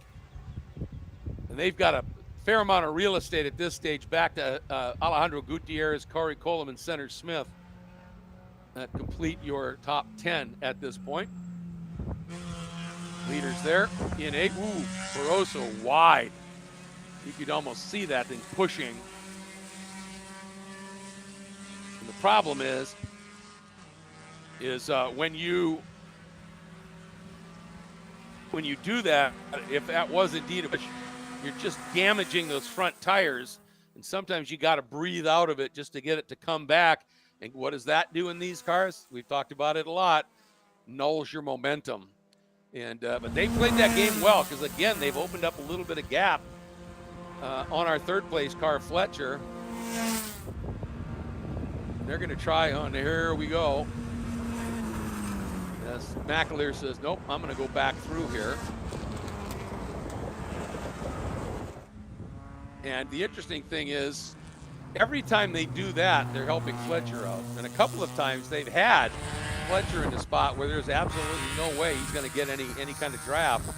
And then they go side by side, slow each other up. Fletcher's there. Well, I'm not exactly sure what the mindset is. But it's a three-car battle once again. Then the two orange machines continuing that battle for fourth. Ramos hanging on in front of Rodat. Here we come up into turn 8. Coming up a couple of minutes away from halfway here.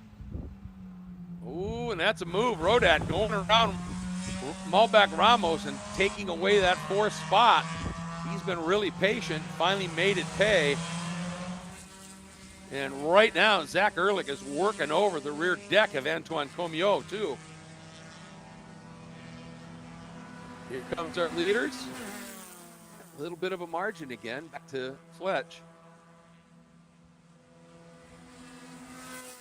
And then those two orange cars in that battle for fourth.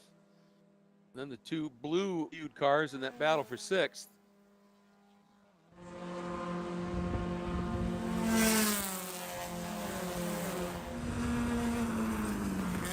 Oh, and they've got a little bit of a gap again opened up on Fletch. Not a whole lot, but enough at that one point that they had about 5 car lengths on him, but he's doing everything he can through 2 and 3 and 4 to not lose touch with them. And it's staying right there as they clear that set of corners. And you can see, depending upon how you get 4, sometimes you just got to drop those tires behind that curb at turn 5 to be able to maintain it absolutely flat. Straighten that out a little bit.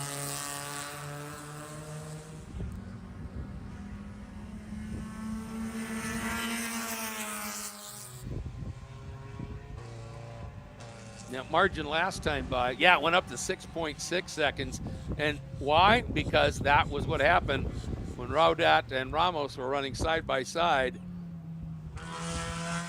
Neither of you are on that prime line, and it just cost them some time. And Looks to me, oh, big lunge here from Ehrlich.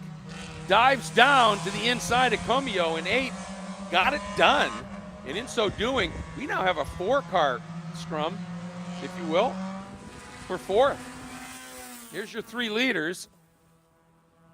It looks like Fletcher just does not have quite enough pace.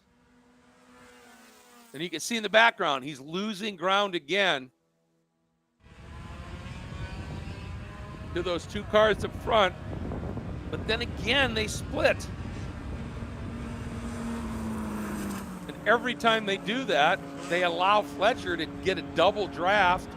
And then he just goes deep on the brakes into 2, and he's right back with them again. Now, he might be using up those tires big time with that hard braking and turning. But I just don't quite get it when these 2 guys break Fletcher, get him far enough back that he's no way he's going to be able to benefit from that draft. And then they split like that. Don't quite understand that. If you have an answer and you're watching on YouTube, hit that like and share button and then drop something in the comments.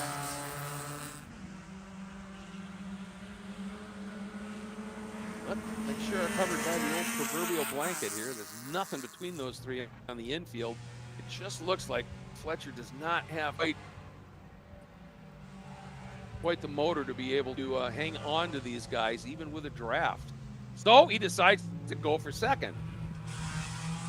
And Barroso reluctantly but smartly lets him through and doesn't fight him too much. Boy, once Ehrlich cleared Comio, he has just run down. Not that there was a lot of distance he had to make up, but he has glommed onto the back here. And now Fletcher going to the outside of your leader, McAleer, and this time Barroso going with him. In the background, you can see McAleer down low and the 2 cars up high. And they push by, and just that quick, McAleer from turn 8 to the start-finish line, the lead to 3rd. And you know what that may have been by Fletcher? Let me get that tried here so I know what can happen. And now McAleer dives underneath and takes that 2nd spot away from Barroso.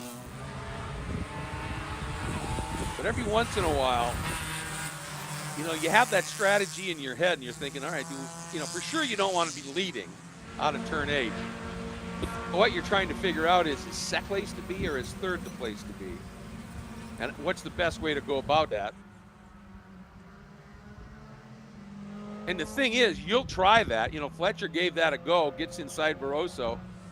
But drivers of the experience of McAleer and Barroso at that point, they might let you think what you want to think. You know what I mean? They might just play the game and go, yeah, make that move. And then sucker you in, you make that move, and they've got a counter for it. So we'll have to see. But Fletcher remains in the lead now. McAleer 2nd, Barroso in 3rd as we're coming up on 12 minutes left. Oh, look at this, side by side by side by side. The orange car's going after it here. And that's Rodat trying to keep Antoine Comio behind him. And Ramos fighting as well. Ramos trying to keep Ehrlich behind him. Rodat fighting as well with Comio.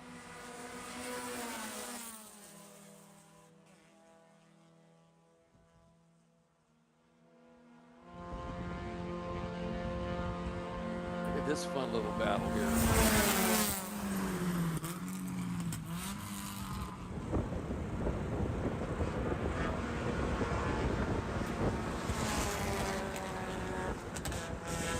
Just to give you, if you're watching and you've got somebody else here you're curious about, Alejandro Gutierrez in the white number 2 is 8th. Corey Cullum in the 54 is 9th.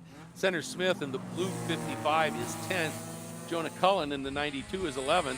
Kalen Kinley in the 117, the multicolored car, having a solid run just outside of the top 10 for that young lady. In 12th, Brandon Gardner, 3rd, 13th, Roger Detanico, 14th, Drew Dander in 15th. Mike Leo is faded, as has Alfredo Zidane. Both of them have stopped and are pitted. But Malbec Ramos threatening to make a little bit of a break here. There he is. And there's that trio behind him at this point of Rodat, Comio, and Ehrlich.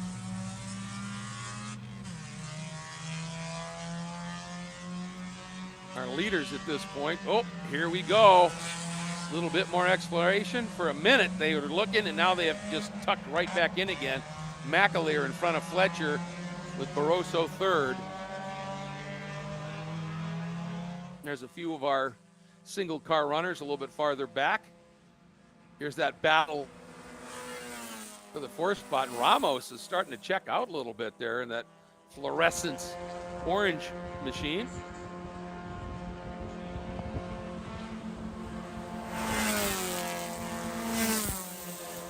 Behind him, though, is absolutely fierce, isn't it? As their leaders get down into one once again.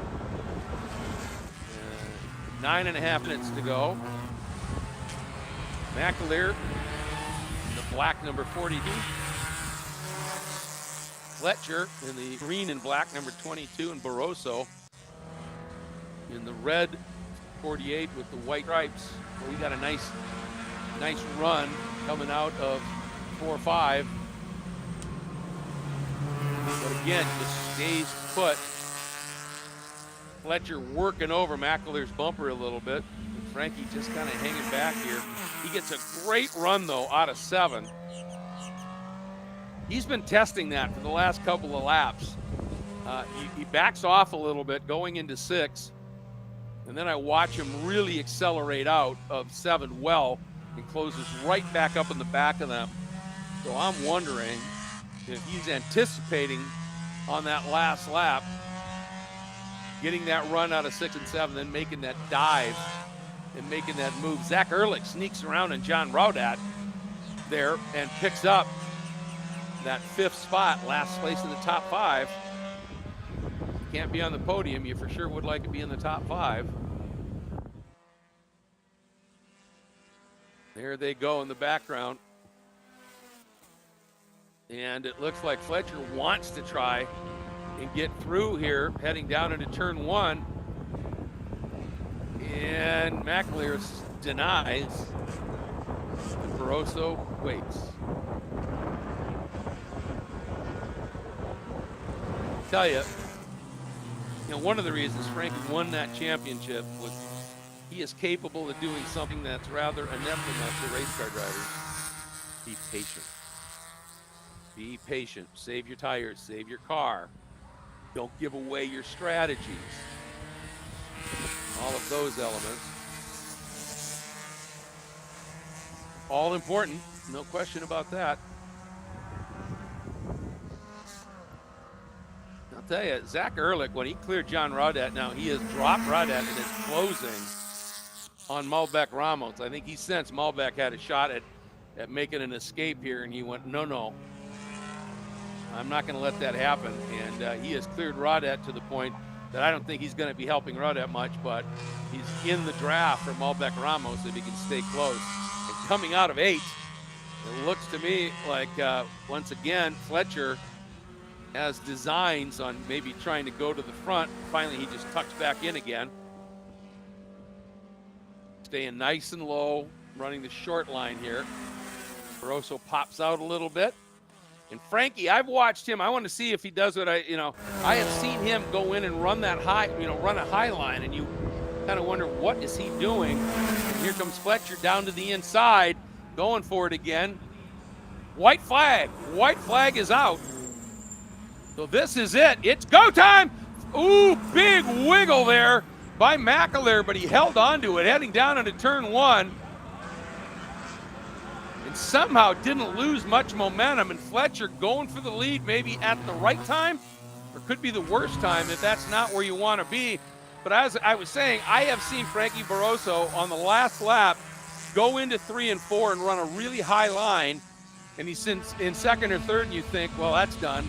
And then he turns down the banking, uses the banking and a little bit of gravity to help roll a little bit more speed, and then be able to graph by. But I'll tell you, we've got something developing here. I think this is Drew Dandron, and they are coming up on him, heading down into turn 8. There's some traffic. Drew just dips the brake, goes way to the inside. Kudos to you, Mr. Dandron. That was beautifully done, paying attention to those flags out there. And Fletcher, boy, it looked like he was thinking of needing to protect a little bit on McAleer. Oh, there's a big over in 8. I just caught it out of the corner of my eye. Malbec Ramos ran wide and is losing all his momentum. Meanwhile, through the banking now, there he goes. Frankie way up high. McAleer's high with him, but Frankie can't turn down because Fletcher's there. What's going to happen to the line?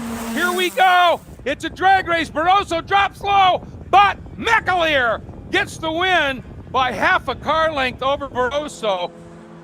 What an incredible run with Fletch hanging in there. And here's that battle now that's going on for the 4th spot. Malbec Ramos looked like he had it cold. And wow, how close is that? Actually, it looks like it was Ehrlich getting that 4th spot. Rodat coming back for 5th, and Ramos ending up fading to 6th. And it was all because he ran wide, lost his momentum over in turn 8. That's how critical it was. And I'll tell you, I am confident that Frankie was going to do his go high, come down the banking move, and Fletcher, either pure luck, was in the way, or had seen Frankie do that and said, if he goes high, I'm going to get underneath him and not let him make that move. And whatever the case, the guy who truly benefited was Stuart McAleer, because I think Frankie, if he'd had a free run to do that drop move, he may well have got him. Once again, Pro Spec Miata puts on an absolutely incredible show. And we have to say a huge thank you to Mission Foods, because it is the Mission Foods Pro Spec Miata series, and you can see why they're supporting it. Just remarkable. Want to also say a big thank you to Alvarez, Feltman, De Silva, and Costa. They have a reputation for zealously protecting their clients' interests. Hankook, the official tire of FARA. Drive with confidence, no matter the condition, and Rue helmets. 25% discount for FARA members on the RX25, and free shipping on any order over $50. So big thank you to all of them. What a race. Congratulations to Stuart McAleer, Frankie Barroso, and Jeremy Fletcher. Zach Ehrlich getting it done in that last lap to go to 4th, and John Rodat in 5th.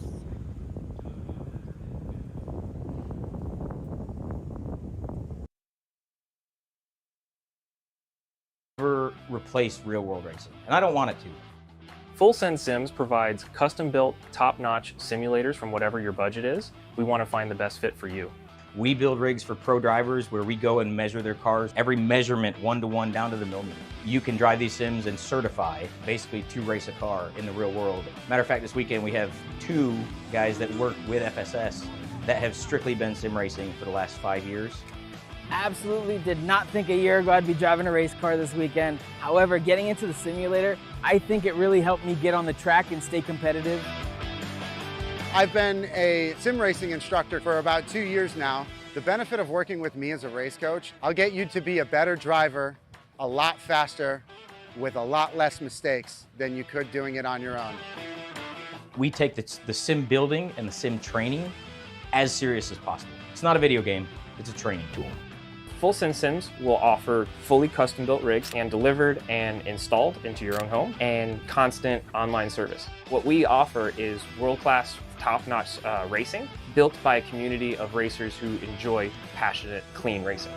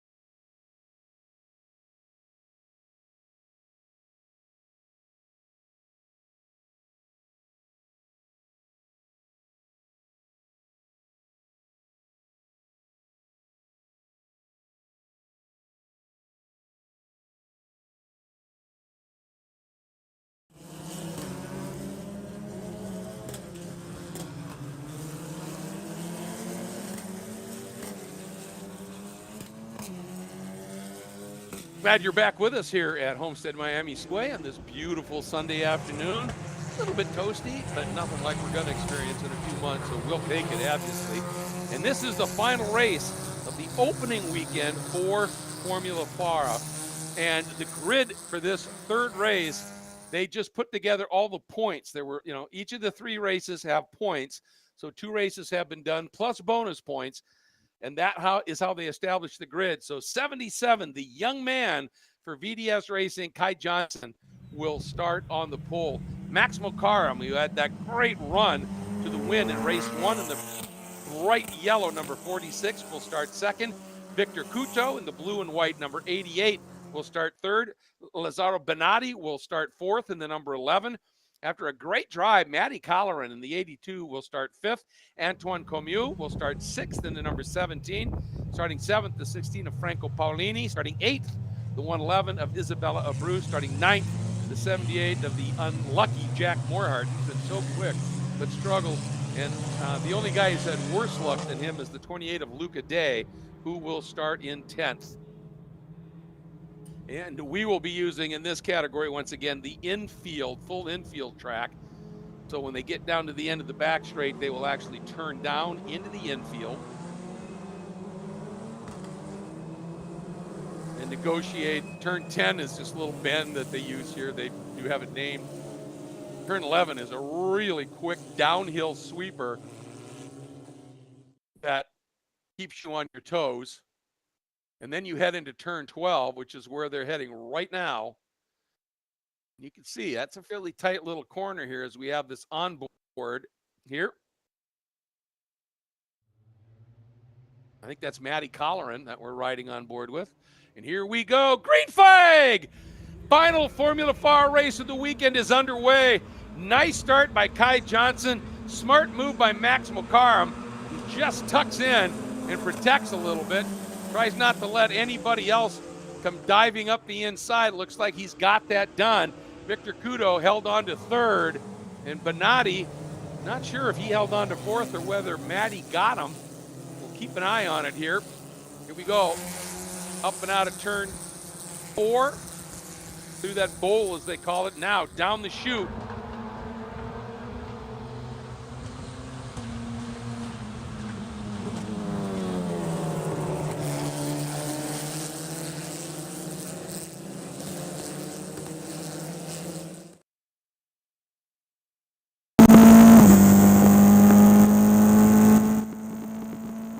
Big lunge here, but being protected. We are on board. What a shot from Matty Colleran, but it was Max Mokaram trying to go around the outside of Kai Johnson.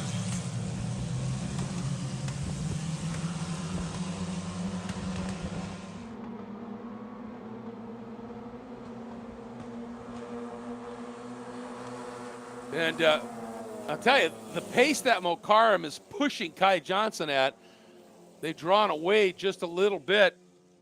Victor Couto is staying there.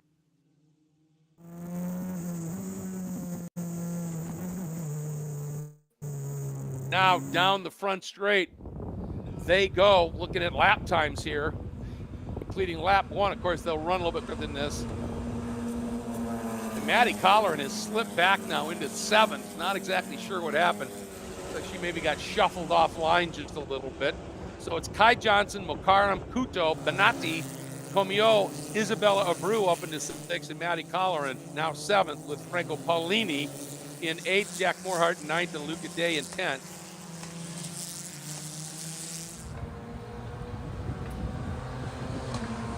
And Mokaram pretty relentless right now. Kai Johnson. Here's a little bit of a gap between Antoine Comiaux, who's running in 5th, and Isabella Abreu in 6th right now. And Isabella's kind of out on an island at this point, it looks like. There comes Kai, chased hard by Mokaram. There's Isabella, like I said, kind of by herself. And there is Matty Colleran, right on board, right over her shoulder, essentially, onto this long back stretch. Well, not so long now. And all right, watch here. There's going to be a little bend into 10. And then here's 11. Got to eat some of that inside curb.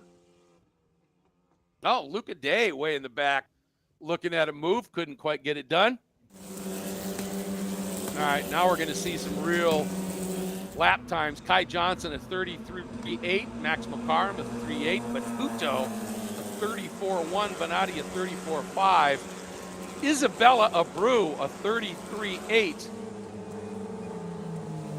See at an 8.5, so she is the second quickest car on the track on that lap.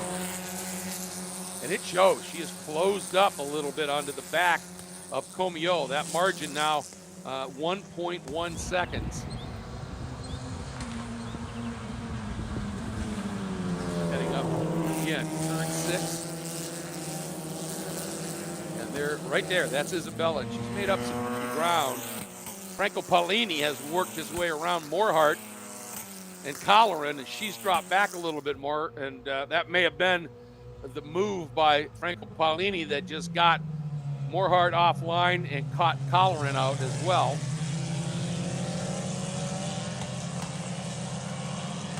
Look at Luca Day in the background trying to pick up a spot.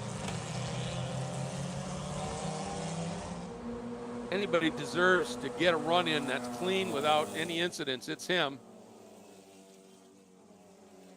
Yep, that Maddie going right back by on him at this point. And here we go. That lead duo has a little bit of a gap out to Victor Kudo. It was 0.9 of a second last time by. And it's now 1.2.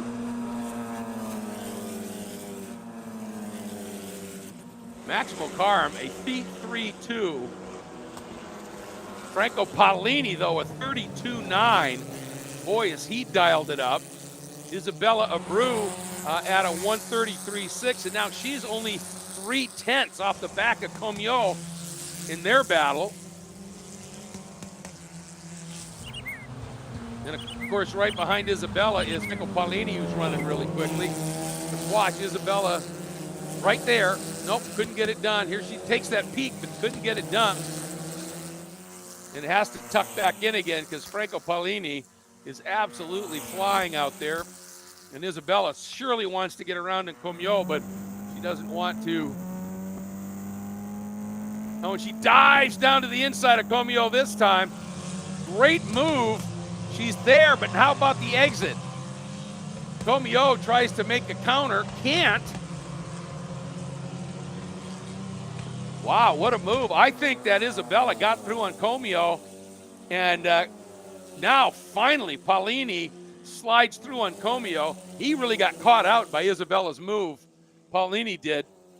I don't think he's going to have a particularly good lap time here, and Isabella has a little bit of breathing room now back to Paolini, which I think she needs because of the pace that Paolini has been running so far. This lap, remember he had a 32.9 last time by. Yeah, that one was a 34.9, a 35.1, excuse me, because of that pass. But Isabella now up into 5th. And with that offline dive move pass and then making it work on the exit, still a 34.6, which she's got about 1.4 seconds on Paolini right now.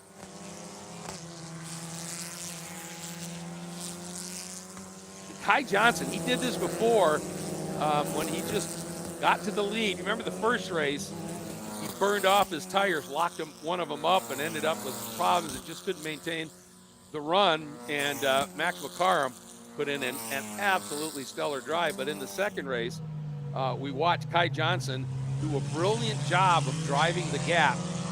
Looks like he's doing it again. He gets out to about a second. And then if he ekes out maybe another 1-2 tenths, and then he'll give that back a little bit to save the tires just a smidge. A lot of racing in this one, 10 laps left yet.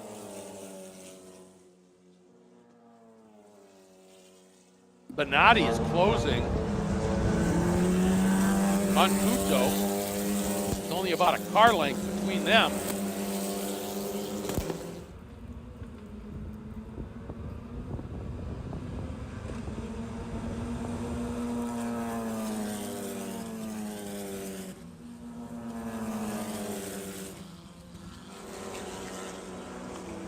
I'm looking at the numbers once again. Isabella opened it up. Paulini has dropped again behind Antoine Comio. Isabella uncorked a 133.4. Well quicker than Bio, Paulini, Morehart, any of the guys back there. But Kai Johnson, a 32.67. Mokaram, a 32.86. Kuto, a 33.4. But Benatti, a 33.3. So he has definite designs. Benatti does on a podium here. Oh, so close. And I think Benatti just got by on Kuto over in turn 8. Looks like he got it done. I'm watching him on the exit, and it looked like he did get the job done. There's our top two, and here we go. This is the battle for third. I think that is Benatti's car. Kuto's has blue in it, and Benatti's has a little more red. Here we'll get a much better shot of it. Yeah, that is Benatti. Got through. He's now got that podium position.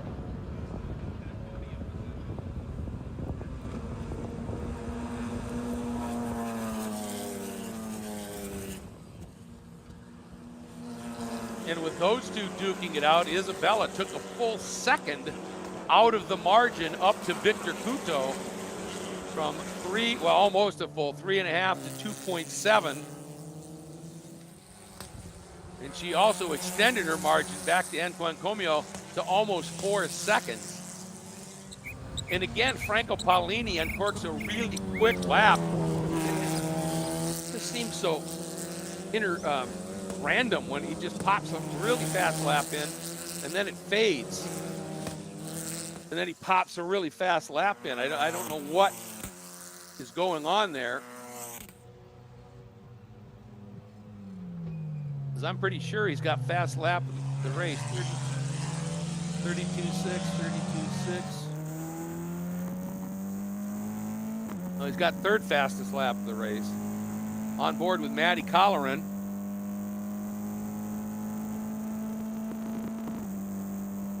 And just love those shots and them in the office working.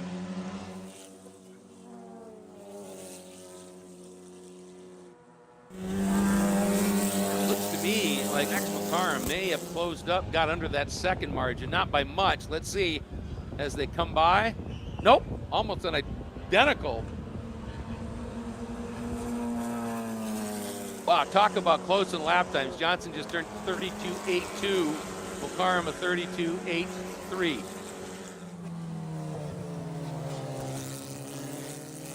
And Isabella took another 0.2 out of that margin to Victor Kuto. She's doing everything she can right now. And we got 7 to go.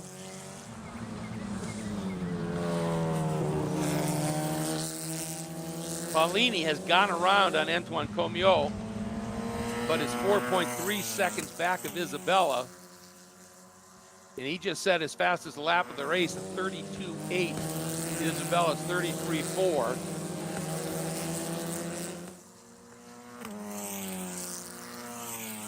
And with that margin, I don't think that's enough with the number of laps left here.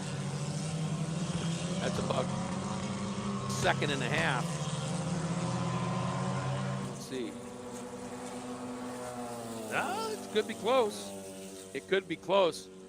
And see, these are the young guns, folks. This is the opportunity for these young drivers to step out of go-karting and try driving a Formula car for the first time.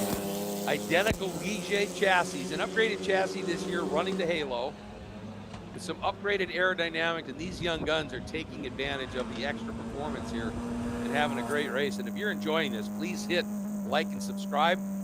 Getting this onboard shot with Matty Colleran. If you're enjoying this coverage here, please hit like and subscribe. And if you're here in the paddock and wandering around, you get an opportunity, you see one of the corner workers or other volunteers, say thanks, give them a pat on the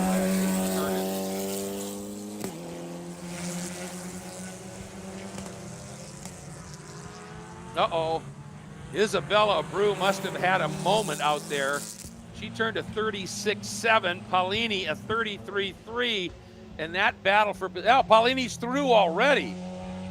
So I'm not sure what happened with Isabella, but she gave up somewhere. She lost a ton of time. Paulini was right behind her, and there it is now. That's your lead battle.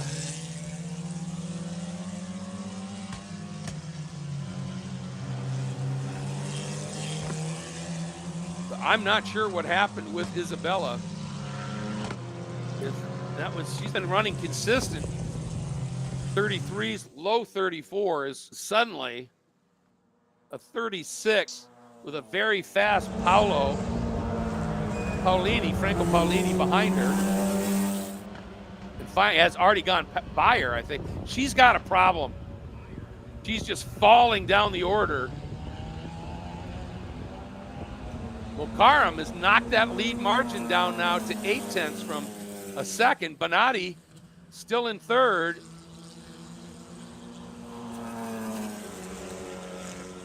Paulini now fifth.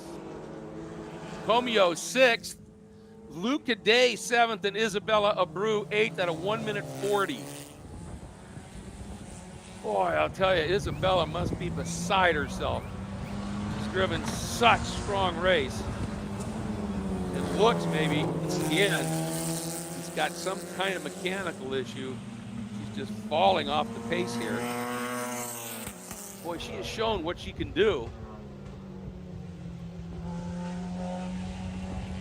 It'll be interesting here to see if Mokaram can maintain or improve on that 0.8 deficit. Sure looks like he's closed up. That's more than you just make up under normal braking. I wonder if he's done a little bit better job of saving tire. Remember, having a good set of tires, it's not just about cornering speed, it's also braking and accelerating. If your tires are going off, you got to wait longer to get the power down. You got to do it more gently. You got to make sure the car's straightened out more. And certainly braking into a turn, if your tires are worn, they just don't have the grip.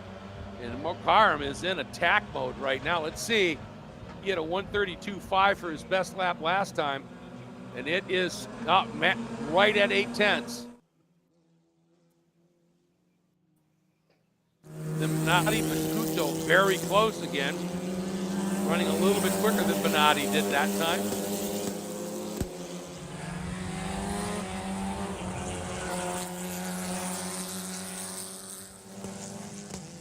And I can hear as Isabella's car goes by, I can hear it popping. So something's wrong for sure.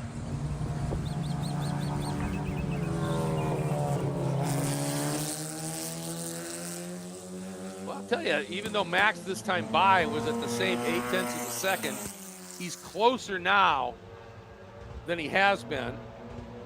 And Victor Couto is definitely closing it up again on Lazzaro Bonatti. Franco Paulini is a long way back. I think fifth is probably about as good as he's gonna get. And here comes, yeah, it looks like Isabella Abreu's car's crabbing down the pit lane a bit.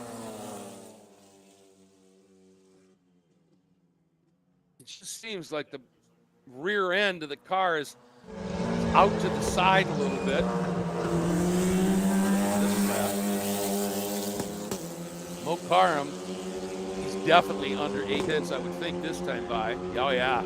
Half a second. Ty Johnson ran a 32.9, Mokaram a 32.6. And Couto, incredibly close now to the back of Lazzaro Bonatti. That was about 0.2. Couto, almost gets into the back of him down into turn 2. That's your lead battle. Right there. Oh! That may have cost Mokaram. He overshot turn 4 badly. Had to lift a ton to avoid going completely off track at 5. 3 to go.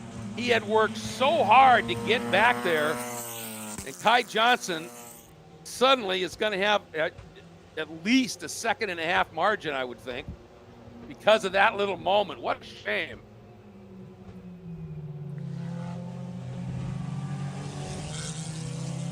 Here comes what would now be probably the best battle on the track, and it's for a podium spot, and that is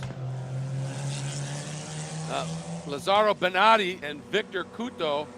And Victor on that last lap turned his best lap of the race. That's why you whittled that down to 2/10. And now he's going to have benefit of whatever little draft you can find here on these straights. Watching him roll speed through the turns, doing a nice job.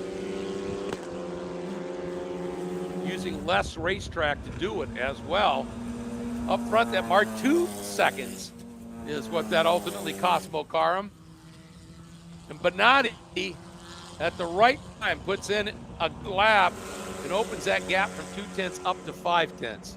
So he responded beautifully when he needed to. Still really close, obviously.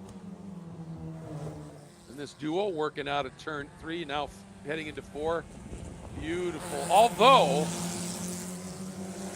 Lazzaro needs to be able, he needs to give it up a little more and to be able to get farther to the left sooner so we can really set up coming out of 4. Couto, you can just see it. He makes up a lot of ground from 4 all the way down into 6. Right now, yeah, Bocarum, last lap was a 34.5. He has got to start turning just qualifying laps. He's got any shot. We only have 2 to go. And, well, I'll tell you, Victor Couto has made up that deficit that Benatti was able to find here in short order. White flag, last lap coming up. And right now, Kai Johnson, unless he makes some egregious mistake, he should have this one bagged. He'll stretch his point lead out. But there is the battle for third. And Victor Couto looked like he pushed too hard, getting on the throttle, coming out of 14 and 15.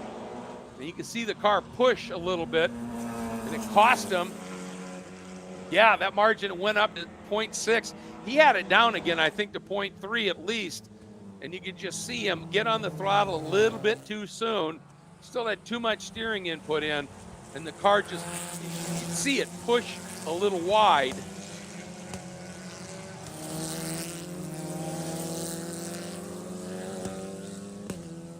Now, Antoine Comiot also in the 78 of Jack Morehart. That's for 7th, only half a second between them, a little bit farther back in the order. Putting on a great show as well. Yeah. Oh, Morehart. Just to let you know, Morehart ran really wide down in 7, and they are side by side heading into turn 8 now for that 7th spot. But leaders, last sequence of corners here. There we go through 12. Now, no mistakes here, guys. 13, 14, and 15. And Kai Johnson, all he has to do is unwind the wheel and accelerate. Kai Johnson wins his 2nd race of the event by 1.6 seconds after that little mistake. And now, watching the battle coming to the line, it looks like Lazzaro Benatti is going to hang on to it. And now, if we can go back to turn 12 and watch this battle coming out, here it is. That battle in the background, that is for a 7th. Great battle here. Morehart, he's got a damaged wing. That's why that car has started to go off a little bit. It's going to be a drag race. He's got a lot of drag with that wing, but he hangs on, but just barely. You can see that left part of that wing has been bent upward, and Morehart hangs on by 0.3 of a second over Antoine Comiot. Wow. 3 great battles for most of that race. And Kai Johnson, a well-judged drive as we watch Maddie Colleran up onto the front straight and taking the checkered flag. I don't think her car was working quite as well as she would have liked. We'd seen her run better and faster in previous races, but still, we sure appreciate her giving us that view out on the track. And Luca Day after having two essentially back of the field finishes. One was a DNF, I think, and one was just absolutely dead last. Drove through the pack and finished sixth. So big shout out to Luca, you know, to just stay with it, continue to work on the car problem, work with your engineer, and then have a car that was a little bit more consistent. Got a best lap in of a 33.4, so not a bad lap at all. Luca doing a really nice job. So heading to the podium will be Kai Johnson, his second straight win. Max McCarm, who won the first race, Lazzaro Bonatti, a really impressive podium fight here. They are on the way to the podium.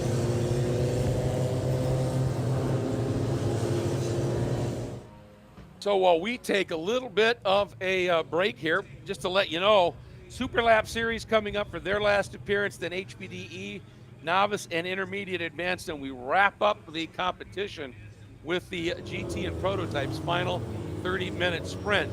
But again, want to say a big thank you here to the Race Tailor, 100% custom race gear, Stack Auto Lifts, Carrizosa Motorsports, Garage ID, great to have them on board, and of course, Full Send Sims.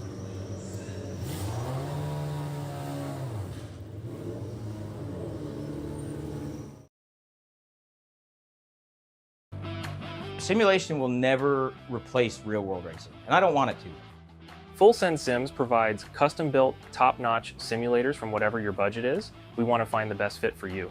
We build rigs for pro drivers where we go and measure their cars, every measurement one-to-one down to the millimeter. You can drive these sims and certify basically to race a car in the real world. Matter of fact, this weekend we have 2 guys that work with FSS that have strictly been sim racing for the last 5 years. Absolutely did not think a year ago I'd be driving a race car this weekend. However, getting into the simulator, I think it really helped me get on the track and stay competitive. I've been a sim racing instructor for about 2 years now. The benefit of working with me as a race coach, I'll get you to be a better driver a lot faster with a lot less mistakes than you could doing it on your own. We take the sim building and the sim training as serious as possible. It's not a video game, it's a training tool. Full Send Sims will offer fully custom-built rigs and delivered and installed into your own home and constant online service. What we offer is world-class, top-notch racing built by a community of racers who enjoy passionate, clean racing.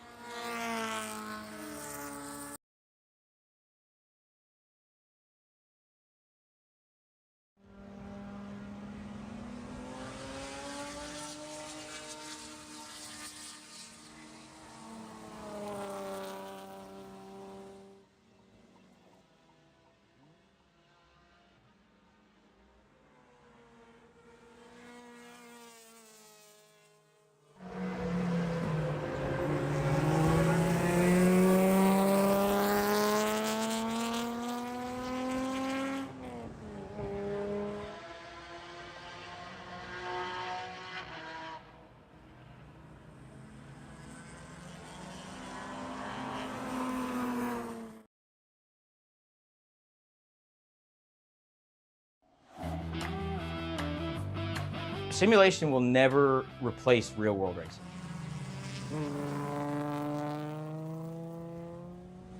I don't want it to. Full Send Sims provides custom-built, top-notch simulators from whatever your budget is. We want to find the best fit for you. We build rigs for pro drivers where we go and measure their cars, every measurement one-to-one down to the millimeter. You can drive these sims and certify basically to race a car in the real world. Matter of fact, this weekend we have 2 guys that work with FSS that have strictly been sim racing for the last 5 years. Absolutely did not think a year ago I'd be driving a race car this weekend. However, getting into the simulator, I think it really helped me get on the track and stay competitive. I've been a sim racing instructor for about 2 years now. The benefit of working with me as a race coach, I'll get you to be a better driver a lot faster with a lot less mistakes than you could doing it on your own. We take the sim building and the sim training as serious as possible. It's not a video game, it's a training tool. Full Send Sims will offer fully custom-built rigs and delivered and installed into your own home and constant online service. What we offer is world-class, top-notch racing built by a community of racers who enjoy passionate, clean racing.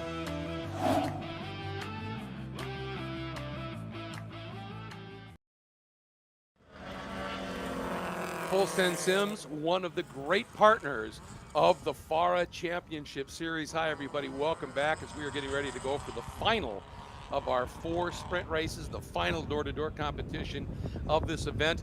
After hearing that little bit from Full Send Sims, we definitely want to say a big thank you to all of the partners that make this possible. Mission Foods, the best chips and salsa in the business. Fixie Wheels, 3-piece custom wheels. Whether you're looking for that great street look or you want track performance, they got you covered. Garage Living, you can start your garage transformation today. Alvarez, Feltman, De Silva, and Costa, a reputation for zealously protecting clients' interests and aggressively prosecuting insurance companies, regardless really of the complexity of the facts or law. Hankook, the official tire sponsor for FARA. Drive with confidence, no matter the condition. Rue Helmets, 25% discount for FARA members on the RX-25. The Race Tailor, 100% custom-made race gear. They make suits, gloves, karting gear, team wear, by drivers, for drivers. Stack Auto Lifts. They aim to empower businesses and individuals alike with industry-leading auto lifts. Cardozosa Motorsports, tech partner of this championship. They do motorsports electronics, race engineering, consulting, data acquisition analysis. They do it all. If it's tech, it's Cardozosa Motorsports. And Garage ID, social media, registration, scheduling, rankings, and more. That's a big, big thank you once again to the supporters and partners of this remarkable championship series. We are just wrapping up one of our HPDE sessions. That's high performance driver education.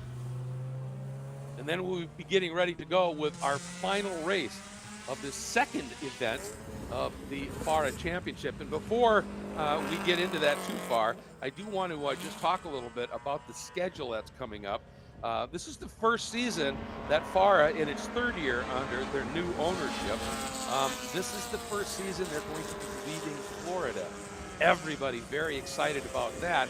But before we leave Florida, we will be going to Sebring April 18th and 19th. That's a Friday, Saturday, a unique event format. We're going to be going there. Then the weekend of June 14th and 15th is the Atlanta Motorsports Park, but it's Formula FARA only. The next race where all groups will be there except Formula FARA will be July 5th and 6th, and this is the first time this series will be out of Florida at Autobahn Raceway in Chicago. Looking forward to that. Then back here at Homestead-Miami Speedway, August 8th through 10th for the Homestead 50. And then we will be going to NOLA Motorsports Park September 13th and 14th for the championship. Then back here at Homestead-Miami Speedway for October 24th to the 26th. And then the Race of Champions weekend to wrap up the season, December 19th to the 21st. So good schedule coming up. If you can make it to the events, love that. Would love to see you here. If you can't, all of them will be covered on the stream with the fine folks from DriversEye Live, who have done just an absolutely incredible job. So looking forward to the remainder of the season, and really looking forward to this race that's coming up, as it's the last one of this very busy weekend of motorsports here. We've seen a lot, haven't we? Formula cars putting on a great show. Pro Spec Miata just being superb. Great racing in the GT and Prototype division. And some great Super Lab Series activity. It's been a good one. It has been a good one. So hate to be wrapping it up, but excited about what this race is going to hold for us as we're finishing up with this HPDE event. And again, if you're somebody who's always been curious about what it is, what's it like to drive a car on a racetrack, well, you can bring your personal road car out. It just has to pass a few pretty simple safety requirements that you should be, have already in compliance just to drive on the road. You can actually enter, if you've never done anything like this before, you start in the novice class. If you've got a little bit of experience, you go to intermediate. And all along the way, there is coaching, instruction. They help you out, give you little pointers and tips, and try and let you really have fun, experience what this is all about. And of course, there's a strong emphasis in safety since you're in street cars. But it gives you that opportunity. And if you are really, really good, you can advance to that Super Lap Series, which is an actual competition for best times. And that's really, really fun. And that gives you a little taste of the competition. And of course, it wouldn't bother anybody here at FARA if you decided you liked all of this so much that you bought an actual race car or built one, whatever you like to do, and come out and race in the door-to-door competition here.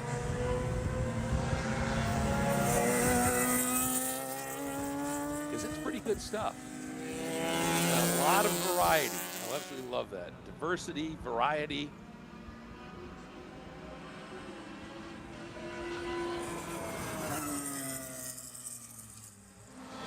Whether you like Formula cars, prototypes, GT cars, those Miatas, we got them all for you. And the grid already queuing up here for this next race. Now, I don't yet see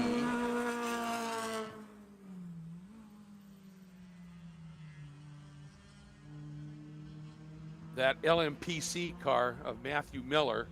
Remember, near the end of that Enduro, it suddenly ducked into the pits and went right behind the wall, so they may have had some sort of an issue. But I do see Teddy Alvarado, after running the GT car with Mark Julian in the Enduro, is back behind the wheel of that Wolf Thunder, that absolutely beautiful prototype chassis. And we will, of course, have that Praga is back. They're going to be running that. Looks like, Robert Haub might be given a ride in this one.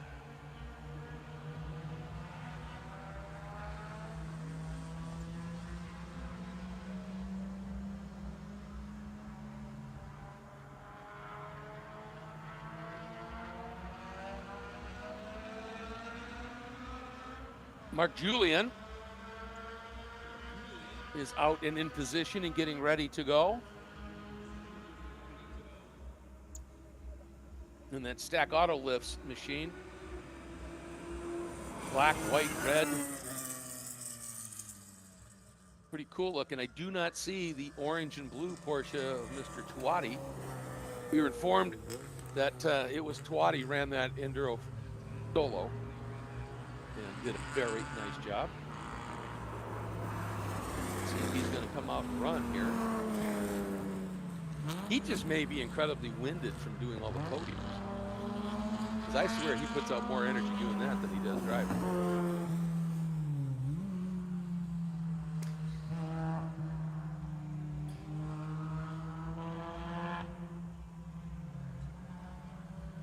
No, and he also did, that's an advanced driving techniques class in the media center earlier. He's been a busy lad.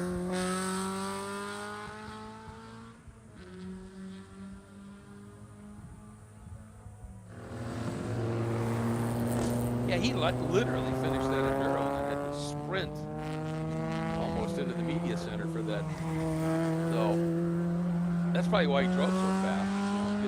You win the thing, you get a little bit more time. That's right, he did, didn't he? Yeah, he did. He bailed a little bit early.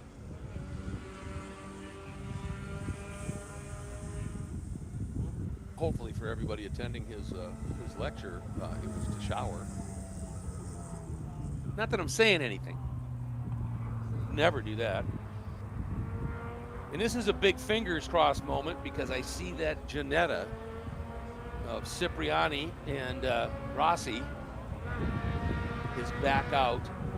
And this is a teething problem event for them. They have had nothing but issues. Great looking car. It's not the one that they raced in the past.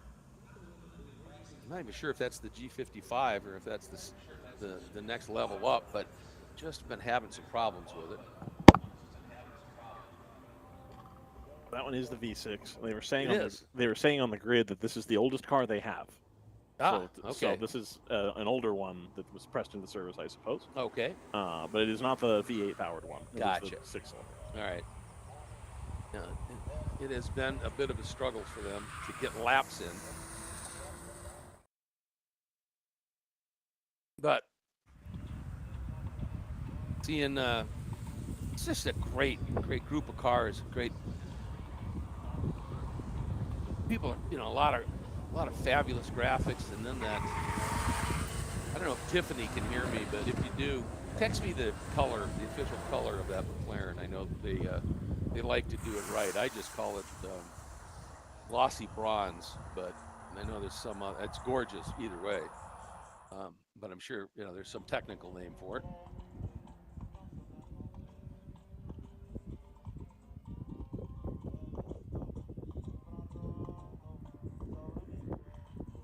And I think I see the 331 down there.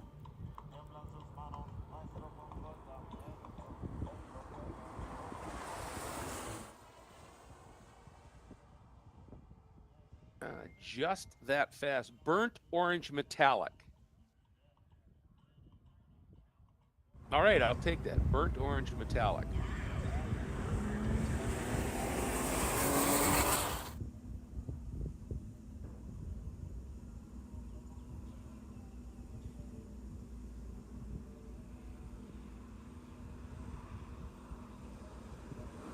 Garza, and that great looking R8 Audi there as well.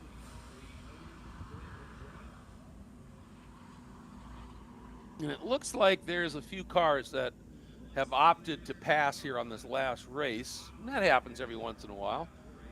Maybe had something a little amiss in a previous race. You don't want to stress it, or you decide you just need to get going and get on the road. So we'll see how many cars go to the start here, but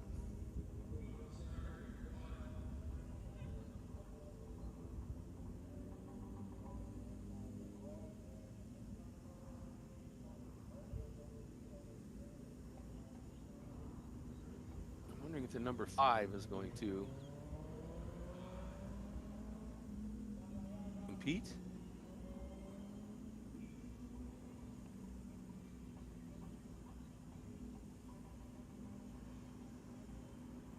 All right, we are getting really close to being ready to go here. So I'm going to run through the starting lineup. And like I said, we might have a couple of gaps in there. But it is going to be, I think it's Robert Haub, who I saw get behind the wheel of that gorgeous gold, blue, and white Praga that will be leading the field to the green. And Teddy Alvarado crawling behind the wheel of that Wolf Thunder. Those are your two prototypes in this one. Then it'll be leading the D field. Like I said, it should be David Tuati, but I don't see that car out there. So it'll be the 87 of Mark Julian will be leading the GT field up. And that, of course, is a GT1A Porsche 911 GT3. And then Justin Levine in the number 47 will be leading the charge in the GT1B category in his Porsche. Then second in GTB is Rafael Rosario. He will be starting next up. Then starting in the 4th spot in GT, Manny Gomez in that gorgeous number 84 McLaren that has been so fast in his hands. That is that burnt orange metallic entry. Then it will be Robert Garza in that Audi, the R8 that is right next to him. And then I don't see that Ferrari, the 16, the Ferrari Challenge 488 of Rodin Unessi, so he may have decided to take a pass. Next car I see down there is the 172 of James Haman. That is one of the Aston Martin Vantages that runs in GT2A.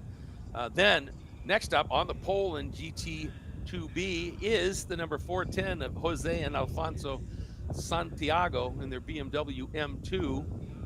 Then next up, Bert Kropp in the number 641 would be fifth in the GT2A category, and his Cayman GT4 from the Porsche camp.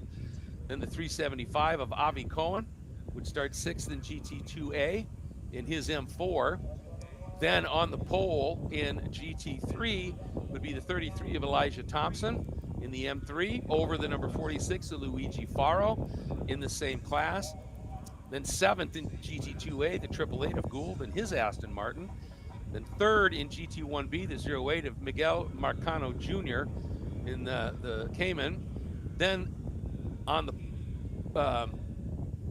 next up would be the car that's third in GT3, and that would be the BMW Z4 of Marco Pisa. And then on the pole in the GT4 class, the 331 of Cord Schmidt, and it's either Cord or Tommaso Bolfon. Second in the GT4 class, the 069 of Mike Leo and his Mazda Miata.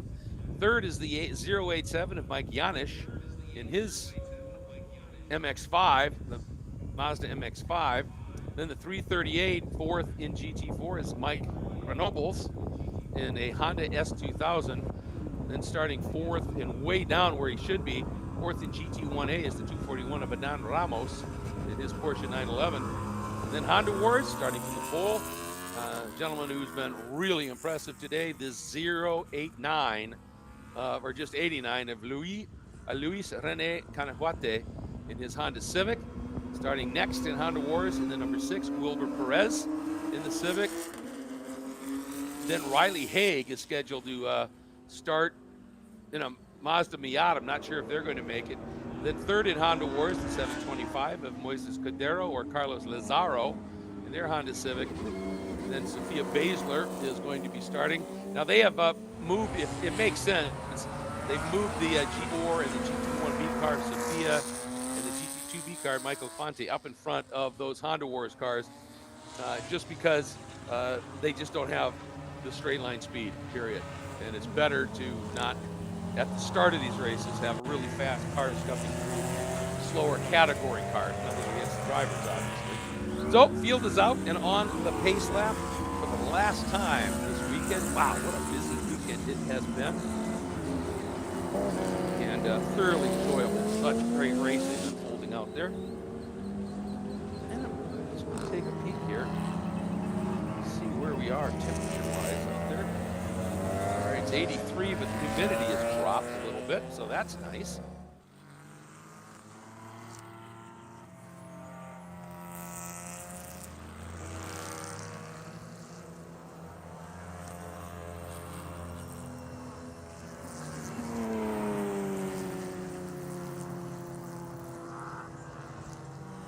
Again, scheduled to be a 30-minute sprint.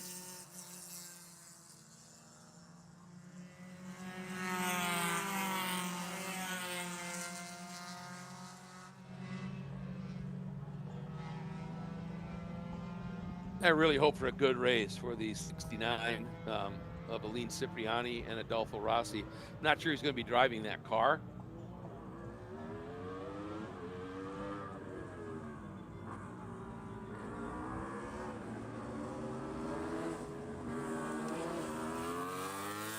I think it's, if everything stays right, it should be Aline Cipriani. She's going to be doing the driving in this one. And I think it is Tommaso Bolfon who is going to be doing this final race in that 331 GT4 entry. But pace car down onto the apron will be making its way into the pits. And the Praga and the Wolf up on the high banks coming to the green flag. and get our final race of this event underway. We're green! And that Praga with a bit more motor eases away from Teddy Alvarado, but Teddy wheels that thing in the turns beautifully. GT cars coming up, led by Mark Julian. We're green! Julian gets a good launch, but Justin Levine doing a nice job too as they head down. Oh, look at that start by Manny Gomez. From the outside, he just ramped around a number of people, and it's gone up to 3rd overall in GT. What an incredible start. There he is. He's trying to get around Justin Levine right now. That is a GT2A car, and Manny did it. He got around on Justin Levine. He sits 2nd overall in the GT group. And now here comes Justin, trying to get the run, trying to get back by underneath him, and Manny just out-deeps him down into turn 6. What an opening lap by Gomez. Just went way deeper on the brakes than Justin was willing to go and held onto it. You can see that that Porsche definitely has the legs. But Manny willing to give it a go right from the off here. Watching our field streaming through there, some of the Honda War machines. Oh, an outside move by Teddy Alvarez on the Praga down in the last turn, folks. Oh my goodness, I have never seen that done. But here comes the Praga with more horsepower and just accelerates right back through. But Teddy Alvarez, I'm telling you, that was unbelievable. He went right around turn 13 on that Praga. Never seen that done. That was a thing of beauty.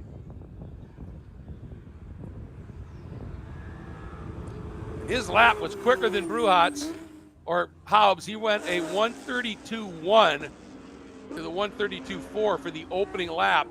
That's why he was all over the back of him. But Julian leads, but Gomez continues to sit 2nd.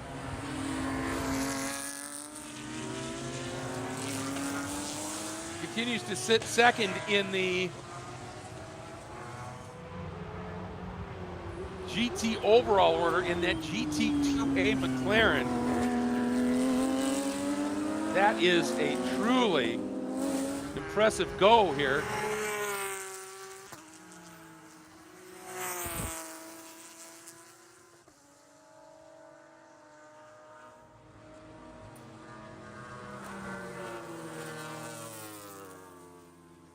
And I'll tell you, he's just running quick enough that Levine, who now is getting pressured a bit as well, he's just not able to get away. And thus Manny Gomez sitting a really comfortable 2nd overall here.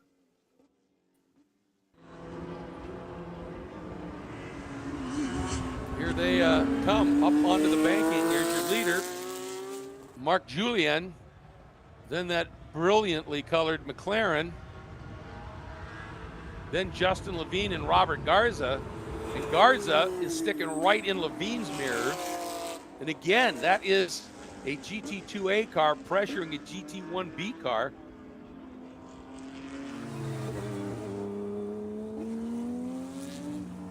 And that group of 4 have kind of checked out on the rest of the GT field. Next up would be James Hamann, running 2nd in the GT2A, or 3rd in the GT2A category, but he's about 10 seconds adrift. And he's got some company from Alfonso Santiago, the GT2B car, who's staying right with him. Then behind them, it is busy out there. You got Rafael Rosario in the Porsche, Kurt Kropp right there as well, Aline Cipriani in the Ginetta.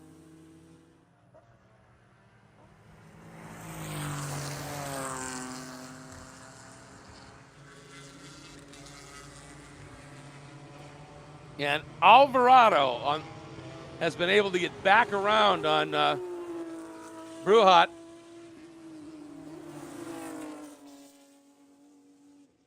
And there's some lap traffic. But Alvarado is just so quick in that. Oh, and the Praga has spun. They were going around a lap car there over at the exit of 2, heading into 3 now. And he's gathered it back up. I don't know whether or not there was any contact, but it just snapped around. And Alvarado had just driven around the outside of that car, so I wonder if the lap car maybe turned in earlier, seeing Alvarado come around and maybe tapped the Praga, or just got how it lift suddenly, which of course will get all the weight on the nose, and if got input into the front wheels, it's going to spin.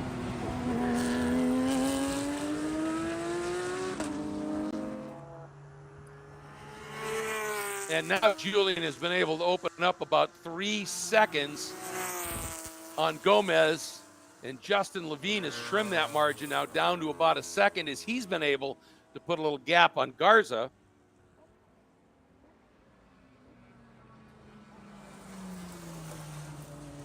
Haman and Santiago are having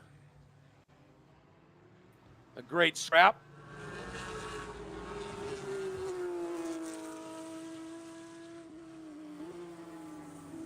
That's in the 410, the BMW M2.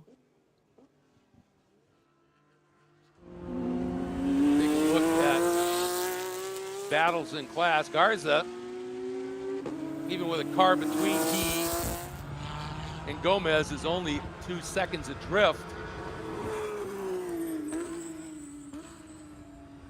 Canahuete in the number 89 has opened up about a 4/10 margin over the Perez-driven entry. The 410 of Santiago in the M2 has opened up about 8 seconds on Cipriani in the Ginetta. Marco Pisa has a comfortable-ish margin over Luigi Faro.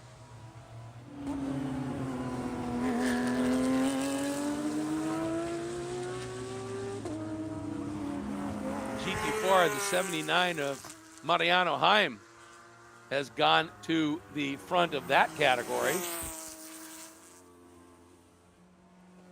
That is an Acura RDX. It comes by us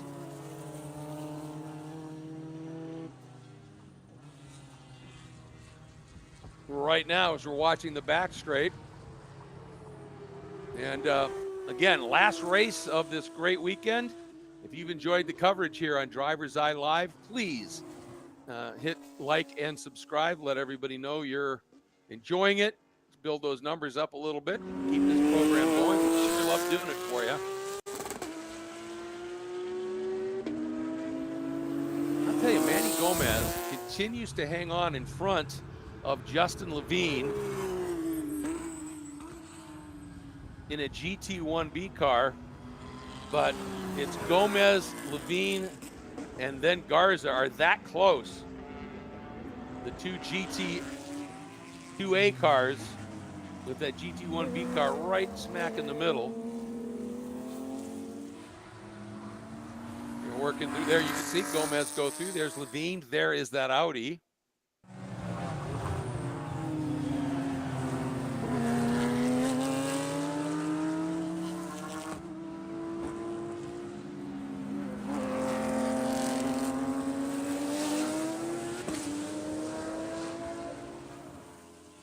Keeping an eye out for some of the really good battles here. I'll tell you, Mariano Heim won a 43-1. That's a significant lap.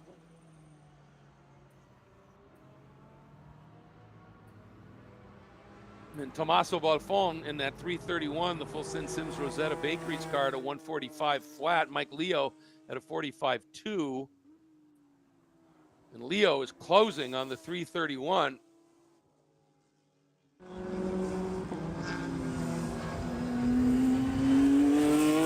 Here comes Gomez. Through 14-15, there's Levine. Oh, Garza got hung up behind one of the Honda Wars cars in the twistiest part of the track. That's going to cost him dearly. Gomez coming up, heading down. You can see him flashing the lights, trying to get by on that Honda Wars car. And Levine gets balked a little bit. at the exit of 2. Tough place for that to happen.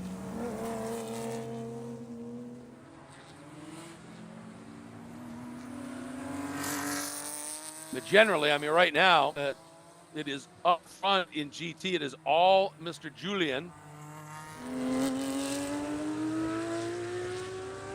And Teddy Alvarado has opened up about a 10-second margin in that 23 Wolf over the 25 Praga.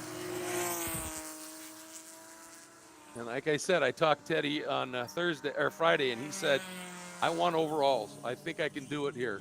Well, he has proven he can. He did one already, but that one was kind of fortuitous, as one of the cars had a little bit of an issue. But on this one, he just flat ran down that Praga and got around it, and then the Praga had that spin.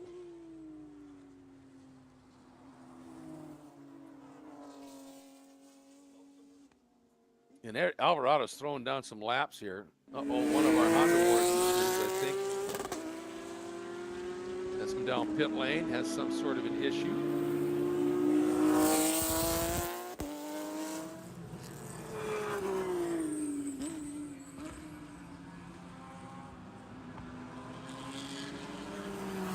Julian, his last lap, a 3:19.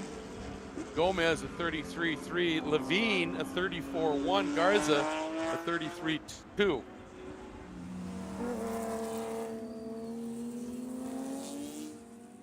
The problem for Garza is he got caught in traffic a couple of times, and it's made his job far more difficult.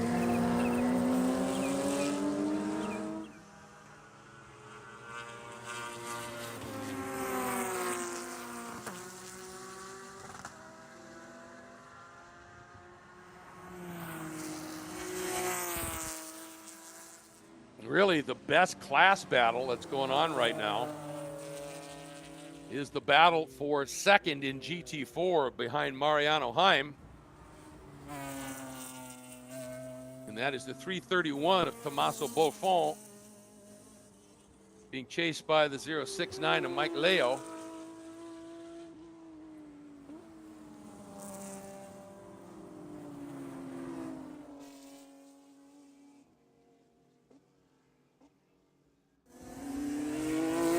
Right now, looking for where those cars might be on the track here, because it's a good little scrap they've got going. Here they come right down the front straight. We can follow them down into turn 1. Now it's the white BMW right there, and then they're behind it as that Porsche gets by.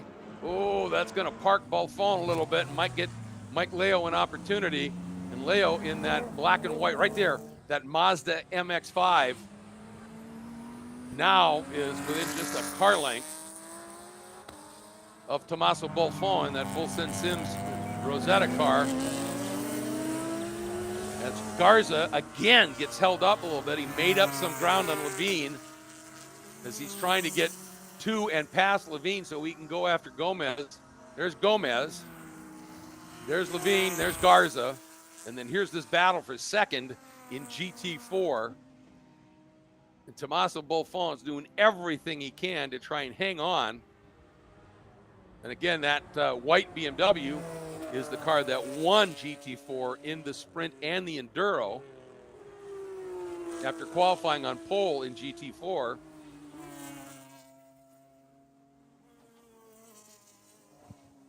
So we'll try and keep an eye on that little battle because it is a good one.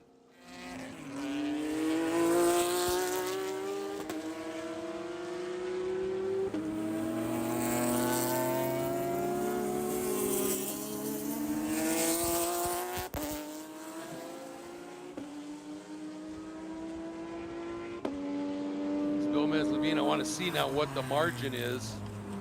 Gomez to Levine, 1.3. And then here comes our battle. Heading down into turn 1, and Buffon hanging on in front of Leo. Again, it's for second in GT4.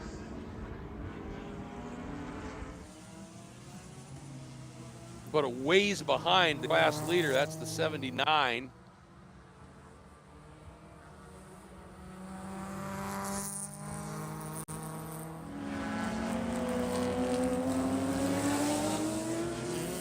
that, I believe, that's 79. Yeah, it is. It is a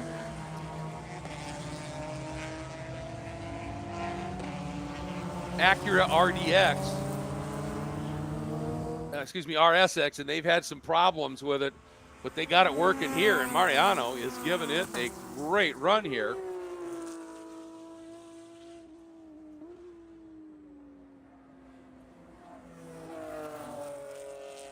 But it is the battle behind them that is keeping things interesting here.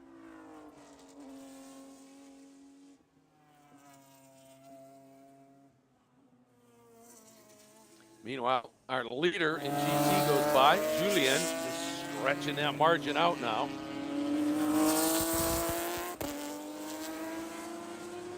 Here comes Gomez. Garza has reeled in Levine again and got that margin down to under a second.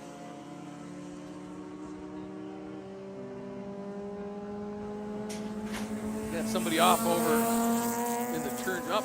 Gathered it up pretty quickly. That was good. Oh, that was Mike Leo. Which means that he's obviously lost a ton of ground. And that's going to give Tommaso Bolfon a fair amount of padding here. We're coming into 13 and a half minutes to go here on the weekend.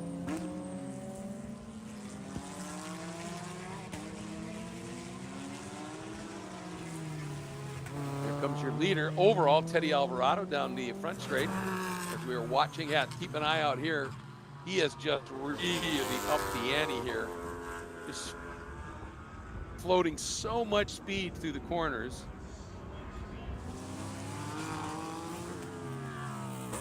Nice to see Aline Cipriani continuing to run solidly here. Second at this point in GT2B.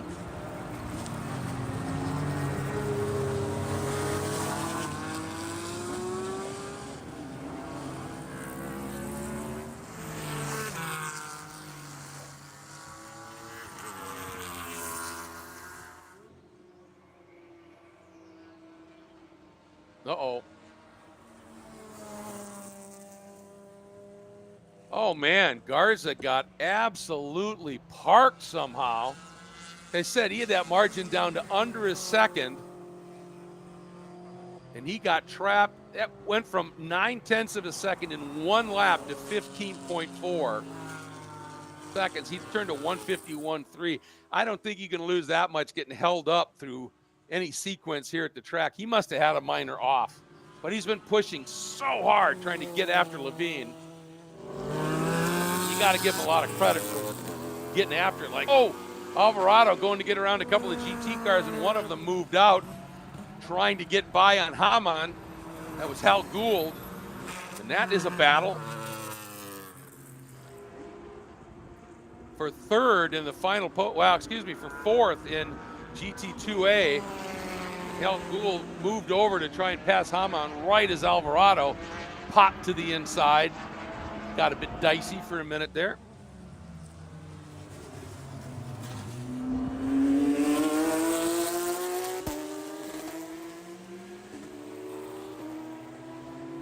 We got a really good battle going on as well in GT1B.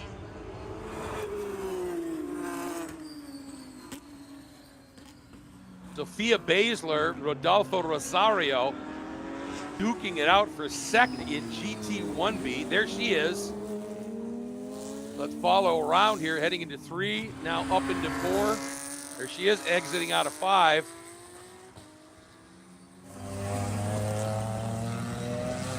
Sophia doing a nice job, but I think Rodolfo got by. Let's see if Sophia can fight back a little bit. Again, for second in the GT1B category.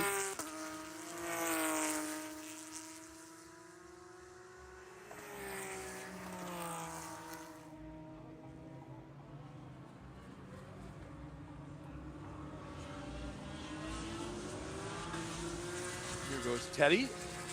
Again, leading overall down the front straight, watching the back straight here to see what's happening with Sophia in that battle. she's lost some ground. I don't know whether she's had a little bit of a moment,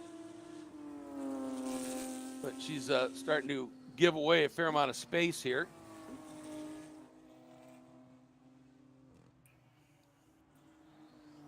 Well, you know, sometimes you feel the announcer's curve's pretty bad.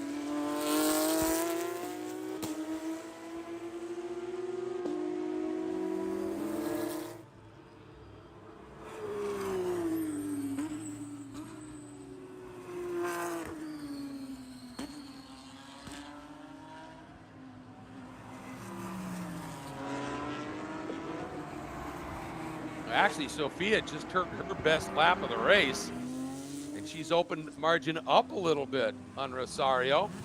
Rosario right now having some faster traffic come through as well.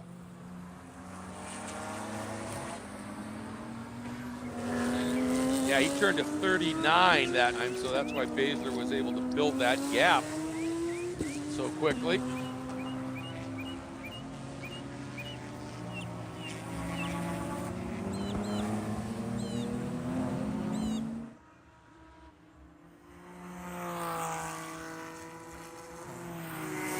I'll tell you, Manny Gomez is driving just a superb race.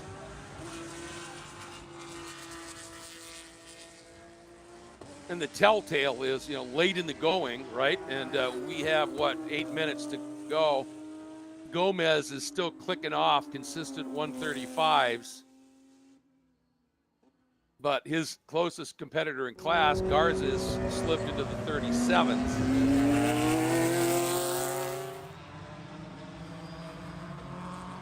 Kurt Kropp at 38s.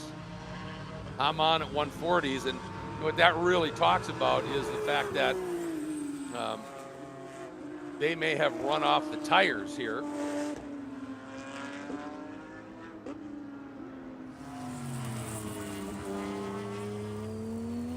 And Hal Gould is finding some speed here, and this becomes a pretty good battle as well.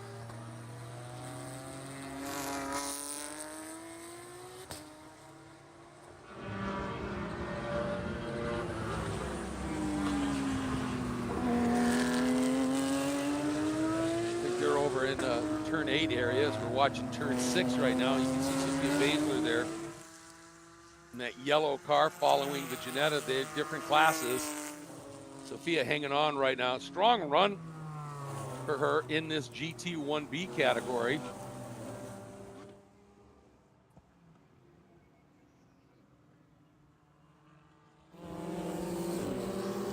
And Hal Gould is now just hounding Hamann.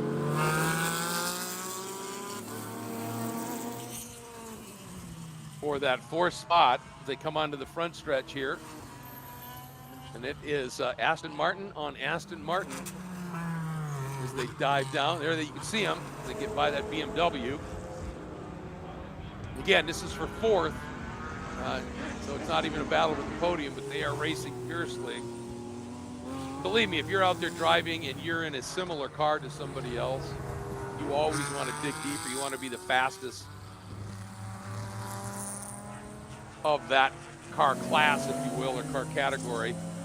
And those two Aston Martins are having a great little scrap out there.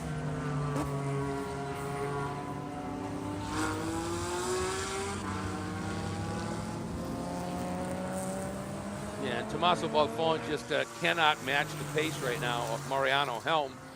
Time just consistently a bit quicker, too much quicker at that point.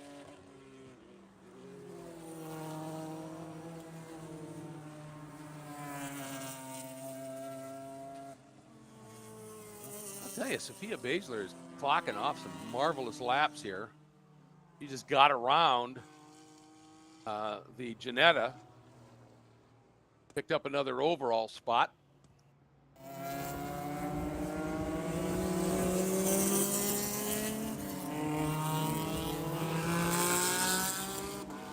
There, those Aston Martins, they are really on it here as we have 5 to go. This is where you see how Gould every once in a while, he just gets a good drive out of 15. He wasn't close enough that time.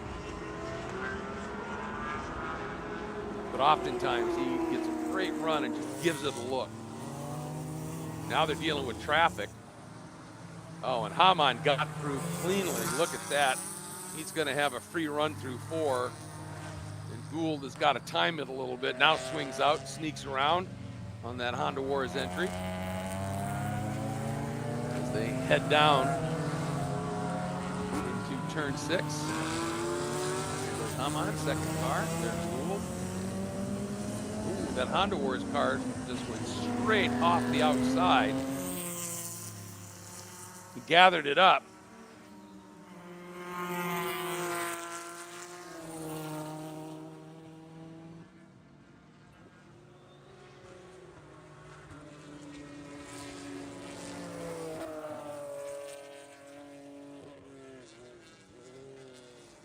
The gaps here are, as you might expect, late in the race.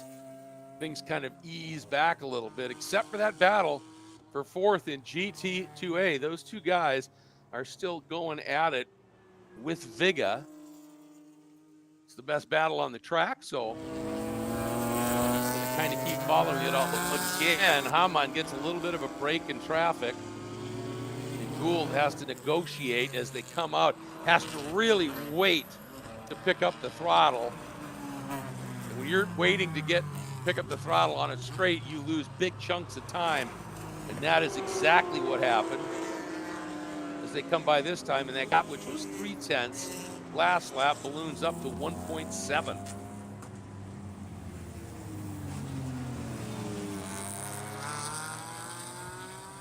You know, every once in a while, the thought just runs through my head how absurd it is in motorsports that the margins you're talking about, 1.5 seconds, how long is that, really? It's nothing. And in a race car, it's a lot. And it just puts it in perspective of just how hard you drive these cars. And when you get cars in the same class with good drivers, just how tight things can be.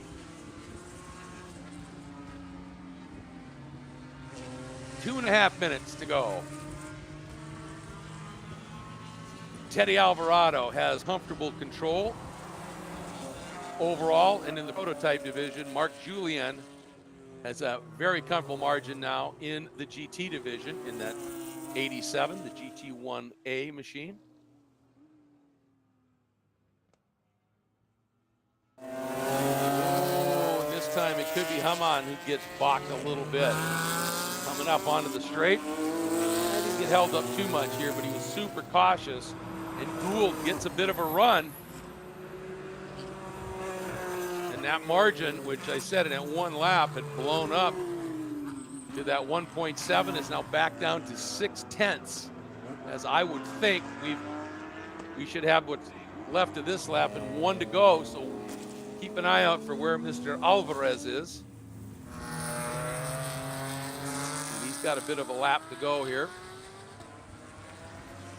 Coming out of turn 8 right now.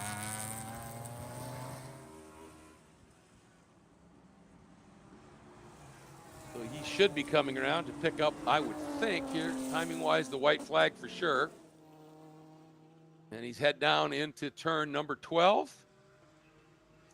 White flag is out. As he comes whistling by the front straight.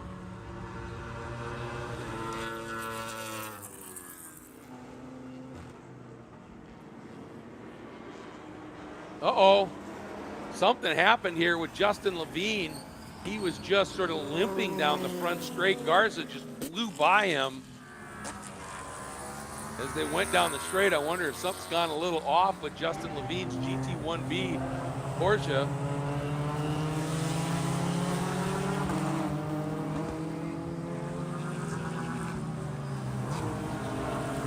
Like I said, yeah, he's just slow out of turn 4 and 5 as well. Unfortunately for Garza, he's well back now with Gomez. And again, white flag for that great battle with the Aston Martins down the front straight, heading down into turn 1. Here they come. Gould looks. That's Marco Pisa up on the outside.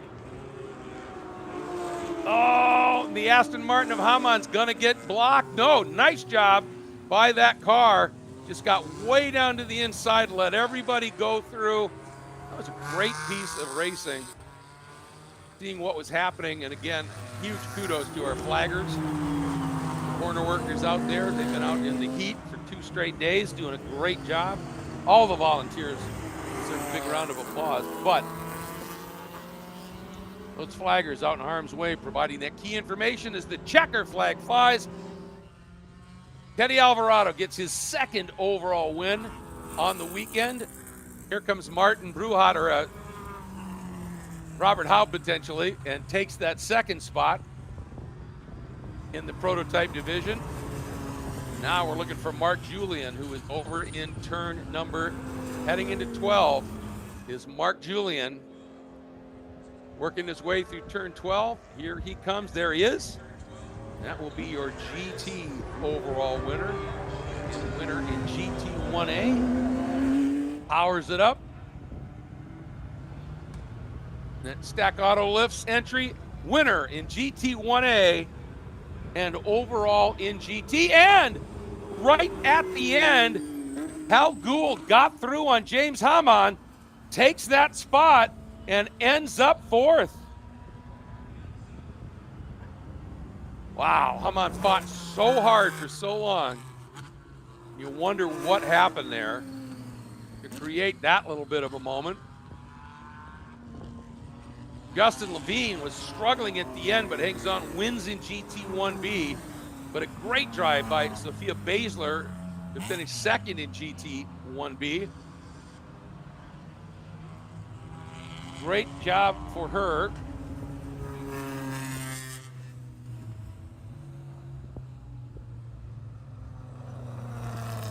And Louis Rene Canuate will get the win in the Honda Wars class in the 89 Civic over Wilbur Perez in the Civic, and the 75 of Moises Cordero. Again, Gomez in the McLaren, comfortable win at the end in GT2A over Robert Garza in the Audi. Kirk Propp finishing 3rd, and then that great battle between the Aston Martins at the end going the way of Hal Gould. Alfonso Santiago getting the win in GT2B. In the M2 over the 69 Ginetta of Adolfo Rossi. Although I think it may have been Aline Cipriani getting the drive. Marco Pisa getting the win over Luigi Faro. In GT3, Mark Julian, as we said, getting the overall win. And how about this? I don't know how this happened. Late in the race, Mariano Heim, who'd been driving brilliantly, on the last lap ended up earning a 152, and Tommaso Buffon turned a 145.3. That was enough, somehow got through, and the 331, the full send Sims Rosetta Bakery's car, wins GT4 again after having been 15 seconds adrift for much of the race, as it looked like Mariano Heim really had that car dialed up, but to no avail. Then, as I said, GT1 beat Justin Levine, hanging on with a car that was struggling, it looked like, at the end over Sophia Basler, and Rodolfo Rodriguez winning in GT1B. So that wraps up our coverage here of the 2nd round of a very busy season for FARA competition. Again, the first season that FARA is going to be, the first season ever, FARA is going to be leaving Florida. So we want to remind you, next round of the championship is April 18th and 19th at Sebring International Raceway for the Sebring 200. July 5th and 6th, going to Audubon Raceway for the Audubon 200 in the Chicago suburbs. Then back here at Homestead, August 8th through the 10th. Then the next round will be at NOLA Motorsports Park, that's in New Orleans. And that happens the Hankook 300, September 13th and 14th. Then back here at Homestead for the Homestead 300 on the 24th through the 26th of October. And then the final round of the championship, Homestead-Miami Speedway, coming home once again. And that is the Race of Champions, and the name says it all. That's when the champions will be decided. So there you can take a look at the schedule. And we're going to wrap things up. We are going to be bringing you and showing you the podium for this last sprint race that wraps up the weekend. But before we go, we absolutely need to say thank you once again to the great partners that make the FARA seasons possible. Mission Foods, no question about that. Best chips and salsa in the business. Fixie Wheels, they can help you achieve your goals, whether it's on the street or on the track. Garage Living, everything you need for a complete garage makeover. Alvarez, Feltman, De Silva, and Costa, the law firm specializing in insurance disputes and complex litigation. Hankook, the official tire of FARA. Drive with confidence, no matter the condition. Rue Helmets, great helmets, and all FARA members get a 25% discount on the RX-25. The Race Tailor, 100% custom race gear. Racing suits, gloves, karting gear, team wear, by drivers for drivers. Stack Auto Lifts, wow, what a great run, obviously, that we saw here by their sponsored machines throughout the weekend. And they aim to empower businesses with industry-leading auto lifts that elevate their operations and lifestyles.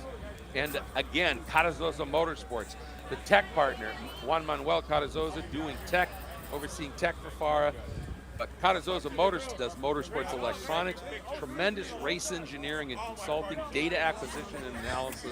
If it's something tech and electronic related on a race car, Cardozosa Motorsports is the way to go. And Garage ID coming on board this year, social media work on the website, registration, scheduling, and more. And of course, our good friends at Full Send Sims. And we're going to wrap up our coverage. I got to say a huge thank you to Ryan, who came up, did a great job on the grid walks. He came up and helped me with the Enduro. And Justin, who is off-site and cutting an absolutely great race for us here on what did I say? What did I say? It's Spencer. God, where did this Justin come from? Spencer, you've been brilliant. Your last name is Gaynor. At least I'm going to get that one right. And I say that because I can see it on the screen. No, he did a great job, so sorry about screwing up your name. Great job. And again, a huge thank you to everybody at FARA, all the officials, and certainly to all of the volunteers. Say thank you to those corner workers out there. To the unsung heroes of the sport, always have to say a big shout out to the crews, because they put in long hours sometimes, like getting these cars going. And finally, also to you, the fans that have either tuned in here on DriverSeye Live or we're here at the track. Thank you so much. And with that, before we show you the podium, we're going to once again hear a little bit more about our great friends at Full Send Sims. We'll see you at Sebring. Simulation will never replace real-world racing, and I don't want it to. Full Send Sims provides custom-built, top-notch simulators from whatever your budget is. We want to find the best fit for you. We build rigs for pro drivers where we go and measure their cars, every measurement one-to-one down to the millimeter. You can drive these sims and certify basically to race a car in the real world. Matter of fact, this weekend we have 2 guys that work with FSS that have strictly been sim racing for the last 5 years. Absolutely did not think a year ago I'd be driving a race car this weekend. However, getting into the simulator, I think it really helped me get on the track and stay competitive. I've been a sim racing instructor for about 2 years now. The benefit of working with me as a race coach, I'll get you to be a better driver a lot faster with a lot less mistakes than you could doing it on your own. We take the sim building and the sim training as serious as possible. It's not a video game, it's a training tool. Full Send Sims will offer fully custom-built rigs and delivered and installed into your own home and constant online service. What we offer is world-class, top-notch racing built by a community of racers who enjoy passionate, clean racing.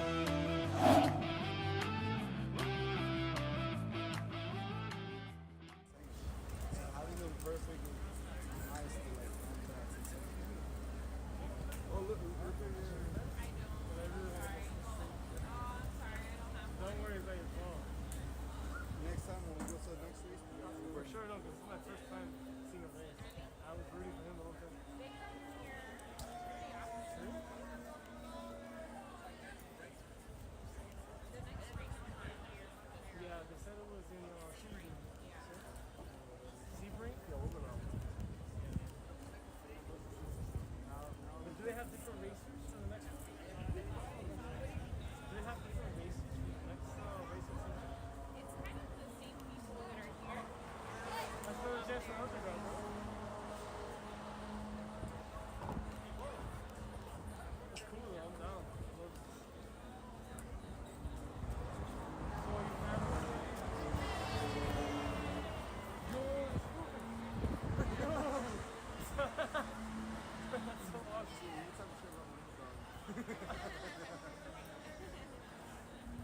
No, I just got no food.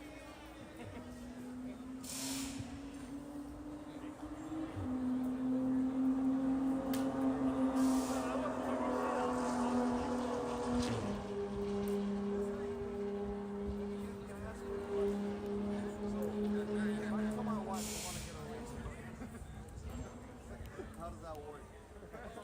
How he came up to you?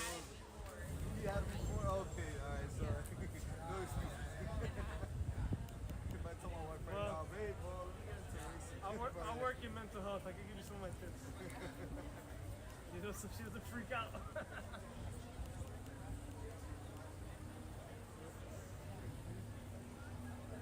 I feel like my life just started over here.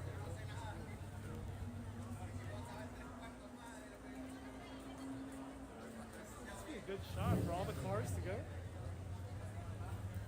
I wish I brought a camera.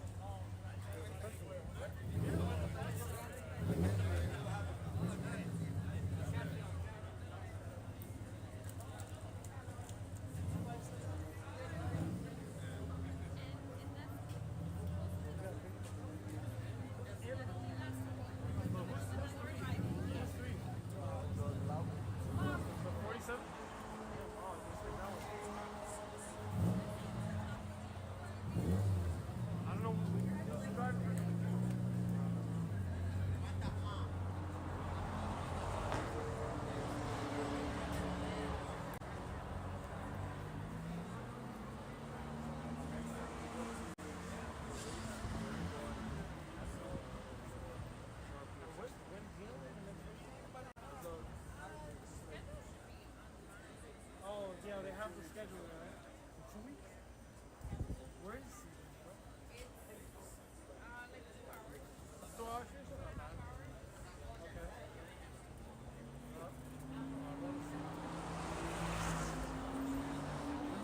I can bring. I have to see the April.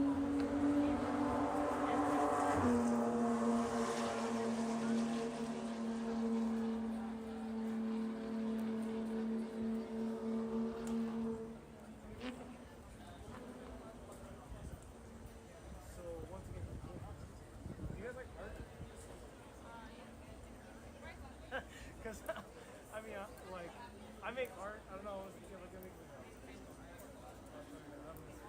You don't have to follow. Just saying. Like, I make realistic. I do a lot of portraiture. I'm trying to do some landscapes, so I do stuff like that. Like, I had some rough. But I'm just, you know, I'm trying. I don't know. Maybe I could give you guys one.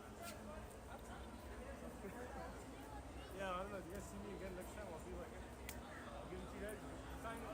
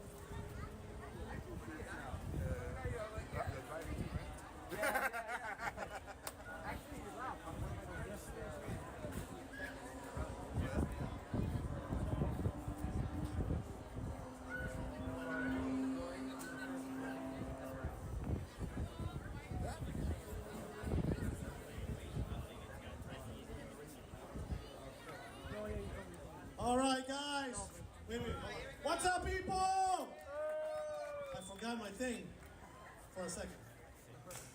Came back quick. All right, guys, everybody over here. Everybody over here. There's no shade anywhere, so it doesn't matter. Get over here. Come on, guys, come on. Over there, let's go. Get over here. Everybody, all the fans, millions of you, everybody. Millions. I was like, yeah, because I saw you come from the middle. I was like, all right. in the middle, he's not going to go. You guys ready? Yeah. Let's start with the Honda Wars. In third place, driving car number 725, Moises Cordero and Carlos Lazaro.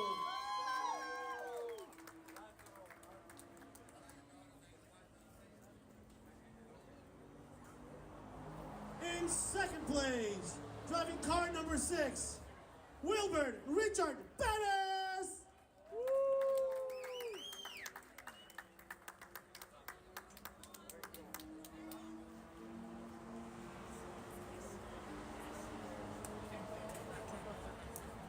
And in first place, driving car number 89, Luis Canawate.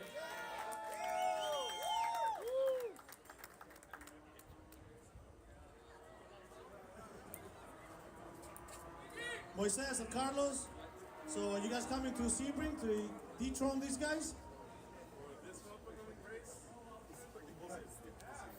Gotta keep bringing todos los honderos, que sigan viniendo. Claro que sí, que vengan todos. Eso, a todo el mundo, República Dominicana. Eso. A ver, Richard, Wilbert, ¿tienen algo para Luis? Estamos trabajando en eso. Ah, you heard that, Luis. Ya, te va a tocar trabajar. Homework. I'm going to take my family, my wife, my kids are here, and the people from Honda Wars, my guys are here to drive the clean, keep it really clean. And my family, thank you all. Always thank the family. All right, your Honda Wars podium.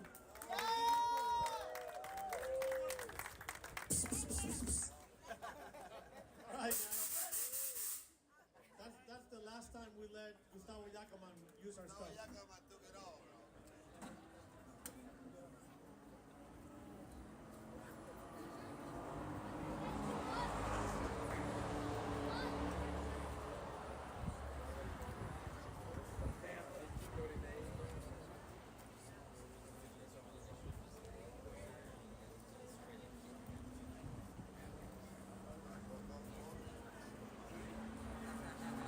All right, we're gonna do GT3.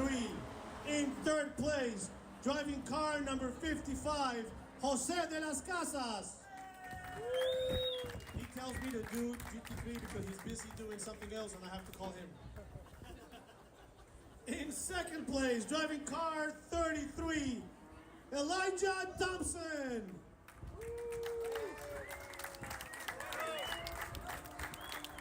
And in first place, driving car number 78, Marco Pisa.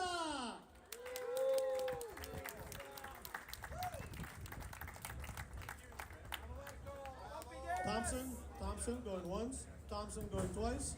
Nope, no Thompson. Your GT3 podium. I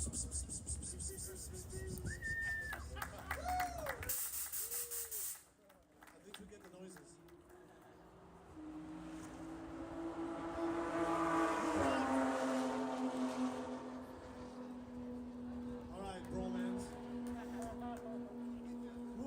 To GT2B. In third place, driving car number 69, Alini Cipriani. In second place, driving car number 26, Michael Fonte. I think they went home. And in first place, the duo of Alfonso and Jose Santiago.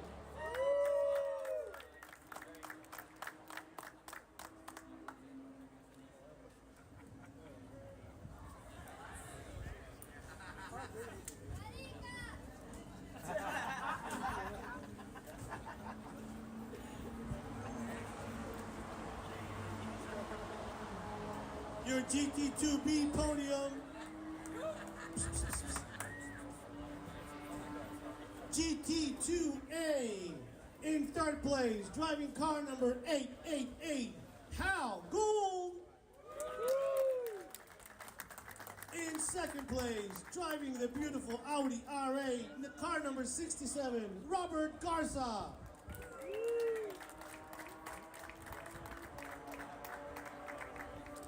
And driving car number 84, Manny, the Gentleman Gomez.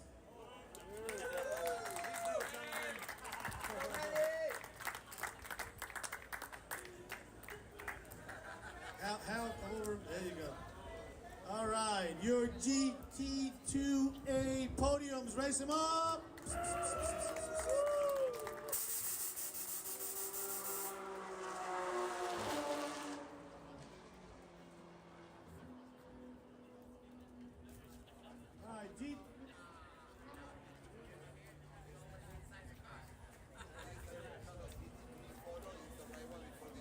All right, we're gonna do a GT3 do-over because Marco says he finished second, Luigi first, and Jose third. GT3 podium.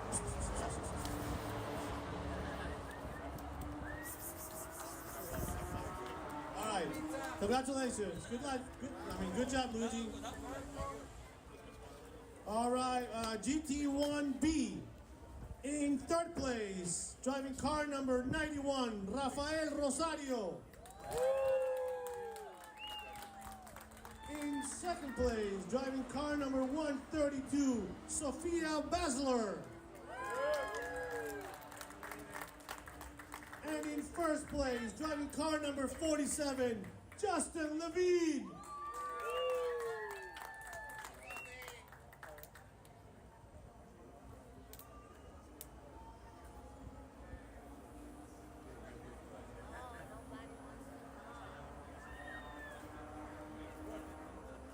Solo.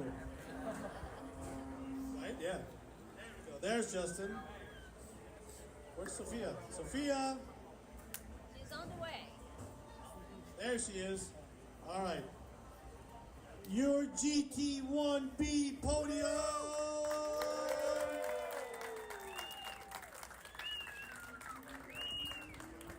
Good job, guys. Good job.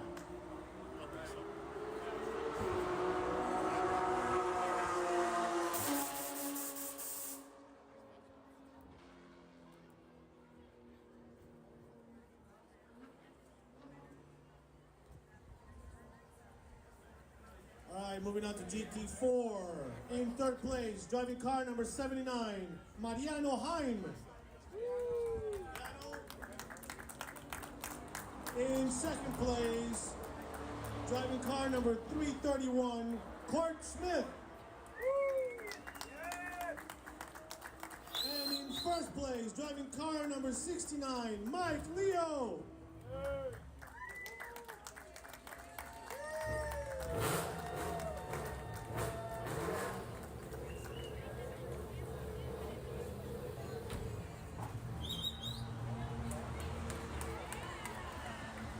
Hold on.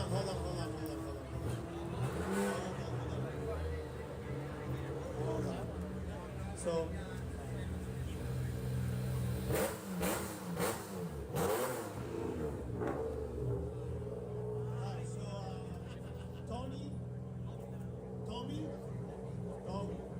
Tommy Buffon. Here we go.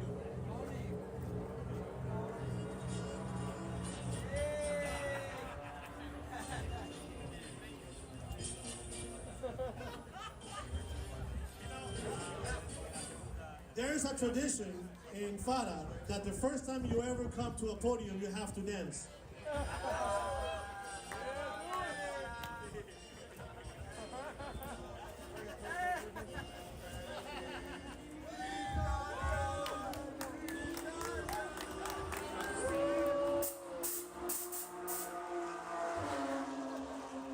Congratulations, guys.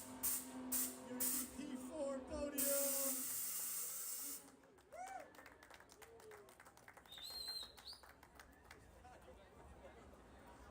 GT1A. In third place, driving car 241, Alan Ramos. In second place, driving car number 68. Oh wait, second. Me. What's up, people? What's up, people? And in first place, driving car number 87, Mark Julian. Mark!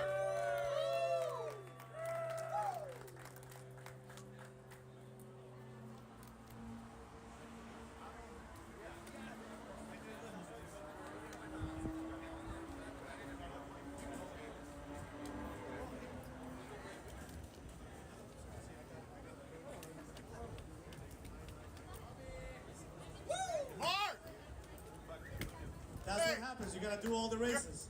All right, so how was it, Mark? You had a good time? It was awesome. It was a bummer you weren't out there for the last one, but our race was the highlight of my life at this point. It was so fucking cool. I was aiming for a good race. Highlight of your life. That's pretty good. Hey! All right, yay me. Go Marky! All right, fantastic. FP1, Jose?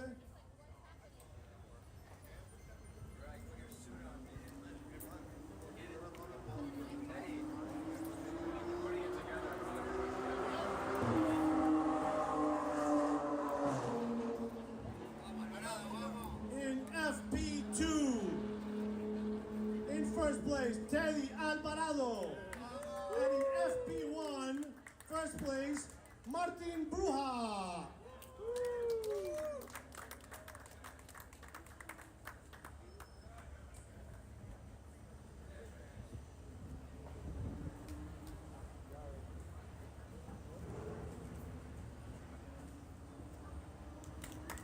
UFP winners.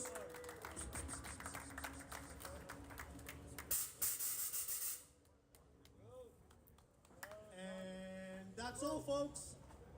Everybody go home. Help clean up. Give me some chips. Oh my God, yes. Take all the chips you can, please. Take all the chips. Take the chips. Give it to your kids. Give it to your friends. Take the chips. Is that for anybody? Anybody? Get some chips. I'll leave it for them.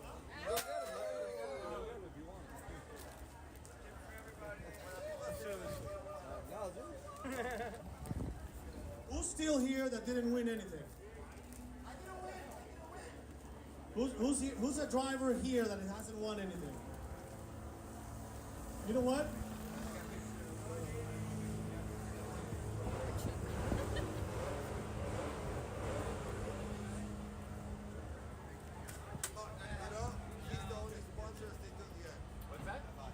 There you go, Mark. You have one.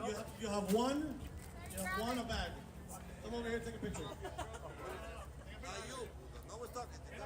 Hey, you know what? Hey, you know what? That's why you said the quality. I'm gonna protest your car. You lost it in the base now. I should get that for doing that, and I came back.